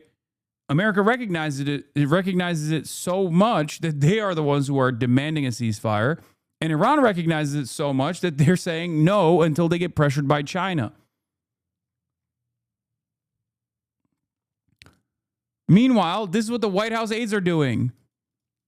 They're using government officials using non-public info to place wagers on Kalshi and Polymarket, said the email from the White House Management Office. The warning reminded staff that that's a criminal offense and is also prohibited by government ethics regulations. All White House employees are reminded that the misuse of non-public information by government employees for financial benefit is a very serious offense and will not be tolerated.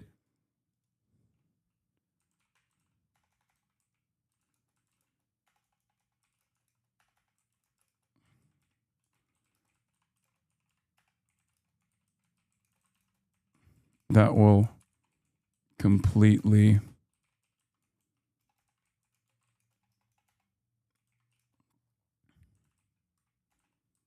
capabilities.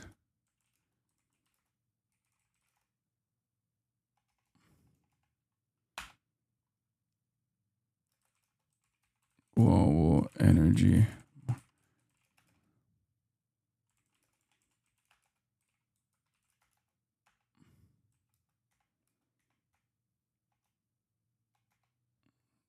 Energy markets. America's on a suicide pact with Israel that will completely destroy the global energy markets.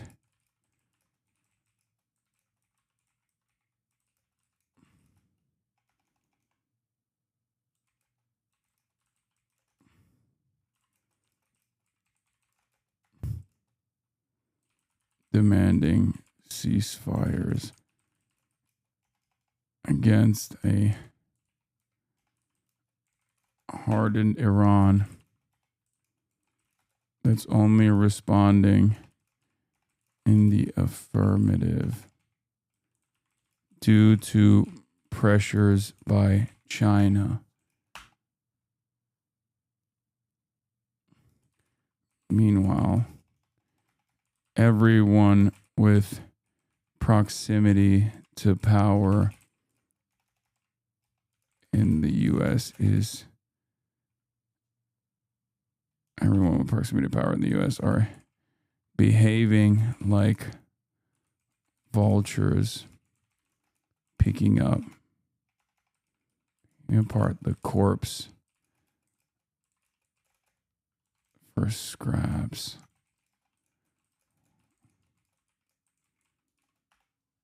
What a time to be alive.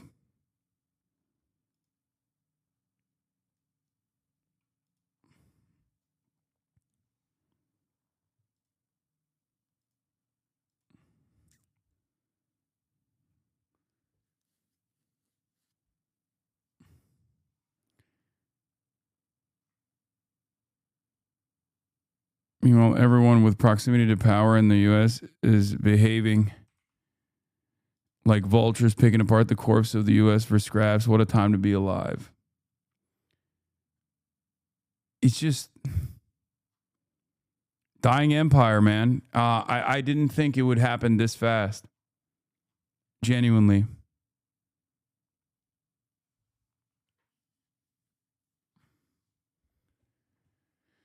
Have you ever considered that you may be a liability to Democrats because you're a cutie patootie?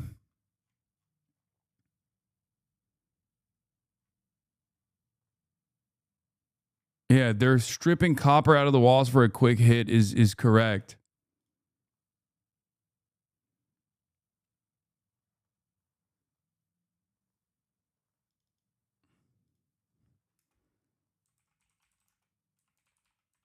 With Israel holding.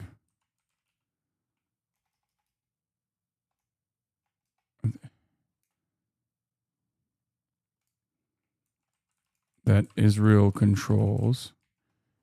Oh, completely. Okay. This is USSR shit? No, this has never happened before. I can't think of any time in history where the junior partner has had this level of control over the dominant empire. It's never, I don't think it's ever happened. Nothing like this has ever happened throughout history. Like empires rise and fall. Okay. But oftentimes empires rise and fall because of their own mistakes. And this is a mistake, obviously, that America will own.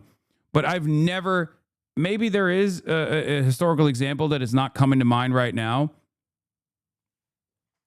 Maybe there is a historical example, but I have never fucking, I can't recall ever a time where you had an empire that was completely captured by another country or another like influential figure from the outside. Yeah, the closest example is an internal empire faction within power, not external partner nation. Yeah. I don't think it's ever happened like this, unless you say like the Vatican, maybe. Is that an analog?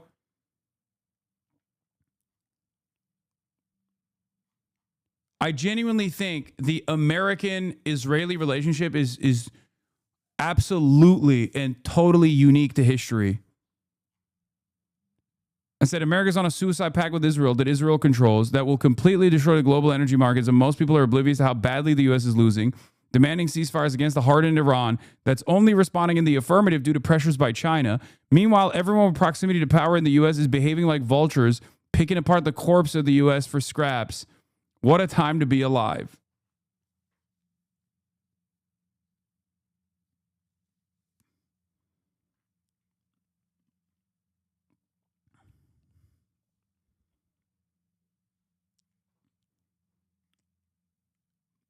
It's genuinely crazy. Like there's always been allegiances with other countries. USSR, Rome. There's always been like allegiances that these empires and coalitions have designed. But when push comes to shove, they pull the fucking they pull the ripcord. Historically, when push comes to shove, the big superpower says, "All right, fuck off, enough."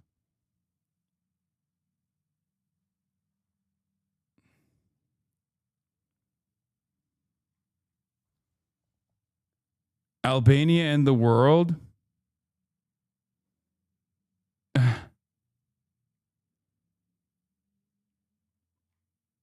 It's funny.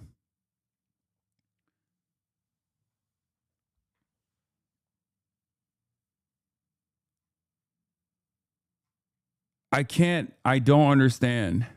Meanwhile, young eligible men will be automatically registered for the military draft pool starting in December as a part of a measure tucked into the annual defense policy bill Congress signed into law last year. Men ages 18 to 26 must already register for selective service in case a draft is required. Here's what you need to know about the automatic selective service registration. They also increased the draft age as well. So there's that. But, Alex Jones responded from the car to the Trump attack. Oh, hell yeah.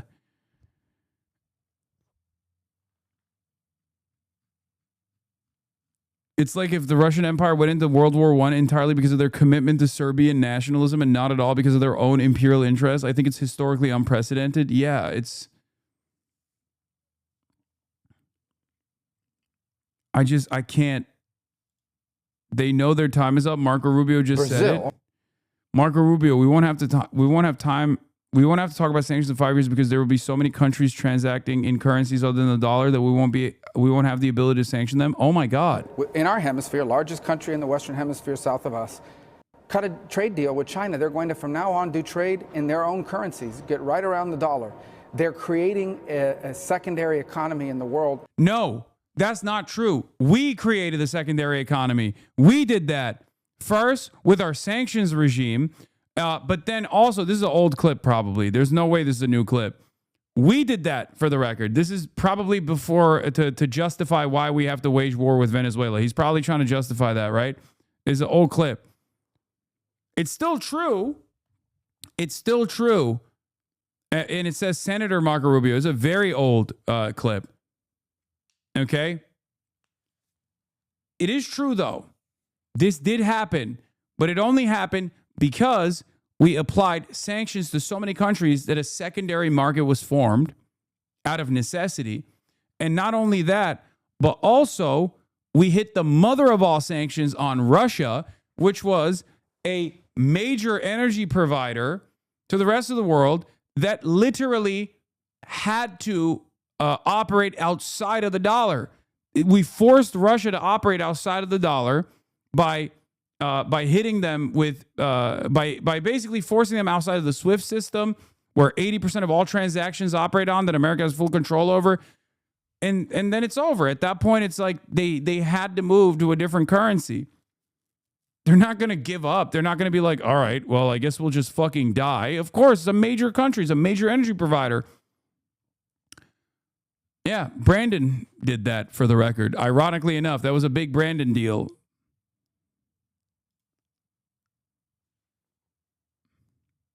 Victims respond to Melania. Let me tell it as it is. Any notion of the U.S. projecting heavy firepower with their strategic bombers B-1, B-2 on strategic Iranian targets is highly questionable. They have not been used on one of Iran's top 10 missile cities, Shiraz. If they had been, damage would be well visible. Instead, the base remains fully operational after 40 days. To make it clear, no mass GBU-72 bunker buster B-1 raid, nor B-2 GBU-57 MOP raids would have any chance to harm the missile drone arsenal there. But the entrances could have been heavily mauled, significantly reducing launch rate. Operational freedom over Iran by assets like the B-2 remain highly questionable due to this finding. This goes back to what I was saying. If you got it, you would have used it, okay? If you had the capability, if America had the capabilities of doing that, they would have used it by now. They obviously don't. They've done a fuck ton of bombing campaigns, specifically specifically using standoff munitions and deploying far more standoff munitions than they should have, especially considering that those missiles are specifically like the missiles that we're using are specifically designed against Russia and against China. Okay.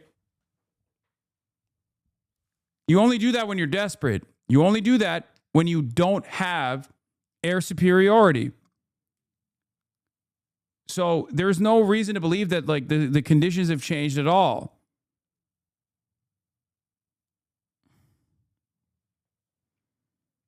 Iranian foreign minister clapping back advance. Iran's foreign minister fires back advance with his own words and a Netanyahu trial reminder. Abbas Araghchi, Mr. Shia Smirk himself, quoted Vice President J.D. Vance back at him on Wednesday in a pointed response to Vance's dismissal of Iran's demand that Lebanon be included in the ceasefire. Vance had said, if Iran wants to let this negotiation fall apart over Lebanon, which has nothing to do with them, that's ultimately their choice. We think that would be dumb, but it's their choice. Araghchi replied on X, if the U.S. wishes to crater its economy by letting Netanyahu kill diplomacy, that would ultimately be its choice. We think that would be dumb, but are prepared for it. The foreign minister also noted that Netanyahu's criminal trial resumes Sunday, writing that a region-wide ceasefire, including Lebanon, would hasten his jailing, suggesting that Israel's prime minister has personal incentives to keep the war going. Iran's parliament speaker, Mohammad Bagher Ghalibaf, sharpened the ultimatum in recent hours, posting, time is running out, and outlining 3 demands to Washington, including that Lebanon and the resistance axis are inseparable from the ceasefire. Remember, this war is a loss. How do some Stone Age chimps take out a bunch of jets? Stone Age chimps. That's a fucking civilization that has been around for far longer than we have. Who the fuck are the chimps, you think?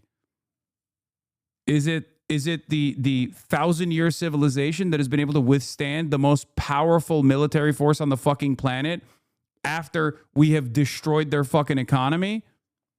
We have capabilities of engaging in economic warfare, and we have done so. We have literally applied tremendous sanctions to the fucking country, and they have still survived in spite of that. Who are the real chimps in this situation? It's such a funny Americope moment to like call the guys that are using a fraction of the resources that we have, which is virtually unlimited in this regard in comparison to what Iran has, the guys that are using a fraction of the resources that we have to successfully deter us militarily, blow up all of our assets, show the rest of the fucking planet and all the other great powers that exist right now, all the other power centers that exist, that America doesn't have the fucking smoke. America doesn't have the capabilities of defending their fucking allies. And you're out here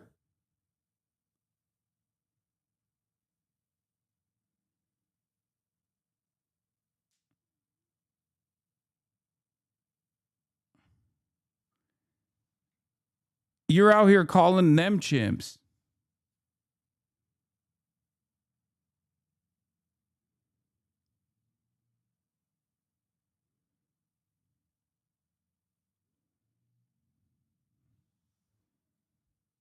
We realize that. Hold on.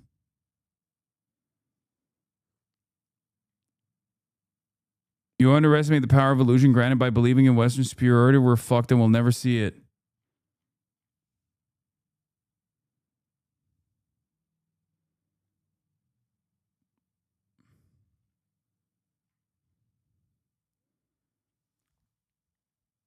Those chimps are literally bending us over a barrel. I know.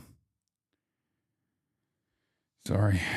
I got a text that worried me for a second. Is Chatter age 10 or just uneducated? Isn't the Persian civilization covered before high school graduation in every school system? I mean, it's not even the Persian civilization at this point. What we're talking about is obviously their current military capabilities, in spite of their lack of resources, in spite of the fact that we have been able to successfully starve their economy. They are still capable of showing up and deterring us militarily and greatly undermining the confidence that other countries previously had on American force projection capabilities. You know? is fucking over. And so many people are just like lost in the sauce. They're just oblivious.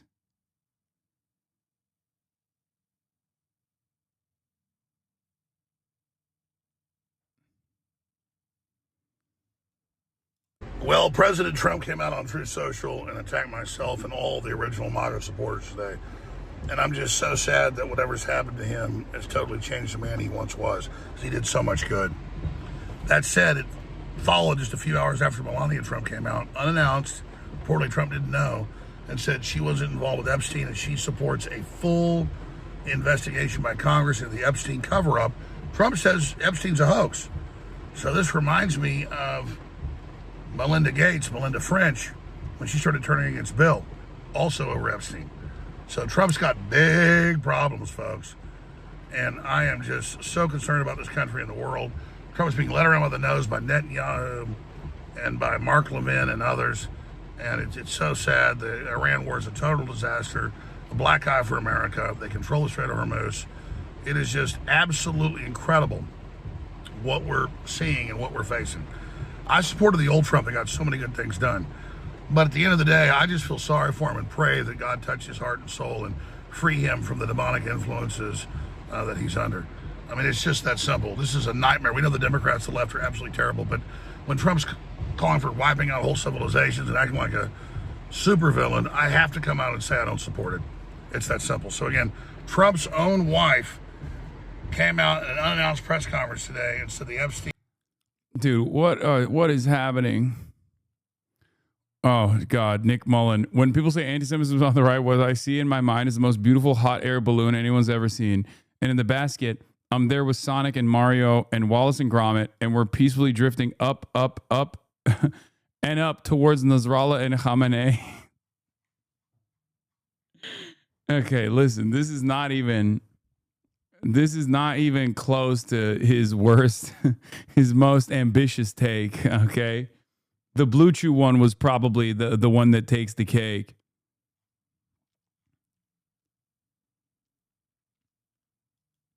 This is the guy Iran wants to negotiate with? Yeah, I mean, we covered this already. Yeah, it's stupid.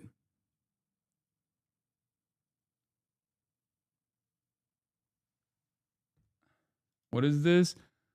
Muslim streamer Hasan Piker, who was caught on camera sleeping in first class on an airplane yesterday while wearing pro-social clothing with his ethnic, is openly called for capitalists to be murdered. Why are Democrats campaigning with this violent Muslim lunatic? Yeah, it's okay. Look at how fucking deep fried this is. Yeah, rewind to 3540 if you want the Slock and Hasan question. For some reason, this live stream isn't ending, so I can't send a timestamp because they're having fun. You can bet on whether, the Reds are going to win or lose today. You're a career civilian, as I was, or a political person.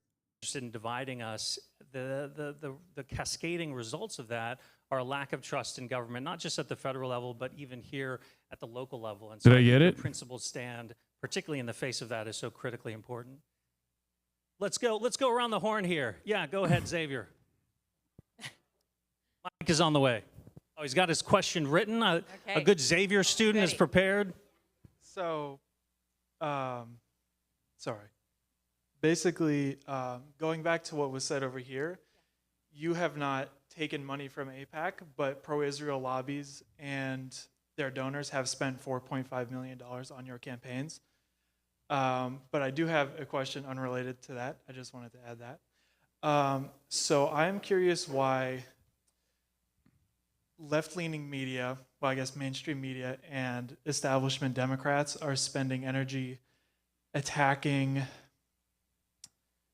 influencers like Hasan Piker, as has been in the news lately, and why the Democratic establishment is just like immune to criticizing Democratic leadership like Hakeem Jeffries and Chuck Schumer, who are some of the main drivers in the reason that the Democratic Party is at its lowest approval rating in history.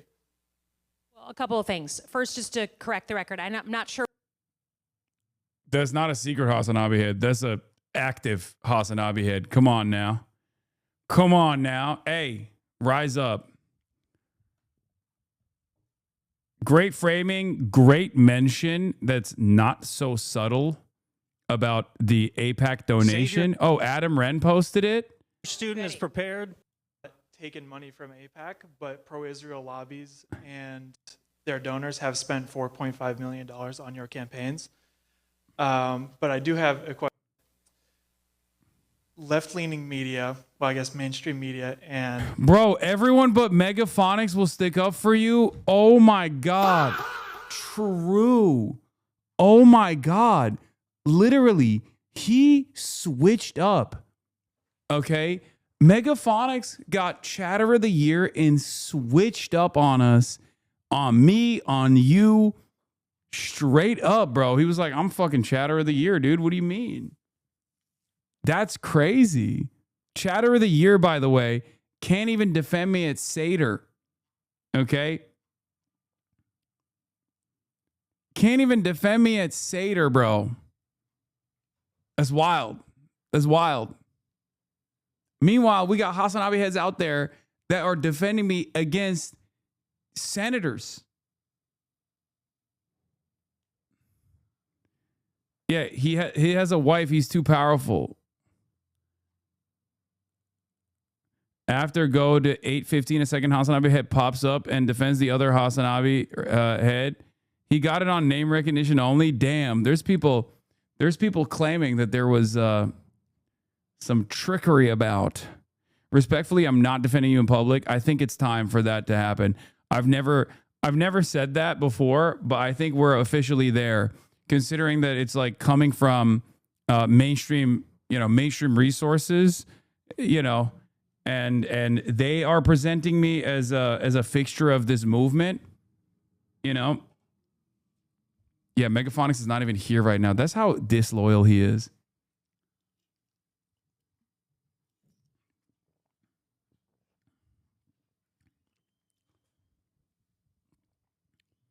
Her answer was so condescending, so the other guy calls her out on her BS answer. Okay, we'll look at that in a second. establishment Democrats are spending energy attacking influencers like Hasan Piker, as has been in the news lately, and why the Democratic establishment is just like immune to criticizing Democratic leadership like Hakeem Jeffries and Chuck Schumer, who are some of the main drivers in the reason that the Democratic Party is at its lowest approval rating in history. Well, a couple of things. First, just to correct the record, I'm not sure what you're referring to on not AIPAC, but the Israel lobby. If you're equating Israel lobby to Jews, I got a problem with that. Yeah, no, he said it very clearly, which is that AIPAC didn't organize the donations and directly donate, but AIPAC donors have donated to you. That was that's a pretty understandable concern, many of which first of all, we don't even know if they're Jewish or not. We just know they're AIPAC donors. A lot of these MAGA billionaires that donate to AIPAC are not Jewish. Many of them are also Christian Zionists. So that conflation is not being made by the chatter, but by you. In any case.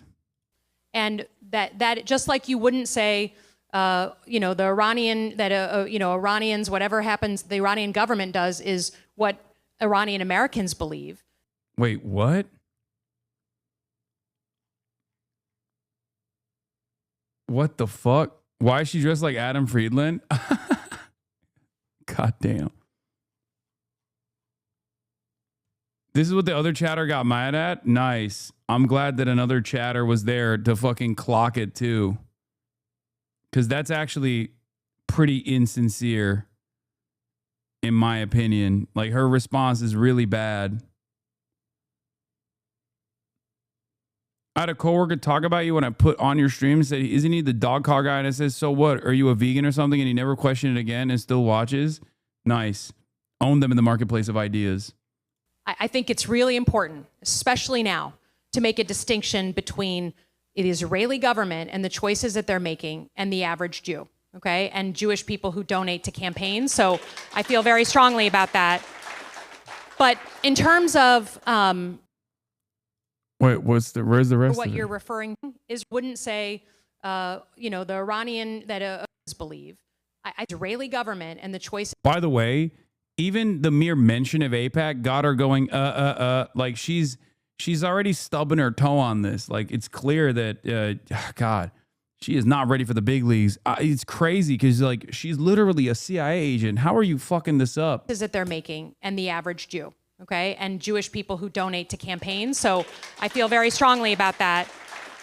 But in terms of criticizing or not criticizing, again, I can't represent, there's not like some Oz behind the curtain of establishment Democrats. I can only represent myself. And when it comes to talking about anybody who comes into our world, and Hasan Piker was just in Michigan, Chuck Schumer is the leader of the Senate that the caucus that I sit in. The only way that I know. Wait, is she saying Chuck Schumer is my op? Is she saying Chuck Schumer knows about me and is putting out boss calls?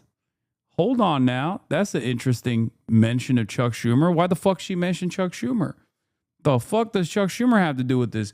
I thought the boss call came from a donor.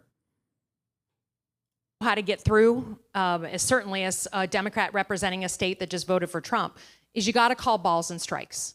You got to be able to call out the people that you don't like on the other side, but you also got to be able to call out. Question mentioned Schumer. Yeah, but she's now no longer talking about her loyalty to Chuck Schumer. She's now talking about, I mean, I guess she's answering that, but the way that she put that in there made it seem like it was in reference to, you know, it somehow associated Chuck Schumer with the reason why she called me out. Things when you see it on your side. So let's take leadership, right? Chuck Schumer. It's a hard job to be leader, but I've said for years, including when Joe Biden was president, that we desperately need a new generation of leadership in the White House, the House, and the Senate. And I say that here. I've said it a million times. That's it? Ugh, that's not very good. Calling balls and strikes like CB Buckner. Say this is on. The baseball heads will understand. Okay.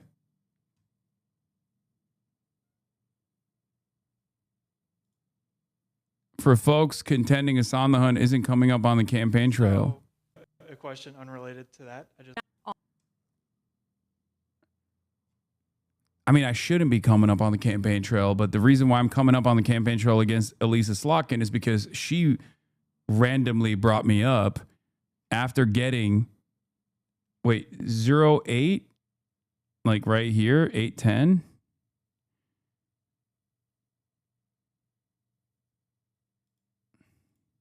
We'll do 3 rapid fire questions. So why don't you all ask your questions and then we'll try to answer all 3 at the same time. Go ahead. So what are your thoughts on the filibuster and the 60-vote majority in the Senate? Foreign Affairs guy, what That's do we okay. do to repair our relations around the world? They're in the trash right now. Oh boy. So first off, I wanted to say I found your response to the gentleman in front of me offensively bad faith to conflate support for Israel while they are committing genocide and while they just had a terror attack on Lebanon yesterday, killing almost 300 people. To conflate that with the Jewish identity, that is what anti-Semitism looks like.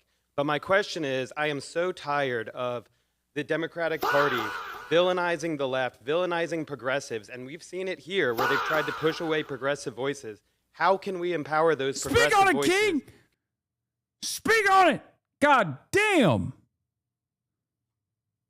Bro, she's gonna get me assassinated. Like, she's gonna get John Kiriakou to fucking kill me when we do a meetup. She's gonna activate John Kiriakou on my ass, dude. God damn. That's crazy. That's crazy.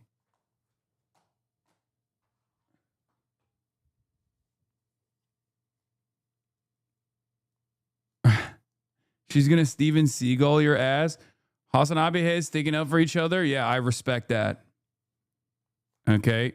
47 cruise missiles on your ass. You said you want to be a big tent, but right now you're not growing the tent. You're moving the tent away from its base.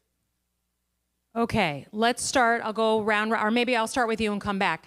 So what I take issue with is someone saying that I took $4.5 million from the pro-Israel lobby that's not AIPAC.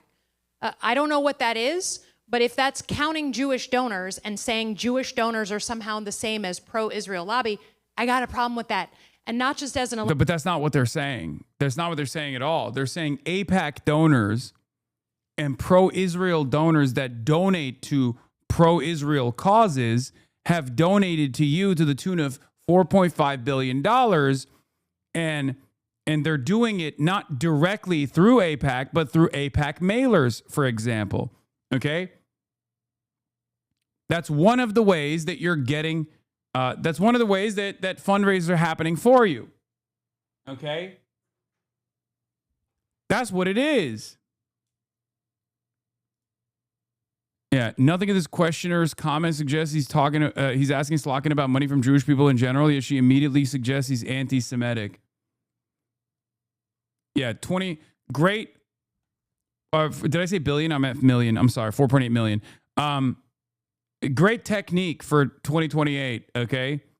If you have ambitions for becoming president, whenever people ask about, whenever people question like what your level of interest is in fundraising from big pro-Israeli donors that are fundraising off of AIPAC mailers, for example, you just immediately say they're anti-Jewish. They're Jew haters. This will definitely increase the excitement around your candidacy. It will certainly work. It's a great message. You know, unrelated, but I think our ambitions are cabinet level, not president. I mean, I could see that. Like she's running for president, so she gets a cabinet seat, right? Like that's what you're trying to say.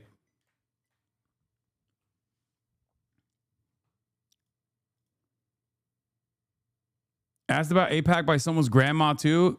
HasanAbi heads are of all different ages. And we'll get you on mic so we can hear you. Anyway, let's finish the rest of Elected this. official as a Jew. So I have no problem standing by that statement. In terms of the progressive wing of the party, look, I don't think there's anyone shoving anyone. Look at the election like in New York City. I don't think we're in a moment where like moderates are pushing progressives out. I would argue that the debate is no longer just progressive versus moderate, right? On that same election night when Mr. Mamdani won in New York City, Abigail Spanberger won in Virginia. Oh, God. Yeah, great. Schumer has still not endorsed Mamdani. Why is she wearing her grandfather's clothes? She's trying to be like me, little bro. That's why. She's trying to... She saw my fit at the Michigan rally and was like, "That's a good fit. I gotta pull off that one. Maybe I'll be able to bring in a large crowd of youths." Mamdani's not going to win in Virginia, and Abigail's not going to win in New York City, and that's okay. That's not true. You don't know that. Why would Mamdani not win in Virginia? What the fuck? All right. And what wins in Michigan isn't going to work in California, or vice versa. My issue is the vitriol of people saying it has to be my way or the highway. So I have no problem with Mr. Mamdani winning in New York City. I wouldn't know how to win there. But I think the thing that the thing I feel about the whole debate, progressive versus moderate, it feels stale to me. The way I see it as a new senator, 1 year in, when I sit in that room with other senior elected senators, it doesn't split down lines of moderate versus progressive. It splits down lines of fight versus flight. Oh, God. Oh, it's so bad. This is 100% Mitch voter coded. What did these centrists say when Plattner wins in Purple, Maine, or when Syed wins in literally her state? Yeah, it's, well, if Syed wins, or when Syed wins, inshallah, they will say, oh, Michigan is blue. Of course that happened. That's what happened. Plattner, on the other hand, is unironically taking out a Republican seat, right? That is unique. That directly as I said at the time when Plattner first said that he was running for office, if you remember, I said there's a lot of excitement around this guy. I like him a lot. People yelled at me. They said I love baby murderers, blah, blah, blah, all the shit. But what did I tell you? Plattner's victory in Maine against the Republican seat single-handedly disproves the Matt Iglesias and the centrist condition for victory. The reason why we must constantly moderate to the center is because, well, God forbid, we got purple districts, we got red states where Democrats need to win, and these progressive forces are fucking up the bag for those guys, okay? It destroys that argument. So I've been waiting for that moment so I can fucking literally rub it in every single centrist face. I've been waiting for that moment, okay? Just you fucking wait.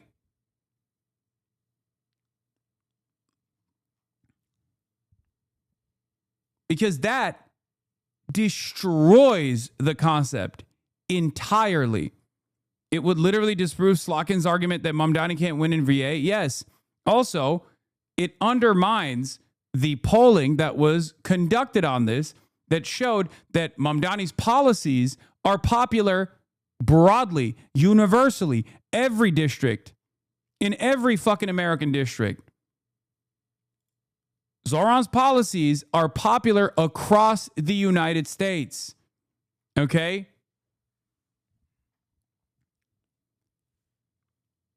That's it.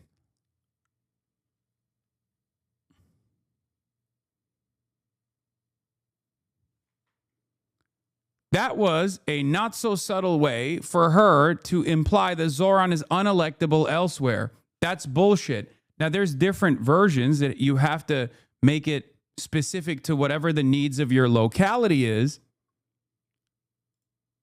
What is this? Your fit here is brazy? Stop. I know. Did you read the article for the lady from No Labels wrote about you on the Hill? No, I didn't. But No Labels has been aggressively doing ad spend on Twitter against me, and then also doing ads against Bernie and also AOC, using me as a cudgel, as a way to like attack them as well. But again, they're No Motion. No Label should be called No Motion. Okay? The fuck do you mean No Labels? Yeah, nobody will read it, but future articles will quote them. Exactly. That's how it works with even the third way guys, right? Bro, we're talking about Texas Democrats having a plus 33 approval rating for the DSA, the Democratic Socialists of America, and a minus 33 disapproval rating for APAC. Okay? This is the age of the internet. The notion that these kinds of policies are not popular everywhere is idiotic, because the same material conditions exist everywhere. What, you think people don't want social housing in other places? They're like, oh, not for me, please. I would not like to fix the housing market. Actually, things are fucking great here. Yeah. Oh no, I love medical debt. I love being saddled with medical debt. Please, more medical debt for me. I hate the notion of destroying the private healthcare provider system that we have. It's fucking stupid. I'm a swing voter, and I personally want to make sure that United Healthcare CEOs continue to turn profit, continue to justify their ginormous fucking salaries by gatekeeping or paywalling healthcare from me. I love that. I want my mother to spend her last days on the phone begging the insurance to cover her chemotherapy bills. Even though she's going to die soon, she doesn't want to leave behind tremendous amounts of debt for her family. That's what I like. Also, that the GDP can go up. That's what I want. Is that what you think is going on in the mind of a median voter? In the mind of a swing voter? What are you, fucking stupid? Are you out of your goddamn mind?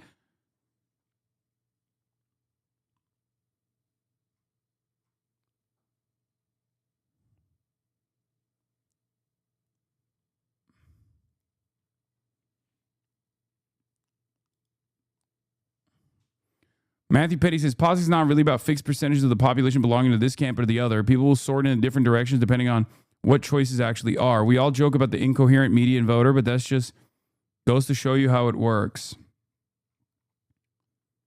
That's true. And the plurality sorts themselves into nothing. Partially because there isn't anything appealing about either direction.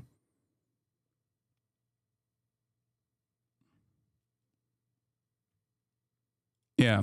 Plattner is running it up on Collins. I know he's got like plus 10 on Collins, according to, yeah, look at this. Collins versus Plattner matchup. Democratic Plattner plus 76, Republican Collins plus 61. Independents go by 20 points to Plattner. This is straight up. You must be devastated. Yes. As a longtime, famously, a longtime advocate of Pills Mafia, I've said that I will stay with her till the bitter end, famously. But all jokes aside, this is obviously in large parts due to the anti-Trump resentment for sure, but it's also absolutely because of left populism. Okay, that's it. It's left populism, 1,000,000%. That's also why I keep consistently saying that it's much harder for left populists, or it used to be much harder for left populists to get out of their primaries, the Democratic primaries, than it is for them to destroy the Republicans. Okay? You put a matchup with like a moderate Republican in a purplish state that is historically a red seat, with a left populist candidate that comes out of fucking nowhere with no background in politics whatsoever as a total outsider, and you see these results. You better not back down, Hasan. The Janistas will never... The Janet series. Respectfully, Plattner, you don't overlook his bullshit unless his platform is popular. No, the things that we consider to be bullshit, red flags or bad... the average Mainer doesn't give a fuck about, okay? As a matter of fact, it probably works for his appeal. Like, the Nazi tattoo for the average Mainer is, they didn't know it was a Nazi tattoo. They believe him. His background as a machine gunner in the Marine Corps, and a 4-tour machine gunner at that, including his brief stint at Blackwater, is either completely irrelevant or a benefit. Okay? Mainers do not have the same considerations that fucking anti-imperialist, Maoist third worlders have. What the fuck are we talking about? I made that very clear from the start to all of you.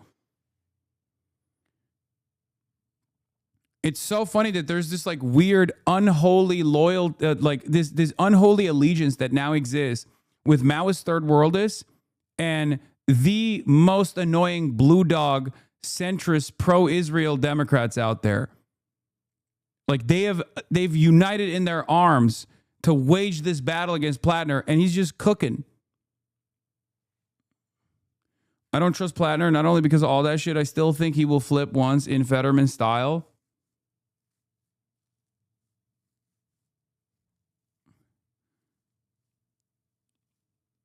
I don't know. I mean, Plattner's passage just screams to be another Fetterman to me. I hope you're right. I'm no Plattner hater, but him not coming on the stream is sus as fuck. I think that the people that are consulting him changed a little bit. Look, I'll give you a little inside baseball, okay? I'll give you a little bit of inside baseball. He's a HasanAbi hit. Yeah, there it is. A lot of these guys still heavily lean in whichever direction their consultants tell them to lean in. Okay. And I think initially, I mean, he was super stoked, right? He was super, super stoked. And then I was very critical of a bunch of things that he had done. Okay. I was critical of his background and stuff like that. And I think they were shy about putting him in front of someone who was going to outleft him, right? Like putting him in front of someone who was going to call into question his background very critically, because he went to a lot of like left adjacent podcasts. I mean, Pod Save America, obviously. And then also on top of that, he went to, he's a big Majority Report fan. And there is no reason for him to come here. Let's be real. He was already cooking. And there's no reason for him to come here and like get yelled at by a bunch of people that are going to call him a fucking baby killer. It doesn't make any sense. So from his team's perspective, I think like it was just like irrelevant. Some of these chatters are going to be full self-destruction when Plattner doesn't have a stroke and actual brain damage induced switch up. They clearly have no idea what happened with Fetterman. Dude would actually be in the hospital since the stroke melted his brain if he wasn't a senator. I know. But I also think, come on, man, you have to acknowledge Twitch left fumbled Plattner straight up. Don't make this about his team. You're not keeping it real right now. Wait, what? Twitch left fumbled Plattner? What do you mean? Michael from Pennsylvania was eating Plattner's dick from day one and very aggressively defending him unconditionally. I was more critical than Michael from Pennsylvania was and was trying to fucking reason with my chatters. Not that it mattered. Ultras were still losing their fucking minds, and they still are to this day. Anytime I bring up Plattner, there's like unbelievable brain disease about who he or what he represents. Okay? But what did I say? Even back then? I said, regardless of my criticisms, I think Plattner's victory will show something very positive. I tweeted it at the time as well. This is partially untrue. Mike critiqued him heavily early on. Yeah, well, Mike's a fucking idiot who had no issue with Plattner and plenty of issues with Cat, so let's be real here. Okay, calm down. You guys are being unnecessarily aggressive here. In any case, I think I had a pretty reasonable take on Plattner. I did not think that he was going to turn into fucking John Fetterman. I said that there are some significant red flags in his background, Blackwater being the most consequential one. And then the Nazi tattoo, I was like, holy shit. Paired up with Blackwater, it's a little ridiculous. However, what did I tell you at the time? That the most likely scenario here is that he actually did fucking trip on mushrooms and Majority Report, his Majority Report fandom, specifically Michael Brooks fandom, according to his own Reddit journey, most likely bricked his consciousness entirely and flipped his mentality on this stuff almost completely.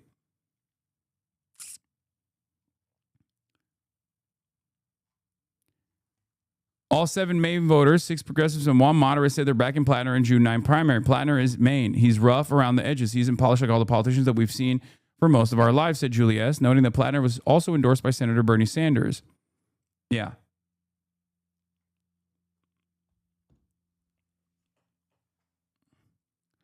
Also, my major thing was Medicare for all and anti-Israel, like anti-genocide. You come out of the gay swinging against Israel, especially when he started, because a lot of people forget. When Graham Plattner was anti-Israel, it was nowhere near as favorable, okay? A lot of people have recency bias, and we always analyze and interpret things with today's lens, okay? When Zoran Mamdani came out and said, I'm not going to Israel, I'm the mayor of New York, I'm going to stay in New York, that was a brave moment for him, especially considering that most politicians were not saying that and absolutely would have shied away from saying that. Maybe Plattner doesn't want to be called anti-Semitic by going on the HasanAbi broadcast. Yeah, that's what it is. The guy with the Nazi tattoo is worried about being called anti-Semitic.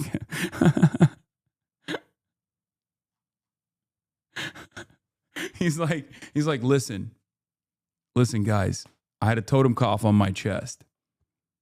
Okay, I had a totem cough on my chest, but this HasanAbi guy, I mean, he's something else. We don't have many Jews here in Maine, yeah, except for Graham Plattner's wife, who is Jewish. And Graham Plattner's brother-in-law, from what I understand, that is like one of the actual red flags. Graham Plattner's brother-in-law was not only in the IDF, but also fucking straight up is like one of the security consultants or whatever But I still believe that his perspective on this is sincere. Oh, God, I shouldn't have said that. Now all the schizos are going to fucking lose their minds.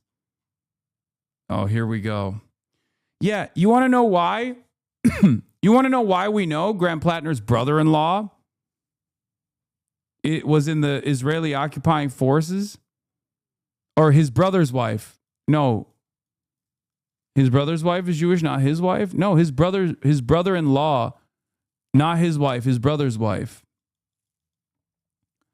Okay, sorry. His sister-in-law. Wait, his brother-in-law was in Gaza, no? Okay, you want to know why we know that, for the record? His brother-in-law was literally in the IDF. You want to know why we know that? Because Jewish Insider leaked it. Okay? His wife's brother, not brother's wife. Yeah, his wife's brother was in the IDF. His wife is Jewish. And his wife, Graham Plattner's wife is Jewish, and Graham Plattner's wife's brother was in the IDF. Okay? Not only that. Wait, oh, hold on. I got to get the door.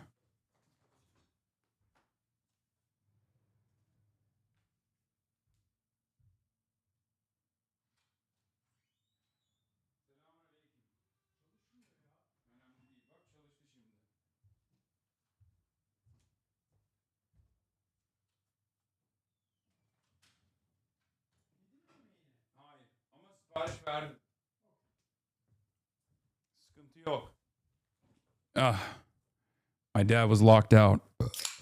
Okay, so as I was saying, why would the right plant Plattner have Collins already controlled opposition? Yeah, because it's not real. The fucking the plant accusations are stupid.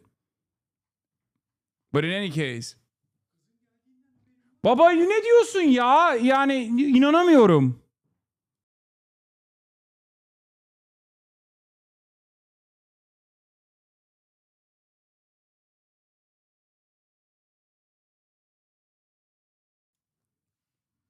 Sorry, he was about to say something crazy.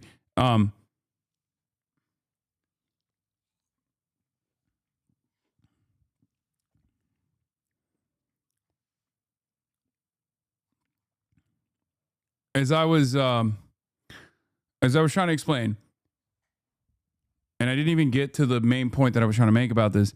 Graham Plattner's wife, as far as I understand, is Jewish. His brother's wife is Jewish. His stepbrother was in the IDF, and the guy he was pictured with, oh, his brother's wife is Jewish. Okay, I thought his wife was Jewish. Okay, regardless. The reason why we know that his stepbrother was in the IDF, or like someone connected to him directly is in the IDF, is because Jewish Insider wrote about it. Jewish Insider, with a full knowledge, Jewish Insider, Seth Fransman, this is the guy, okay? This is the dude. Jewish Insider, knowing how bad Israel's approval ratings are, leaked this, okay? They tried to attack the anti-Zionist candidate by affiliating him with Israel. Jewish Insider was the one that broke this story. I'm going to repeat it one more time. My number one op, whatever his fucking name is, the guy at Jewish Insider that always writes articles about me, that writes hit pieces about me, was the one that wrote this story about Plattner, associating him or claiming he had ties with Israel because they know that it would make people go fucking insane. And guess what? It worked. It fucking worked. There were a bunch of fucking people that saw that and lost their fucking minds. Okay? There were a bunch of people that saw that and were like, oh my God, this guy is definitely like a spy or something. Not understanding the concept that like your relatives are not indicative of your own positions, okay? Your relatives do not determine your positions. Many chatters don't understand that they might have immediate relatives that they disagree with vehemently. And yet they can never apply that to someone once the conspiracy. What is this? Plattner talked about his wife, the brother on the Michael Brooks on a call on the show before. Shut up. That's not a clip of Plattner. That's me talking to Michael Brooks. You were right about MAGA hating the Trump post. Trump's followers on Truth Social are extremely upset about his attacks on Candace Owens, Megyn Kelly, Alex Jones, and Tucker Carlson. I'm always right. I know hogs better than I know my own damn self. Okay, if there's one thing that I know that is hogs, I am the hog whisperer. I am the hog wrangler. Please. I basically have, dude, this is why I say I am Dr. Jihad and also have a PhD in racism. Okay, what do you think the minor was? My dissertation on my PhD, my thesis that I had to defend was on hogs. Okay, I know my fucking hogs, baby. Don't come at me like this.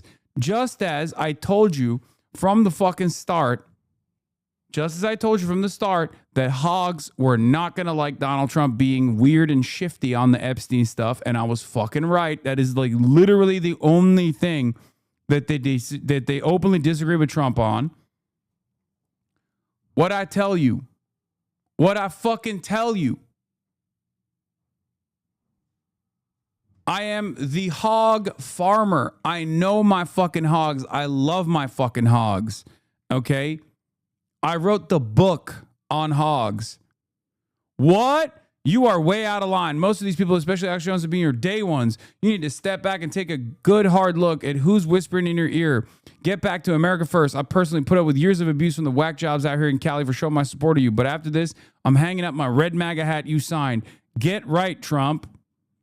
Trumpy is mad that the people who believed and spread his campaign lies don't believe him anymore. What a deranged lunatic. Okay, well, that's a libtard. That's not a hog.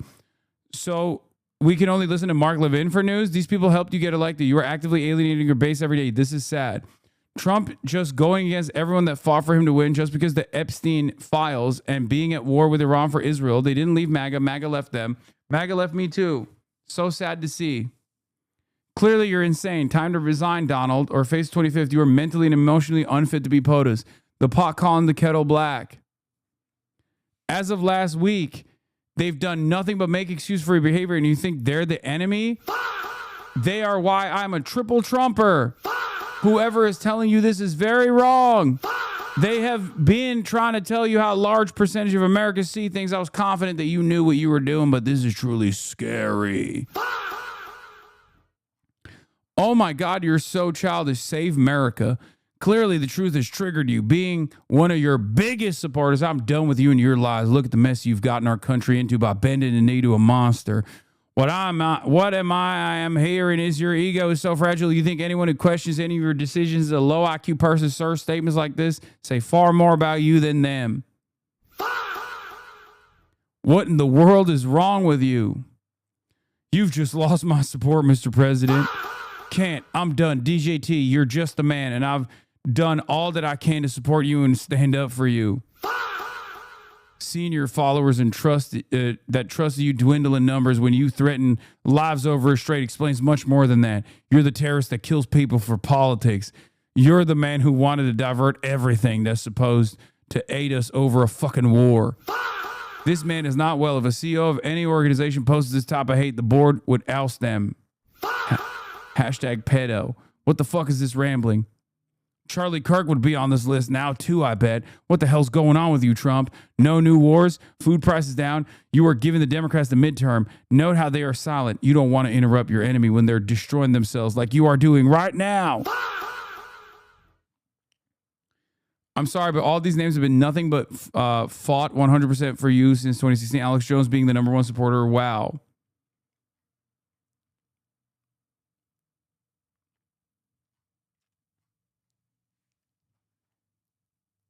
I'm telling you, man. I'm fucking telling you, Groypers are mad too. Of course, Groypers are always mad.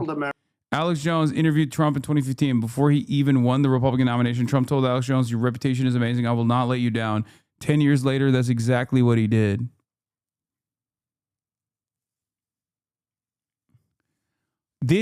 Look, piglets care nothing but the slop. Okay? What do I always tell you? Take Americans' treats away, and you will have a revolution. Okay? And the thing that a hog cares about as far as treats goes is their consumption. What Donald Trump doesn't understand is that what he did right there is basically like saying, I'm doing a soda ban. Okay? I'm doing a soda ban specifically in red states. Y'all have gotten too fat or something. Okay? You can't do that. You can't do that. You can't fucking go after some of the biggest fucking dick riders of your administration so publicly, so openly.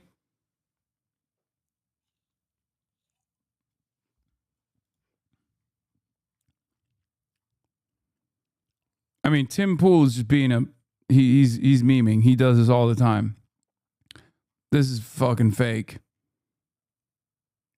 Tim hates Candace Owens and most of these other guys. He wants desperately to be a regime defender.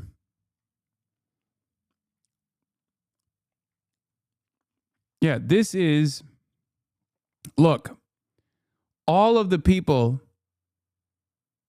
that he's shitting on here are people, especially Candace Owens, Alex Jones, Tucker Carlson, even Megyn Kelly to a certain degree. Like, these are people who rode hard for Donald Trump. Okay? This is and they have, fairly sizable audiences.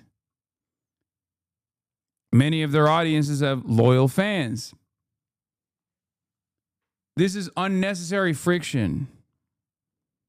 This is unnecessary friction that he's caused in his own base. There will be people that will look to this and go, that's fucked up. This might be a bridge too far, Mr. President. I was with you all the way. I thought maybe we were winning and we were winning and we were winning hard. But now I'm beginning to think maybe we're not winning at all.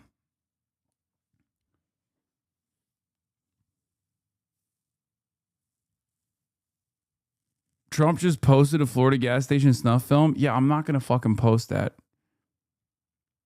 Marjorie Taylor Greene to CNN. With Congress out of town on recess once again right now, we really didn't hear the Republican leadership. It is pretty wild that CNN will, on the one hand, say that I have morally repugnant worldviews, but then Marjorie Taylor Greene is fine.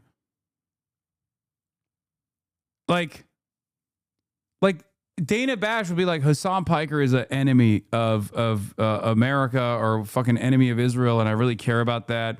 But also, here's the Jewish space lasers lady. Like, I mean, she's anti-Israel too, but I guess it's like in a more palatable way. The White House Correspondents' Dinner invited Clavicular. All these journalists will have dinner with him. Wow. The Heil Hitler guy. No way. No way. Clavicular will be hitting the White House Correspondents' Dinner party circuit per the Breaker newsletter. That's crazy.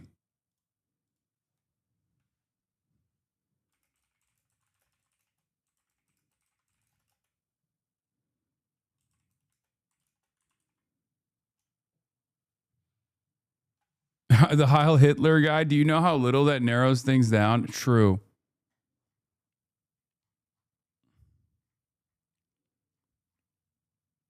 I hope he mogs Dana Fash and Jake Tapper. They will only platform people who are anti-Semitic, anti-Zionist.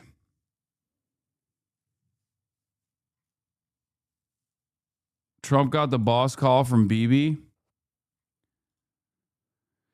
Wait, is this new? We already saw this report. Netanyahu called Trump and the U.S. position on Lebanon changed. Multiple diplomatic sources told CBS News. Yeah, this is an old clip that they put a package with this. I read this already.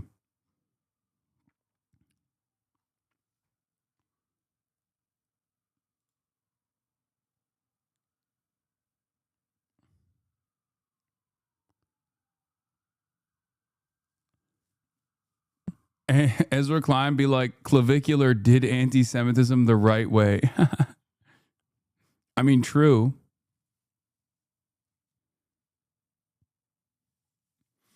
I mean, it's not wrong. It's true. It's real. Show us the chicken. Chicken's out on a walk right now.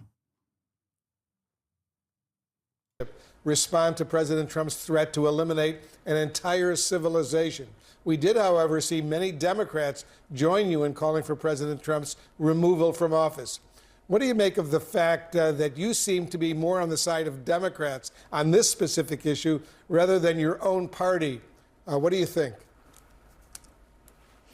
Just to be clear, Wolf, I'm not a Democrat, so I want to make that clearly known. None of my positions have changed. But I think I'm one of the few honest Republicans willing to talk about it. Everyone else is just afraid to speak out against the president because they're terrified of having an ugly truth social post dropped on them or a primary challenge like what's happening to Thomas Massie, supported by dark money from billionaires that don't even live in Thomas Massie's Kentucky, the 4th District of Kentucky. That's what other Republicans are terrified. So they won't speak up. They're cowards. And I really have to call out the speaker, Mike Johnson, who calls himself a Christian. I don't know how he can stand by those words. That's what was so offensive to me. Any Christian serving in Congress or serving in the Senate and serving in the administration really needs to take pause and ask themselves, as a Christian, do you really support the president calling for the annihilation, calling to wipe out an entire civilization of people? And I don't think you should, because that's not what Jesus said, and that's not what Christianity is all about. In fundraising calls, she said dark money from Jewish billionaires, by the way.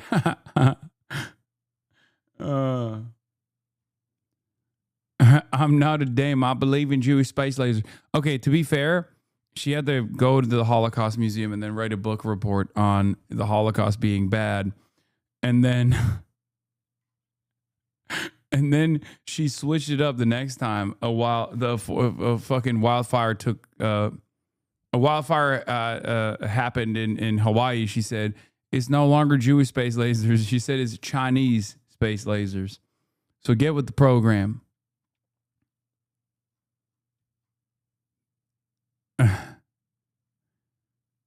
Who made her write the book report? I think it was Congress. Bombshell Melania's story dropping soon, allegedly. Yeah, I think so too. They made her ass write about the Holocaust like it was 9th grade English class. Yep.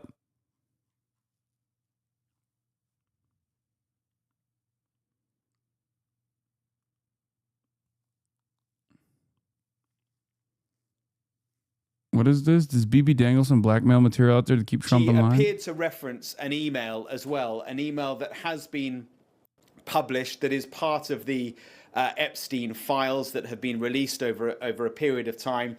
It's an email, I believe, from October 2002, an email that she is alleged to have written to Ghislaine Maxwell, the partner of Jeffrey Epstein. It's an email in which she writes to Ghislaine, "Dear G, how are you? Nice story about JE in NY magazine. You look great on the picture. I know you're very busy flying all over the world. How was Palm Beach? I cannot wait to go down. Give me a call when you're back in NY." Is a resurfaced email from the January 2026 file drop? Yeah, this doesn't make sense. Like, there's nothing. I mean, we know Melania's connections to Jeffrey Epstein. I don't know why it's like being reported as though it's like new information. So I don't. This isn't like new information. I don't know. I guess they're speculating. They're maybe speculating as to why, or Benjamin Netanyahu is floating it around. It's because of her statement? No, I know, but there isn't any new information that has come out.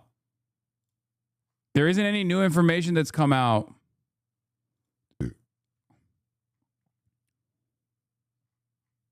I could see them using the Epstein files as a distraction away from the Iran defeat.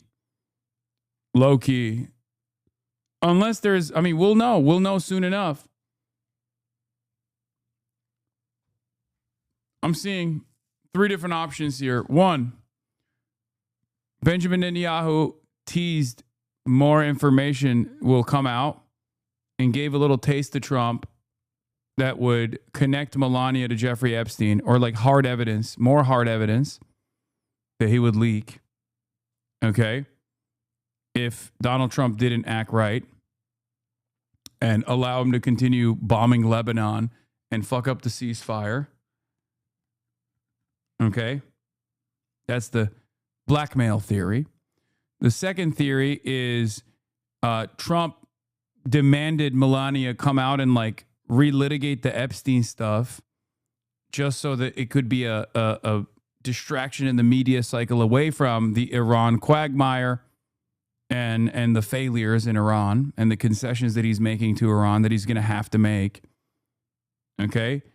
And three, somehow there is like a massive story that's about to come out about Melania, and they can't control the release of it, so they're trying to get ahead of it. And you know, she did this on her own. And the massive story is not coming from, you know, Benjamin Netanyahu or anything like that. It's just coming from somewhere else.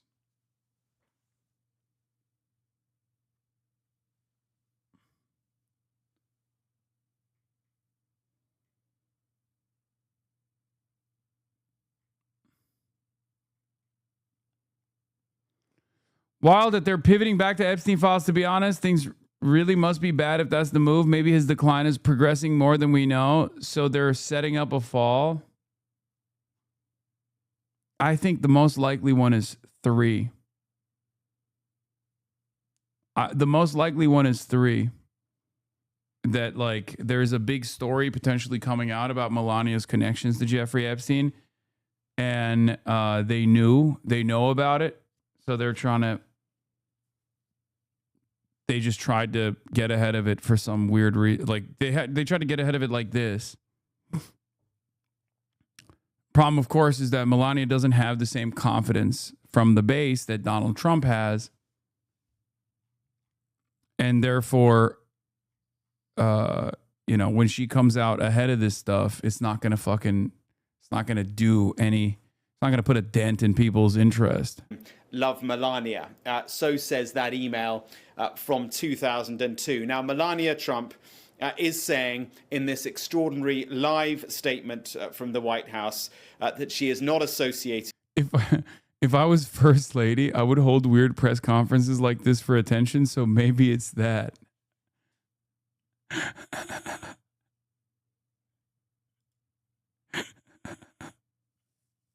Okay, 4.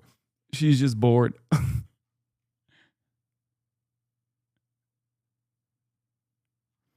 With Jeffrey Epstein. She never has been. She never went on his aeroplane. That he had no part in her being introduced to her future husband, President Donald Trump, essentially totally disassociating herself with Jeffrey Epstein. So a quite. Trump said he had no idea she was doing it. Every time Epstein has been brought up, he pivots to who? Oh, I have no idea. I know. That was also crazy. He was like, oh, I'm too busy doing president stuff, which is, of course, taking Benjamin Netanyahu's phone calls. That's what I'm doing. That's what president stuff means nowadays. When you just like are dropping everything when you're dropping everything so that you can be at his beck and call. Anyway. Disavow Janet Mills King? I will never. Till the day I die. I'm a Janet Sari. Through and through. This is my president, Mr. and Mrs. Met. Meet New York City Mayor. This guy's doing fucking side missions every day. Have you seen this pre-October 7th absolute Janet Mills banger on Israel? That's what I mean. That's why she's the real one in this race. That's the real anti-Israel ticket in this race, not Graham Plattner, who will definitely turn on Israel.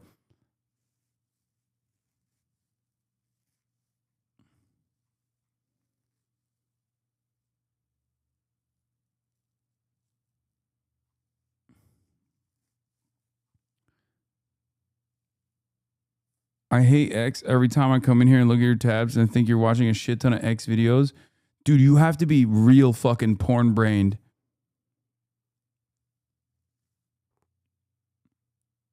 You have to be unbelievably porn brained to think that X still stands for X videos at this point. Come January 2027, we'll have the most promising young senator of the millennium. Yeah.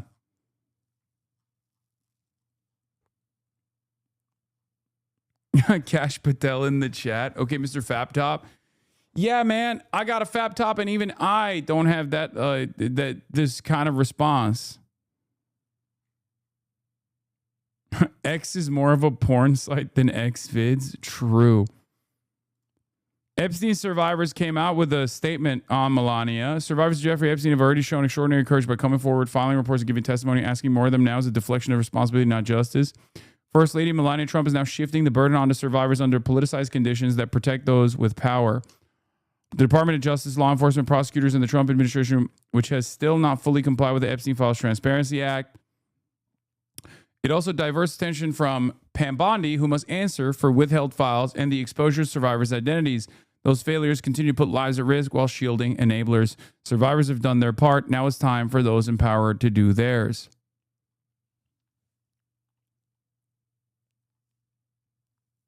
I see that.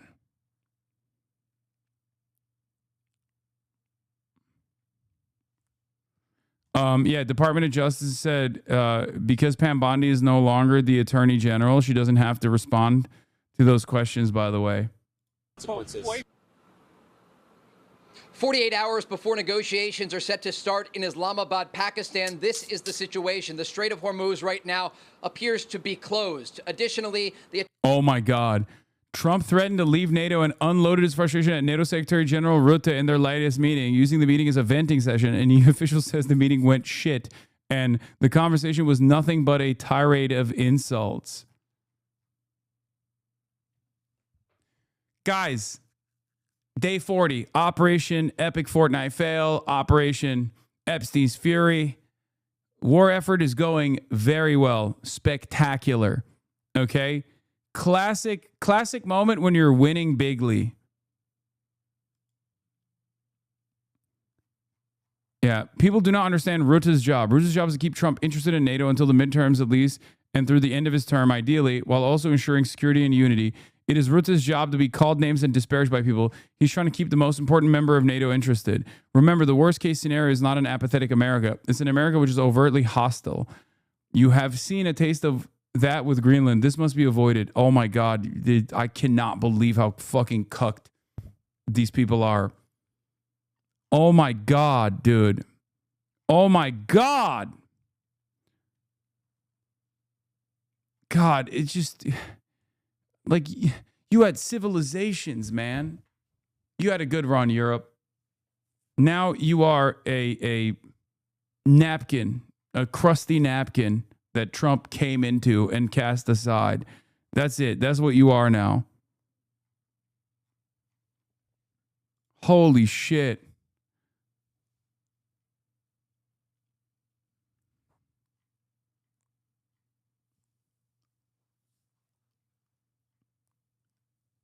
Unbelievable.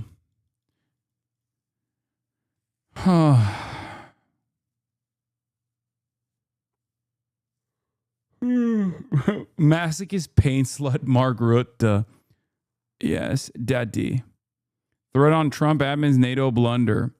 Trump's tantrum versus Europe NATO over Hormuz is actually a major failure of fundamental animating belief for him and his admin. that immensity of U.S. military might and economic size means soft power, diplomacy, reciprocity are irrelevant, and the U.S. can do whatever it wants. But in fact, the entire war versus Iran, and in particular Trump's inability to reopen the Hormuz, subsequent begging of allies to help, and his upset when they refused, shows his assumption was as absurd and wrong as it seemed. Turned out U.S. military power had stark limits to what it could achieve alone, including simply win a war. Trump had to ask others for help, and his boorish rejection of what seems like nebulous, touchy-feely concepts like relationship building and consensus meant all his allies abandoned him when he did, in spite of the economic heft and political importance of the country he was leading. Point to this incident next time someone dismisses the importance of soft power and diplomacy to the U.S. as some kind of airy-fairy nonsense. So, this is both wrong and right. It's correct. Obviously, it's important. Soft power is very important. But the reason why the European allies are saying no to Trump is not because of fucking Trump's lack of soft power. The reason why European allies are saying no to Trump is because if Iran is crazy enough to fight against America and win, what good is a European carrier going to do? Like, it's you might as well ask the UAE for help, you know?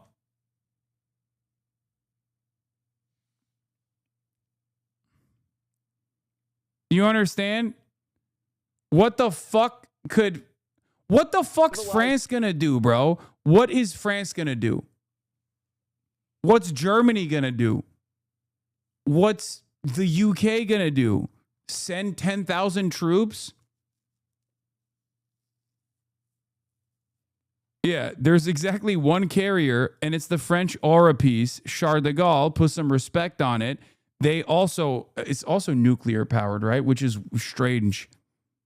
It's a nuclear carrier, right?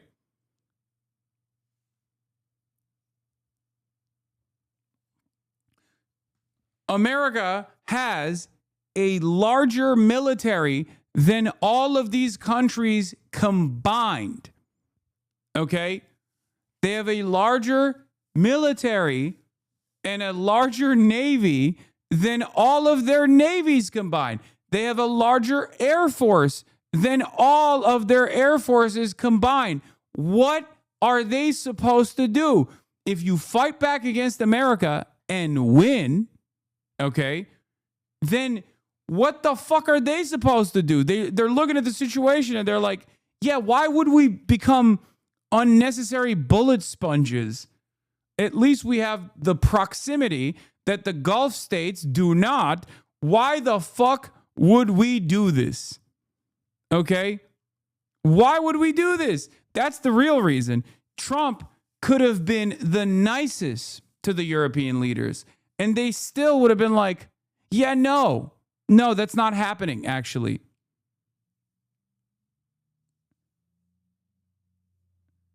Europe benefits from not being the same distance to Iran as like the GCC is. Yeah, breaking. President Trump has set a deadline for European allies to provide concrete military support to Strait of Hormuz, including the deployment of warships, Der Spiegel reports. NATO Secretary General Mark Rutte informed European countries that political pledges made since the start of the conflict are no longer sufficient. The ultimatum was relayed by Rutte after his meeting with Trump in the White House. Oh my God. Just hold out. It's so funny. It's like Israel is dominating Trump into making stupid decisions, and then Trump is trying to dominate the European vassals. This is so fucked. All it takes for everyone to just stop all of this is to say fuck off to Israel, okay? You guys are insane. Everyone is insane. Oh my God, Eurocucks. I don't understand why Europeans are so reluctant to just send 2 fucking ships to the Strait and keep Trump happy, because they're risking the U.S. leaving NATO, and we all know Europe alone against Russia isn't looking good. I'm saying this as someone who lives in Europe. Wait a minute. Hold on. I thought the Europeans were saying we're fine without Trump. We'll defend Ukraine on our own. What happened? Hold on. Wasn't that the flex mode that Keir Starmer was like, we're going to deploy our troops to the Ukraine to defend the Ukraine? And then Macron was also entertaining sending troops to Ukraine. What happened? What the fuck happened? Some inside baseball. The Charles de Gaulle is very old and outdated and suffers from maintenance issues all the time, and France currently does not have the means to replace it. Oh.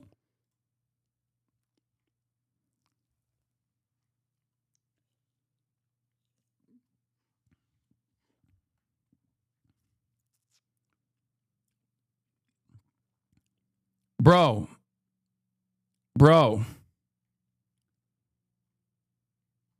This is so stupid. The reason why the Europeans have said no thus far is because this will cause unbelievable domestic problems. Any European leader right now that wants to maintain democracy, really, not just like their power, but just like the democratic process in general, has to be more responsive to their to the demands being made by their populations. Okay? We're now on year 3 of Israel's genocide. Good luck. We're on year 3 on Israel's genocide, and Europe already has had a fuck ton of inflation with energy because of Russia. And partially because America was like, you can't use Russian oil and gas any longer. You have to get it from us. And it's, of course, much more expensive. Put 3 years of Israel's genocide on top of that, and people saying, what the fuck are we doing? Stop letting this happen. This is insane. Why are we sending weapons to Israel? Now add on top of that an additional, what? Debbie Dingle. What? I get a distinct sense, judging from the hyperventilating comments on this app today, that some Michigan centrists are panicking somewhat, as Dingle is. As a friend put it to me in a text, Hasan curious. Why wouldn't she be? I'm a, fairly prominent fixture in the Democratic Party's politics for years at this point. I think people, I know she was at the Abdul event. I think people legitimately think,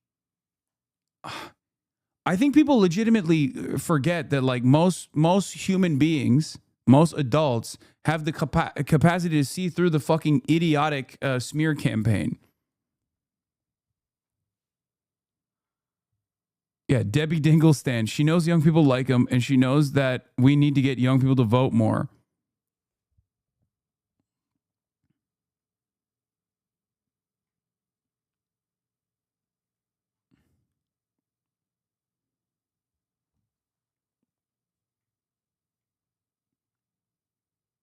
Can you watch DCDSA's new show? No, chatter. I'm sorry. I love the Democratic Socialists of America, but that's not happening, okay? That's not.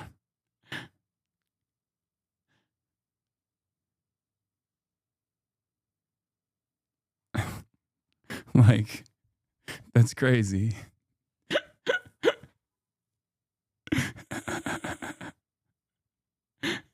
Hey man, can you watch the Metro DC DSA clip that has 400 views? It's crazy. Fuck you, man. Come on, man. That's crazy. We're doing something right now. Tough crowd. No, I look. I love you guys, and I hope I'm glad that you're doing some media. That's great. I'm fully in support of it.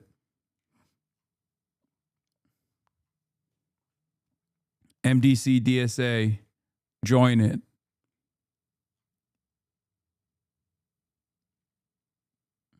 Sex Pest panel called all of us Hasan viewers as tankies who will never vote Democratic, and Hasan only supported Zoran after he won the primary. Wait, what? I only supported Zoran after the primary. Why the fuck did I go and boost him before the primary? I love that these guys have to constantly lie about everything. They were the ones who didn't support Zoran at all because he was aligned with me. That's a very funny moment. That's a very funny myth-making moment for them.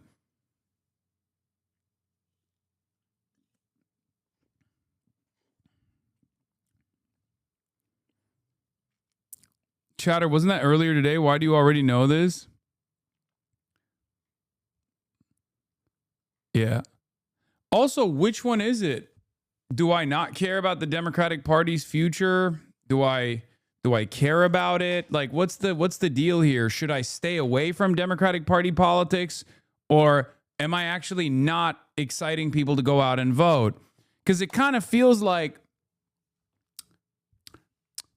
weirdly enough, it just feels like for the years and years, these guys were like, Hasan, you're not fucking door knocking. You're not doing enough initiatives to prop up candidates. I was, and now I'm doing it even more aggressively than I ever did, and more publicly than I ever did. And now they're yelling that I'm campaigning with Democrats. And now they're like, don't campaign with Democrats.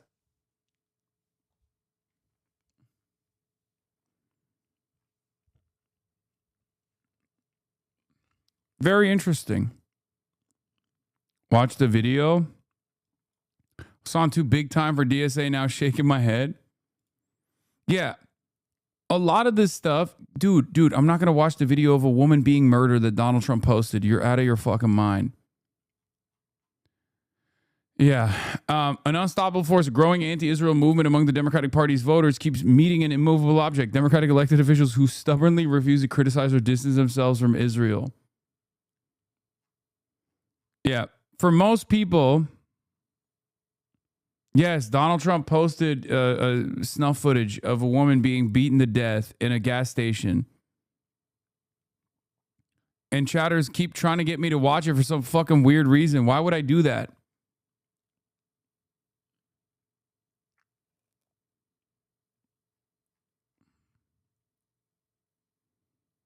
Thoughts on Cody for some more news? That's my goat. Love him. Been a big fan of his. We've collabed in the past. Why did he post that? Bitch, you think I know why Donald Trump posts anything? What are you, crazy? Brother, even Trump doesn't know what his next move is. And you're asking me what his next move is?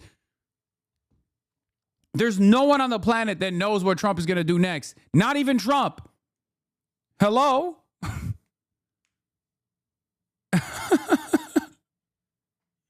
Bro, he's demented. It's been 40 days. I'm a doctor of racism, and I have a PhD in racism, and I'm the doctor jihad, okay? I do not know anything about dementia. I'm not a neuroscientist. And I'm not even sure a neuroscientist will be able to figure out what the fuck's going on with Trump anyway. Oh, yeah. Yeah, Project Liberal. You don't actually believe this. If you do, you're incredibly fucking stupid. Yeah, Hasan's objectively worse. Thinking Hasan is objectively worse than a literal Nazi makes it seem like you're probably a Nazi. Yeah, and thinking Hasan isn't a violent, dangerous piece of shit with more reach than whoever the fuck Nick Fuentes is makes you look like your career died when crack died. Maybe you should shut the fuck up or ask Daniel to write your jokes again. Whoever Nick Fuentes is, so you're not just stupid, but dishonest. Rhetoric is the term, but I suppose you're fine with Hasan shows women news without consent. Piker using it. Wait, again, Destiny fans are so fucking psychotic. They just openly and flagrantly lie, and you can tell that's a Destiny fan because he's lying in the direction of something Destiny has done. I swear to God, Destiny could go and like kill someone, and they'd be like, Hasan did a murder too, actually. How do I know? I made it up. Yeah, siding with Nick Fuentes over me, and also on top of that, just lying about shit that he has done that I'm not even bringing up, by the way. Like, it's his own fucking world. It's his own problem. And then anytime he gets into fucking shit, anytime he gets into some dumb nonsense, some heinous thing that he's done, his fucking fans will literally turn around and be like, well, no, Hasan did this too. And it's like, no, I didn't actually. I did not. This is what D-fans think on the subject. Who's more gettable, a Fuentes viewer or a Hasan viewer? If you want an idea of our Twitch poll, liberals' discourse has descended. Wick TV's audience, mostly DGG and or DG sympathetic, think Fuentes viewers are more gettable for Dems than Hasan Piker viewers.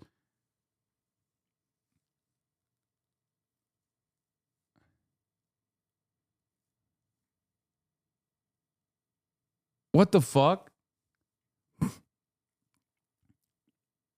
They're fucking trolling, man. No, I think they sincerely believe it. They're dude, it's a cult. It's a sex cult. In their defense, D was very successful in converting a lot of his audience to Fuentes fans.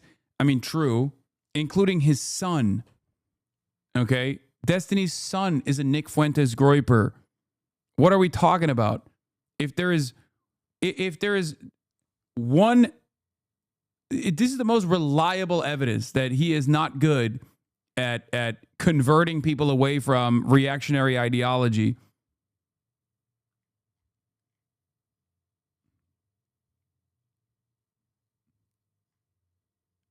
They're debating on if you should be platformed as if they have a say in the matter. That's awesome.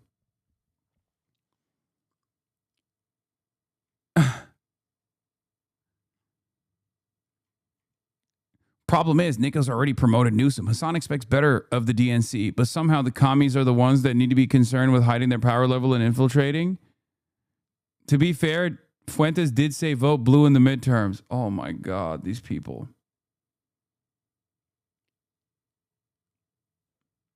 Bear in mind, your one ask of Kamala to door knock was move left on the genocide? Yes.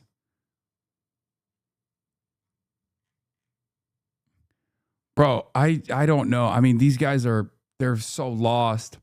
It's so funny because it's so unbelievably unproductive. Okay? It's so unimaginably unproductive to just like only be at the mercy of one weird sex pest freak and at the mercy of his own whims and at the mercy of his own desires and his own selfish vendetta, while simultaneously assuming that you're doing anything. You're like moving anything politically. It's crazy. And these guys literally, their lives fall apart in advancing the agenda of one person. What is this? Brilliant. Yeah, this is Trump. If you don't know what you're doing, neither does your enemy. DSA selling merch off your Laura Loomer photos. Thanks for the free promotion, Laura Loomer, because you creeped on us on the Hun. More people are learning about socialism and how cool we are. Get your own hat at Shop Socialist. Okay, fine. Fine, I'll fucking promote it. Doors open.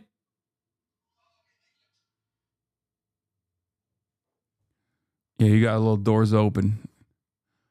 I know you wanted a taste of that doors open. And you fucking got it.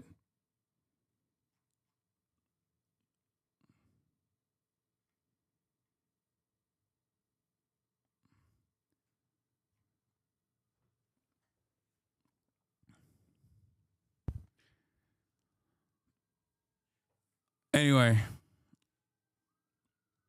20 seconds in, he's trying to use DSA allies, Zoran and AOC to fundraise. Who is that? Digital Ground Game? Who is this? You guys need to come to the awesome stream that we're going to... The fuck is this? Bro, what are we doing, man? What are we doing? Why are you showing me this shit? I don't give a fuck about what this guy's doing. Why are you promoting his fucking slush fund?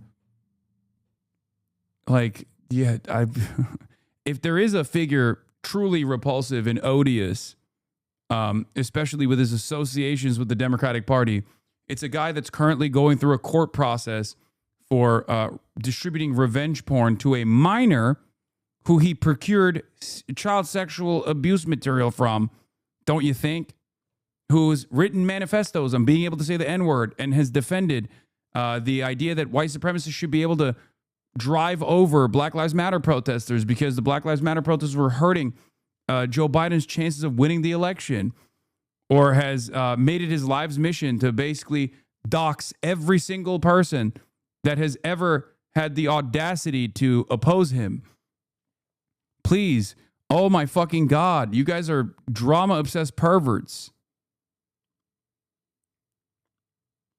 A guy who spent the last 3 years defending Israel over and over again, nonstop. A guy who literally went on a fucking paid propaganda trip to Israel and is floating the idea of going on another paid propaganda trip to Israel now.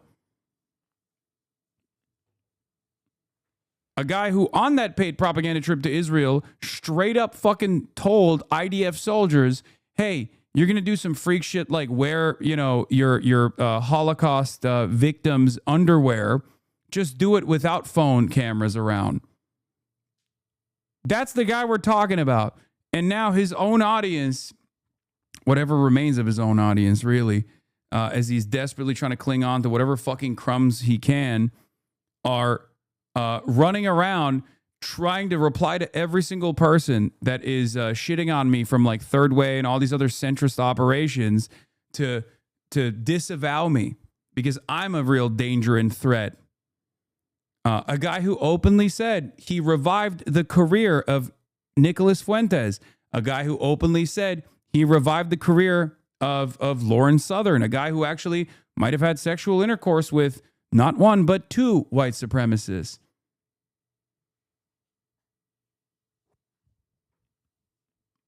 Please stop sending me shit from this fucking loser. Jesus Christ.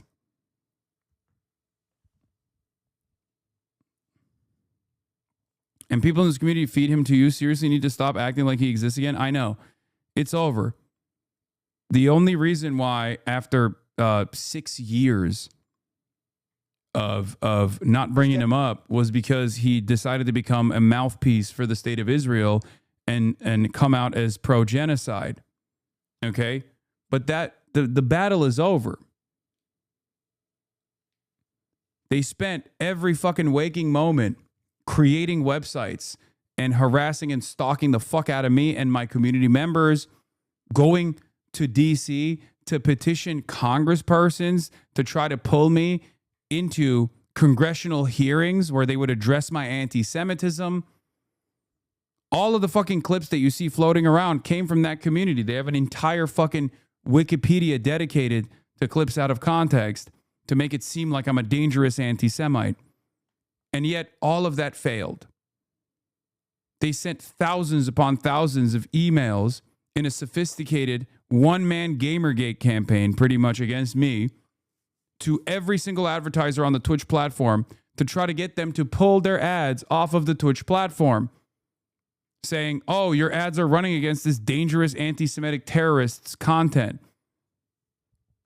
It failed. Look at how far the conversation has shifted.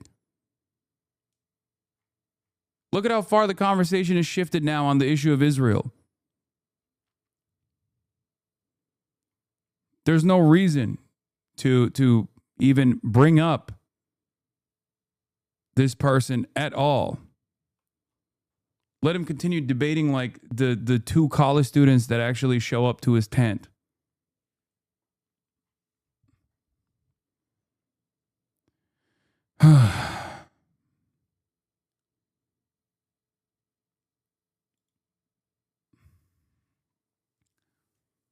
Look at this. Oh, Apex. The same Rokana who pushes to include Hasan Piker in the party is making the case to exclude millions of Democrats from the party. APAC and our millions of Democratic members will never give up on our rights to participate in the democratic process. What a fucking incredible endorsement, dude. At this point, I'm just going to straight up only retweet APAC tweets whenever they shit on me because it's awesome.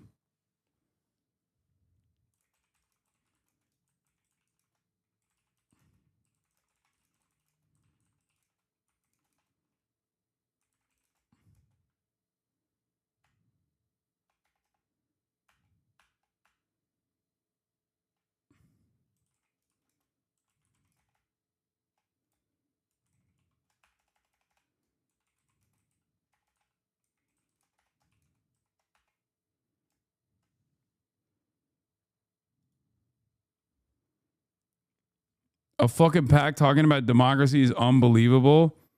Yeah. Have none of them realized they only helped you? I think they kind of realize it, but there's these two dueling interests here. On the one hand, they probably realize that they're repulsive, and therefore, whenever they boost me, it actually invites more attention to what I'm doing.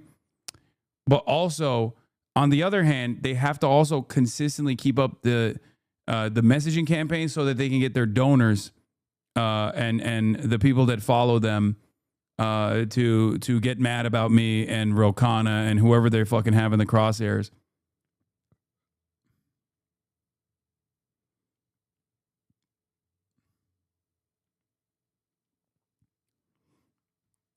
Let's see. And you're wearing a hoodie. So go figure, Senator. Yeah, I mean, I don't listen to me about fashion, but I think more Democrats should listen to me and say be on the right side of history and holding Iran accountable. And if you have to pick a side, pick our side, pick civilization, pick Israel.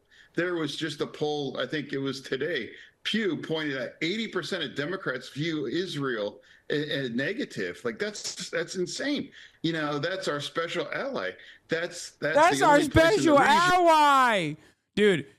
John Fetterman, yeah, draw a clock challenge. But also, John Fetterman coming out and saying this stuff has the exact same effect as AIPAC. Sir, I urge you to keep posting that shit, okay? It's fucking awesome. I love when he does this shit. Again, a reviled figure. Also, the best communicator. And that has the kind of values and the kinds of way that we live and what we want here as a Democrat. How is that possible that 8 out of 10 view Israel in a negative thing as Democrats? Yeah, he's just fucking crying about the voters at this point. Anyway, let's Atomic continue. Energy Chief for Iran says that they will continue to enrich uranium in direct contradiction to what President Trump said yesterday. And just moments ago, Iran's President Masoud Pezeshkian said the negotiations will be meaningless if the Israelis continue their operation against Hezbollah. Guys? Yeah, Trey, the president also said in that same statement, according to Reuters, we will not abandon the Lebanese people. So, I mean, the deal is over before we even start. Look, the Iranians are known for not being good faith negotiators, and this is the challenge for the Trump administration. We heard yesterday Caroline Leavitt, the press secretary at the White House, laying out the U.S. plan to send a top-tier delegation to Islamabad, led by the Vice President, J.D. Vance, with special envoys Jared Kushner and Steve Witkoff, to try and get a deal done. The president, once again, is extending an olive branch to the Iranians, an off-ramp in this conflict, understanding that there are still more than 50,000 U.S. forces in the region that at a moment's notice could start firing again if ordered by the president. And once again, the Iranians do not appear to be taking this very seriously. There's a very clear agreement here, and an updated agreement, we are told by U.S. officials. The points that the Iranians were putting out over the past 2 days were described to me as propaganda. They're trying to spin the negotiators ahead of these in-person talks in Pakistan. And so what we know here is that the commitments the Iranians made are not being adhered to ahead of these conversations, and it does raise serious questions about if they are willing to make a good faith agreement. But the president, in that post on Truth Social overnight, was very clear. The U.S. military remains prepared to respond if Iran wants to play around and not create a solid deal to end this conflict. It wasn't the whole point of this ceasefire to open up the Strait of Hormuz. Now they're saying, Iran's foreign minister saying, okay, we'll let you pass through safely if you coordinate with Iran's armed forces and you take certain routes. But they don't have the ability to tell people to do that, because that was the whole point of this. No more firing rockets into Iran if you open up the strait. But they haven't done that, Trey. It's a dangerous game, and they don't really understand who they're dealing with here. The president is a deal maker. He's someone who, even when we talked about the negotiations, was very clear. He sees the horizon here. And again, he is giving the Iranians a chance. But if they already are going back on parts of the deal, it will be interesting what they say behind the scenes. Oftentimes, the Iranians in public will try to negotiate with the press, or they will try to put out statements that make their side look more favorable and then make concessions behind the scenes. That is very possible. That's happening right now. We have to simply wait and see what comes out of these conversations in Pakistan on Saturday. But if the Iranians are still pledging to enrich uranium, if they are unwilling to open the Strait of Hormuz, and if they are still trying to support regional proxies like Hezbollah, we are looking at a situation where the region is likely headed back into war. Yeah. Trey, the last thing would say, if the president had a battle plan, a war plan to take back the strait, I assume this is what the pause could be about, getting ready for that moment, because we cannot leave this conflict with the strait in the hands of the Iranians. If you take international waters and allow any one country to take control over it, you realize the message it sends to other countries around the world, like China. Yeah. Absolutely. Except that message has already been sent, right? So kind of that's already happening, you know? I'm Brian Kilmeade. I'm just saying. Absolutely. And if we've learned anything from Operation Epic Fury, it's that the Trump administration is preparing and has contingency plans in place for a variety of options. So while the Iranians are talking, the Americans are preparing. And again, this speaks to the advantage that the United States has, not just at the negotiating table, but also on the battlefield. The Iranian military was decimated over the past 40 days. The United States and Israel took out the production lines that make the drones and missiles that the Iranians are using and used over the past 40 days against regional countries and U.S. forces.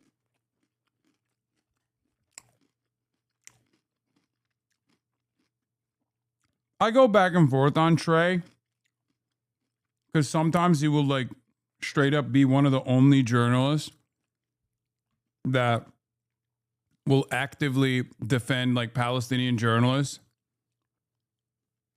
But it's pretty funny because he's talking a big game for a guy that is literally in striking distance. Okay? My man, you are in Tel Aviv. What the fuck are you talking about? You literally at any moment could be on the receiving end of this supposedly deteriorated Iranian strike capability.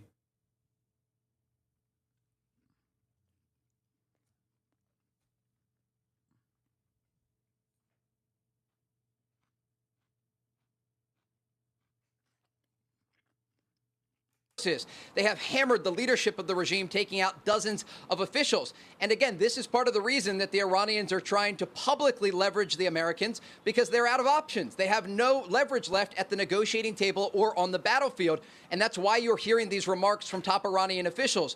There's a connection to all of this. Hezbollah is Iran's largest proxy in the region. The president has been very clear. The vice president was very clear. And Israel's prime minister was very clear. Lebanon is not attached to this deal. Iran's president today says they are. And so that will get worked out on Saturday. But again, the United States is preparing and the Iranians are talking. Yeah, thanks so much, Trey. And by the way, with the Lebanese, don't act like you're helping the Lebanese officials. Hezbollah is the one that's been supported by Iran, not the Lebanese people, Right. who would love at this point for Hezbollah to go find something else to do. And Hezbollah is in a neighborhood in a certain part of Lebanon. So when they're firing missiles into that neighborhood, they're attacking Hezbollah, not necessarily the innocent people in other areas. I'm Steve Doocy. I'm Brian Kilmeade. And I'm Ainsley Earhart. And click here to subscribe to the Fox News YouTube page to catch our hottest interviews and most compelling analysis. So will the Strait of Hormuz ever open fully without caveats? Under the terms of the ceasefire in the Iran war agreed between America and Iran, hostilities are due to end, but also Iran agreed to open up the Strait of Hormuz. But is it already open? Iran would always claim that it is, it's just not open to its enemies, it is to its friends. But the statistics tell a very different story. Before the war, there were around 80 ships a day going through the Strait of Hormuz one way or the other, about 82. But if you look at the statistics for yesterday, there were only 5 ships went through. These were bulk carriers. They all left Iranian ports, and none of them had oil or gas within them. Therefore, to all intents and purposes, the strait is closed. However, it is worth pointing out that it will take time for oil and gas companies to be confident to use the straits once they see that the ceasefire is enduring. Of course, there's also, in a ceasefire, it should be the temporary end of hostilities. Now, the reality is that Israel is still conducting major operations into Lebanon against Hezbollah. Yesterday, 254 people died on the ground as a result, making the ceasefire look incredibly fragile. Now, Iran had agreed to open the straits, but with caveats. Let me read you the statement that they issued. For a period of 2 weeks, the safe passage through the Strait of Hormuz is possible, and here's the caveats, via coordination with the Iranian armed forces, and the second caveat, with due consideration of technical limits. In other words, they're open, but with caveats, and that means control. So what are the threats that the Iranians use to enable them to keep the straits under threat? One of them is the use of fast patrol boats packed full of explosives. One is drones. And finally, mines. Let's have a look first, though, at how the normal traffic would flow through the Strait of Hormuz. Before the war, That's the route it would follow, about the middle channel through. But if you now look at what the Iranians have imposed over the last few weeks, is a channel that goes up past Larak Island and then down, just a way of threatening the shipping and making sure it has to follow its own routes. But actually part of this most recent deal, what the Iranians have said, there's a hazardous area here. They've described this as because that is potentially where the minefield is. Now, are there mines there? Are there not? We've no way of knowing. The only way to prove that would be to clear them, and that would be to have Western military activity, minesweepers to go through. The Iranians are never going to allow that to happen until the end of the war. So as a result of that, what we've now got is a different flow that the Iranians have imposed. For outbound of the Straits, it's literally going just to the north of that hazardous area and out into the open sea. And on the way back, it's coming back to the north of Larak Island through that choke point and out into the Persian Gulf. Now, whilst the Iranians claim that's open, it's clearly putting a bit of a throttle and limiting the amount of traffic through, and it's very evidently a degree of control. Now, are there any military options to stop Iran controlling the Strait? Well, there are. I used to do a number of military exercises to look at this, but the short version of a much longer story is, frankly, the only way to do it is to effectively invade Iran, to take a buffer zone of Iranian soil and put it under Allied control. That would be a huge area. It's heavily populated with Iranian people.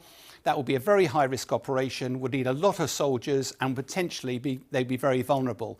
And at the moment, putting boots on the ground or having the enduring operation is not something that anybody in the West has any real appetite for. So where does that leave us on day 41 of the conflict? The US is a superpower. It's hit over 12,000 targets in Iran, and yet Iran is still in control of the Strait of Hormuz and is feeling emboldened. I have no doubt that the Strait of Hormuz will get opened. It's to the benefit of all parties to do so. But when it is opened, it'll never operate freely again. There'll always be this dark shadow of Iranian threats, and that will endure.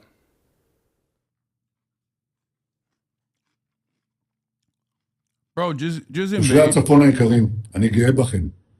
אתם ממשיכים לעמוד איתן. אני מבקש לומר לכם, אין הפסקת אש בלבנון. אנחנו ממשיכים להכות Dude.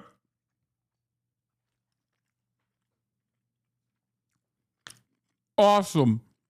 He's like, hey guys, don't worry.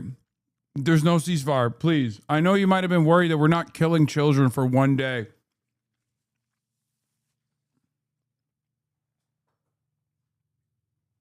Hey guys, just wanted to inform you, the baby murder operation has not stopped.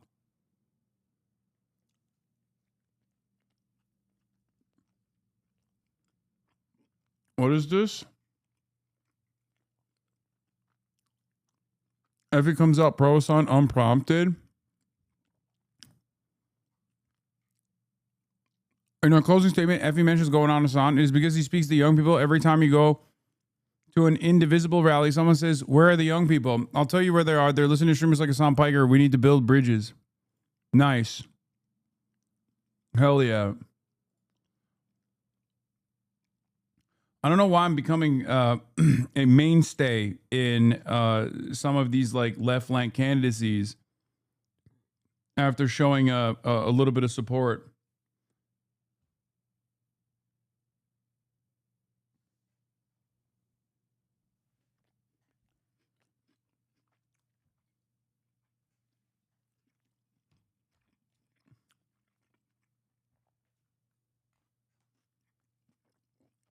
Big Yahoo had to calm him down.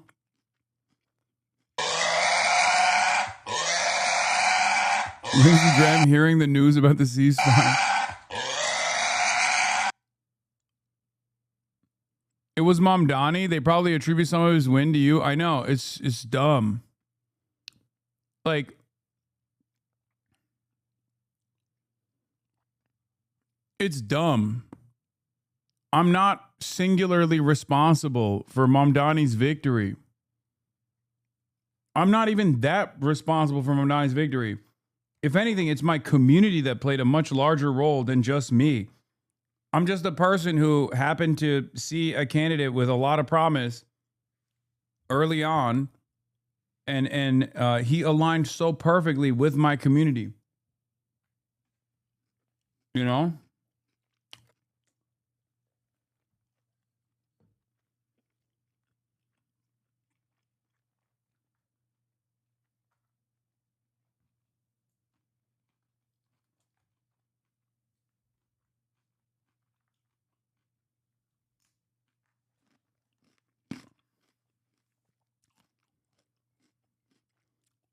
You're getting glazed on bitty bitty. He managed to become the top political commentator in North America, and his looks played no small part in that.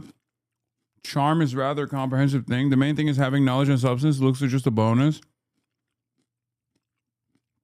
This group would probably be quite happy to see Hasan gain popularity. They think he can split the Democratic Party, which benefits the Republican Party. Indeed, Hasan Ziani is pushing the Democratic Party towards social democratization. Since Donald Trump has steered the Republican Party to the right, the polarization of the Democratic Party to the left becomes inevitable.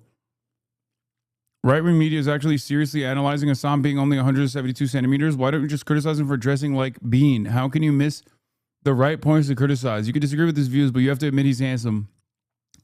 Political beliefs are subjective, but handsomeness is objective. I'm not 180 centimeters, I'm 194 centimeters. עוצמה את חיזבאללה, ואנחנו לא נעצור עד שנחזיר לכם את הביטחון.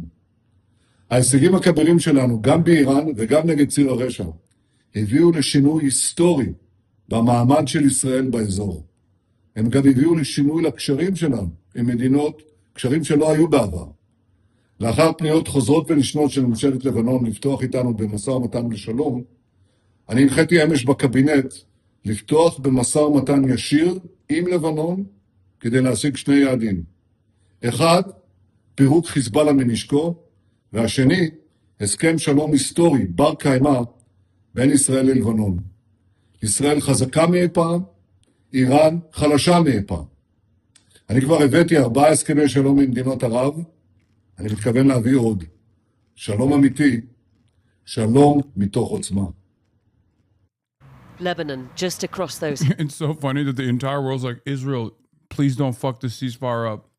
And Benjamin Netanyahu in Hebrew is like, I'm fucking the ceasefire up. It's awesome. I'm putting my dick directly in the ceasefire.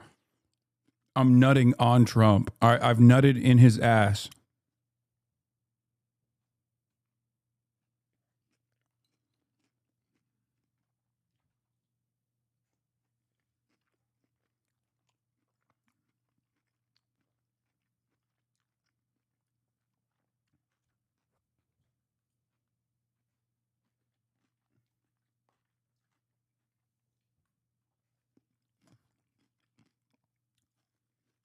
Yeah, they call me Netanyahu in the United States of America nowadays with how much nut I got.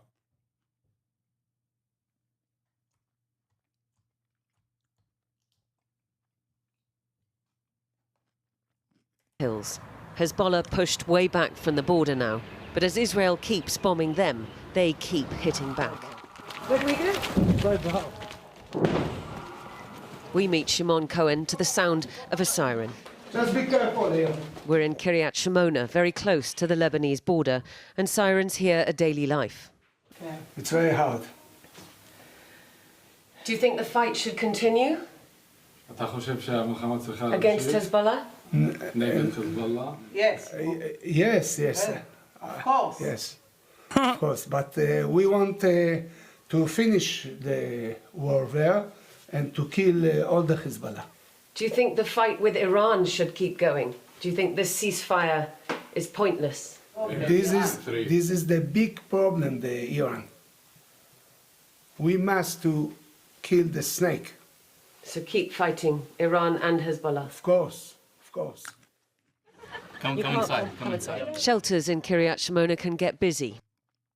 Bro, I'm telling you, I think a lot of people don't understand how fascism works. I think a lot of people don't understand the ideology, what fascist movements have looked like historically, what it looks like when it's dying in its final stage. You don't have to read about it in a history book any longer. You can visualize it in front of you. But a lot of people can't comprehend, I think partially because of the original historic fascist movements and their primary victims being Jews in the Holocaust. A lot of people can't make that connection that like Israel and Zionism is a fascist ideology and Israel's a fascist state experiencing an identical version just with modern weapons and, you know, some modern restrictions. they don't understand it. They're like, these guys, wow, they're fucked up. It's like, no, they're not fucked. I mean, they are fucked up, but they're fucked up because they're fascist. When you hear stuff like this, when you see stuff like this, you're like, what the fuck is wrong with this guy? He's out of his dang mind. And you're like, no, it makes a lot of sense when you realize, like, it is literally just a fascist country going through the final stages.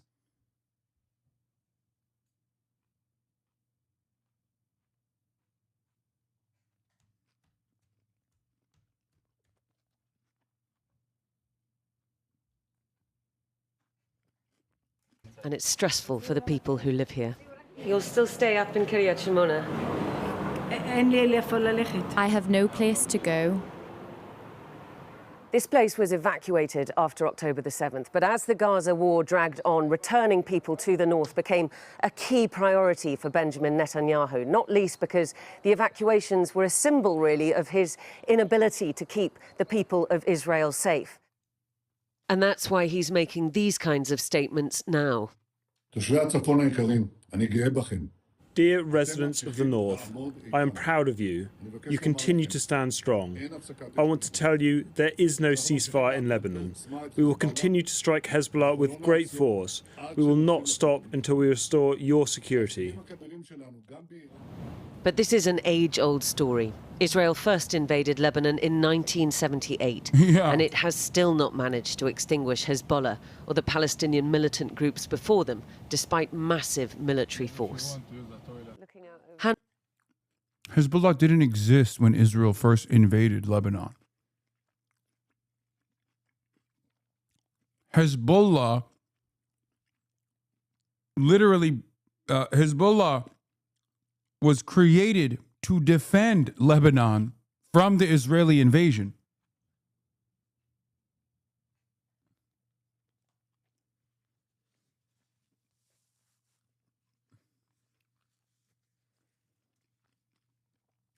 That's what's so ironic about this predicament. And Israel not only was responsible for the creation of Hezbollah because of necessity, right? Someone had to fucking protect the Shia population, especially in the sectarian and ethnic conflict, the civil war that was taking place that Israel absolutely played a major role in, right? Massacres that Israel oversaw, militancies that Israel armed.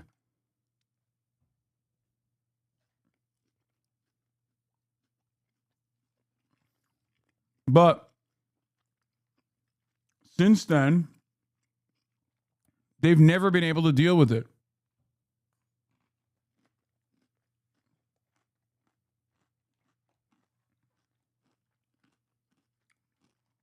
Without Hezbollah, there would be no self-defense for Lebanon. Israel could do whatever the fuck it wanted to Lebanon.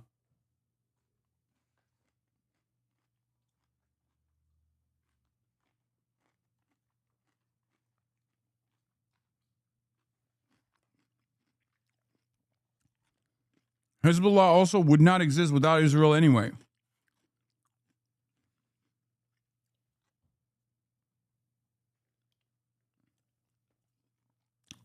Aludin's 21-year-old nephew Guy was killed last week in Lebanon, serving in the IDF, in a case of friendly fire.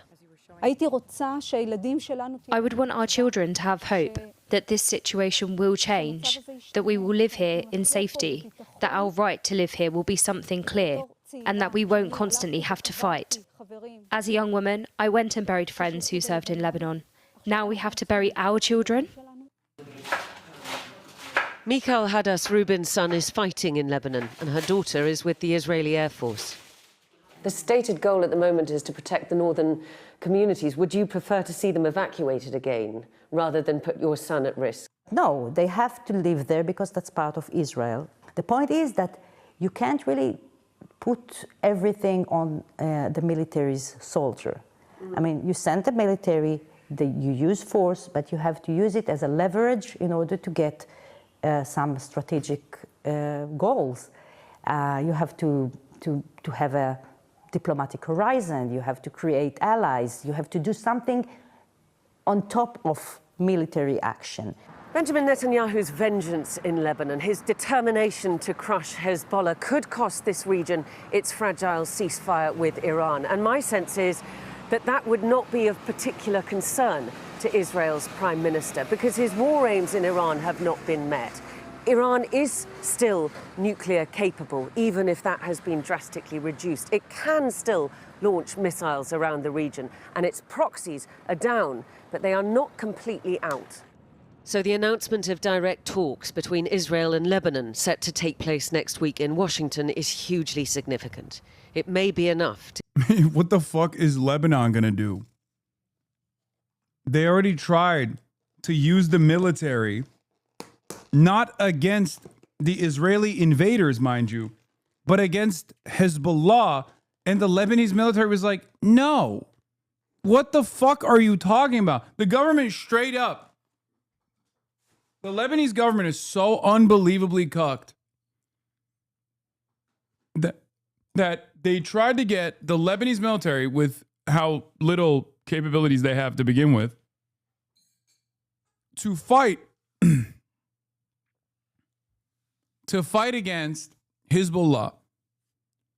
And the Lebanese military was like, why would we fight our neighbors while a foreign country is invading us? Why would we fight our neighbors who are fighting against the foreign invaders?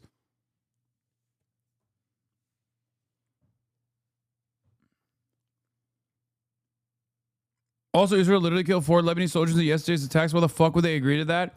Because that's how cucked the Lebanese government is. From the Lebanese government's perspective, it's literally like, oh, Israel would never fight us if it wasn't for Hezbollah, except, you know, the fact that Israel invaded Lebanon before Hezbollah existed is lost, I guess. But in that situation, it's because the Palestinian refugees were in Lebanon, right? How'd they get there, I wonder.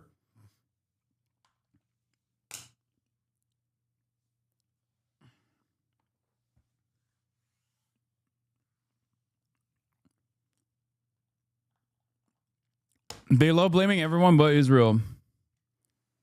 Yeah, the Lebanese army isn't there to defend Lebanon. It's to defend the government against the Lebanese people. Belgian Foreign Minister Maxime Prévost was personally caught in an Israeli strike in Beirut yesterday when he was visiting the Belgian embassy to meet with Lebanese President Joseph Aoun. A massive missile strike hit just a few hundred meters away from his location. He called for Israel to end the bombings of Lebanon as well.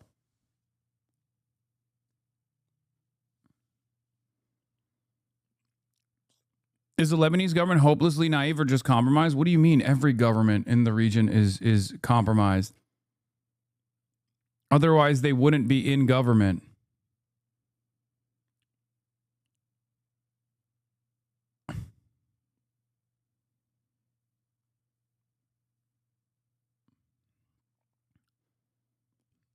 There have been instances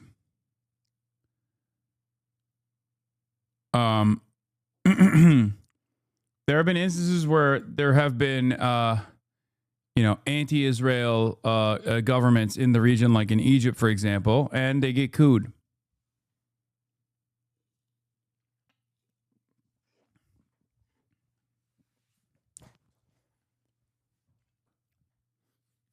Iran is posting banners in metro stations saying, "We will not leave Lebanon alone."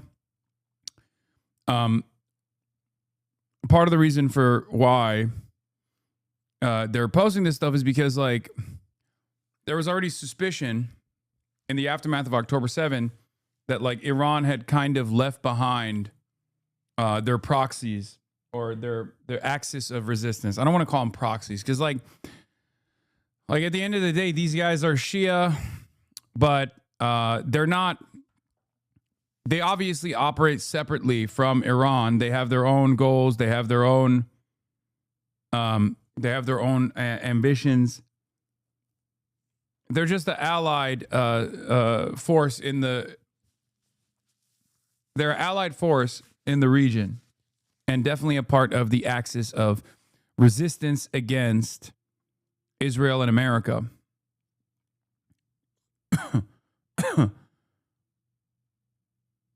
Because that's what Yahya was counting on, right? Yes. Knowing how the Lebanese government officials think, I will tell you why the prime minister initially did not want to be a part of the ceasefire. If this happens, a massive admission that defending yourself with military force from Israel secures your rights. It would be a massive defeat for the Mahmoud Abbas doctrine that Arabs follow, which is to strip yourself from your weapons and underwear in order to obtain guarantees that Israel will not occupy you, which you never end up getting. It would be a massive defeat for the Arab war doctrine, disarming your army before your enemy attacks you. And this ceasefire will take down the current Lebanese government and turn the Lebanese resistance into national heroes, as well as demonstrate the benefit that Iran brings to Lebanon.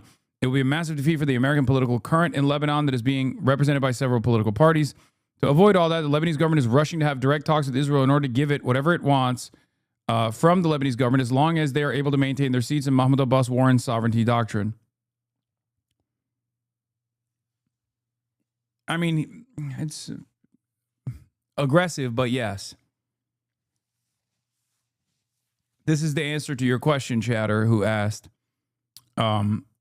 do these guys have some semblance of naivete? No, it's cowardice.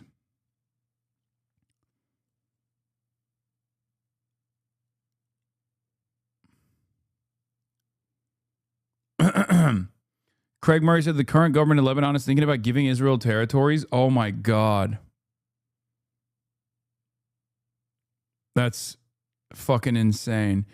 Have you seen Bennett call Turkey the new Iran? Yes, I have. Anyway, that'll be all for today. I'm tired. I will leave you on that note. And we got more stuff tomorrow, as always. Yeah. Is today Thursday? Oh, Ilhan Omar is going to be in the building tomorrow. So get excited for that. That's right. My goat, my queen, Ilhan Omar is going to be in the building. Okay? The people's queen. All right. Bye, Mr. Streamer. Bye, chat. Bye, mods. Okay. Yeah. The freaking queen, dude. All right. Love you guys. Peace. Bye-bye. Stunning lo-fi introduction, starting off the day. All the chatter's trickling in, hostile people hate. Sunny Los Angeles, California, says Hasan. Stun lock to the stun lock to the topics just begun. 'Cause there he is again. Hasan is streaming. Hasan is streaming. There he is again. Hasan is streaming. Hasan is streaming. Reviewing a Chinese train, telling Kaya place. Sun and Asmin chatter loves, giving grinnings grace. Zoran winning NYC, woke two back with the force. The Rogan of the left, to me a dumb himbo still on course. The Charlie Kirk assassination, the Fear and Online show. 8 full fucking years of this, and plenty more to go. Doing fun stuff tomorrow, throw PBS up on the screen. A man-made horror reaction brought to you by this life's dream. 'Cause there he is again. Hasan is streaming. Hasan is streaming. There he is again. Hasan is streaming. Hasan is streaming. Kicked out of the DNC, IRL with March the Goat. commenting the propaganda that shoved down people's throats. CBS Israeli news, a coup, a regime falls. A full-blown fascist takeover, and still the duty calls. Total radicalization coming out to sea. The system will always fail, it's up to you and me. On these daily streets, whether short or whether long, have helped millions of people keep it moving right along. 'Cause there he is again, Hasan is streaming, Hasan is streaming. There he is again, Hasan is streaming, Hasan is streaming. But hey, what can you say? That's PBS for you. But he'll play games real soon, just you wait. Say, hey, what can you say? That's PBS for you. But he'll move on real soon, just you wait. Ba-da-da, ba-da-da, ba-da-da-da-da-da. Hey, what can you say? That's PBS for you. But he'll pull your lawns real soon, just you wait. Sha-da-da, sha-da-da, sha-da-da-da-da-da. Hey, what can you say? That's PBS for you. But he'll do jet vice real soon, just you wait. But hey, what can you say? That's PBS for you. Brought on by viewers like you, just you wait. Just you wait.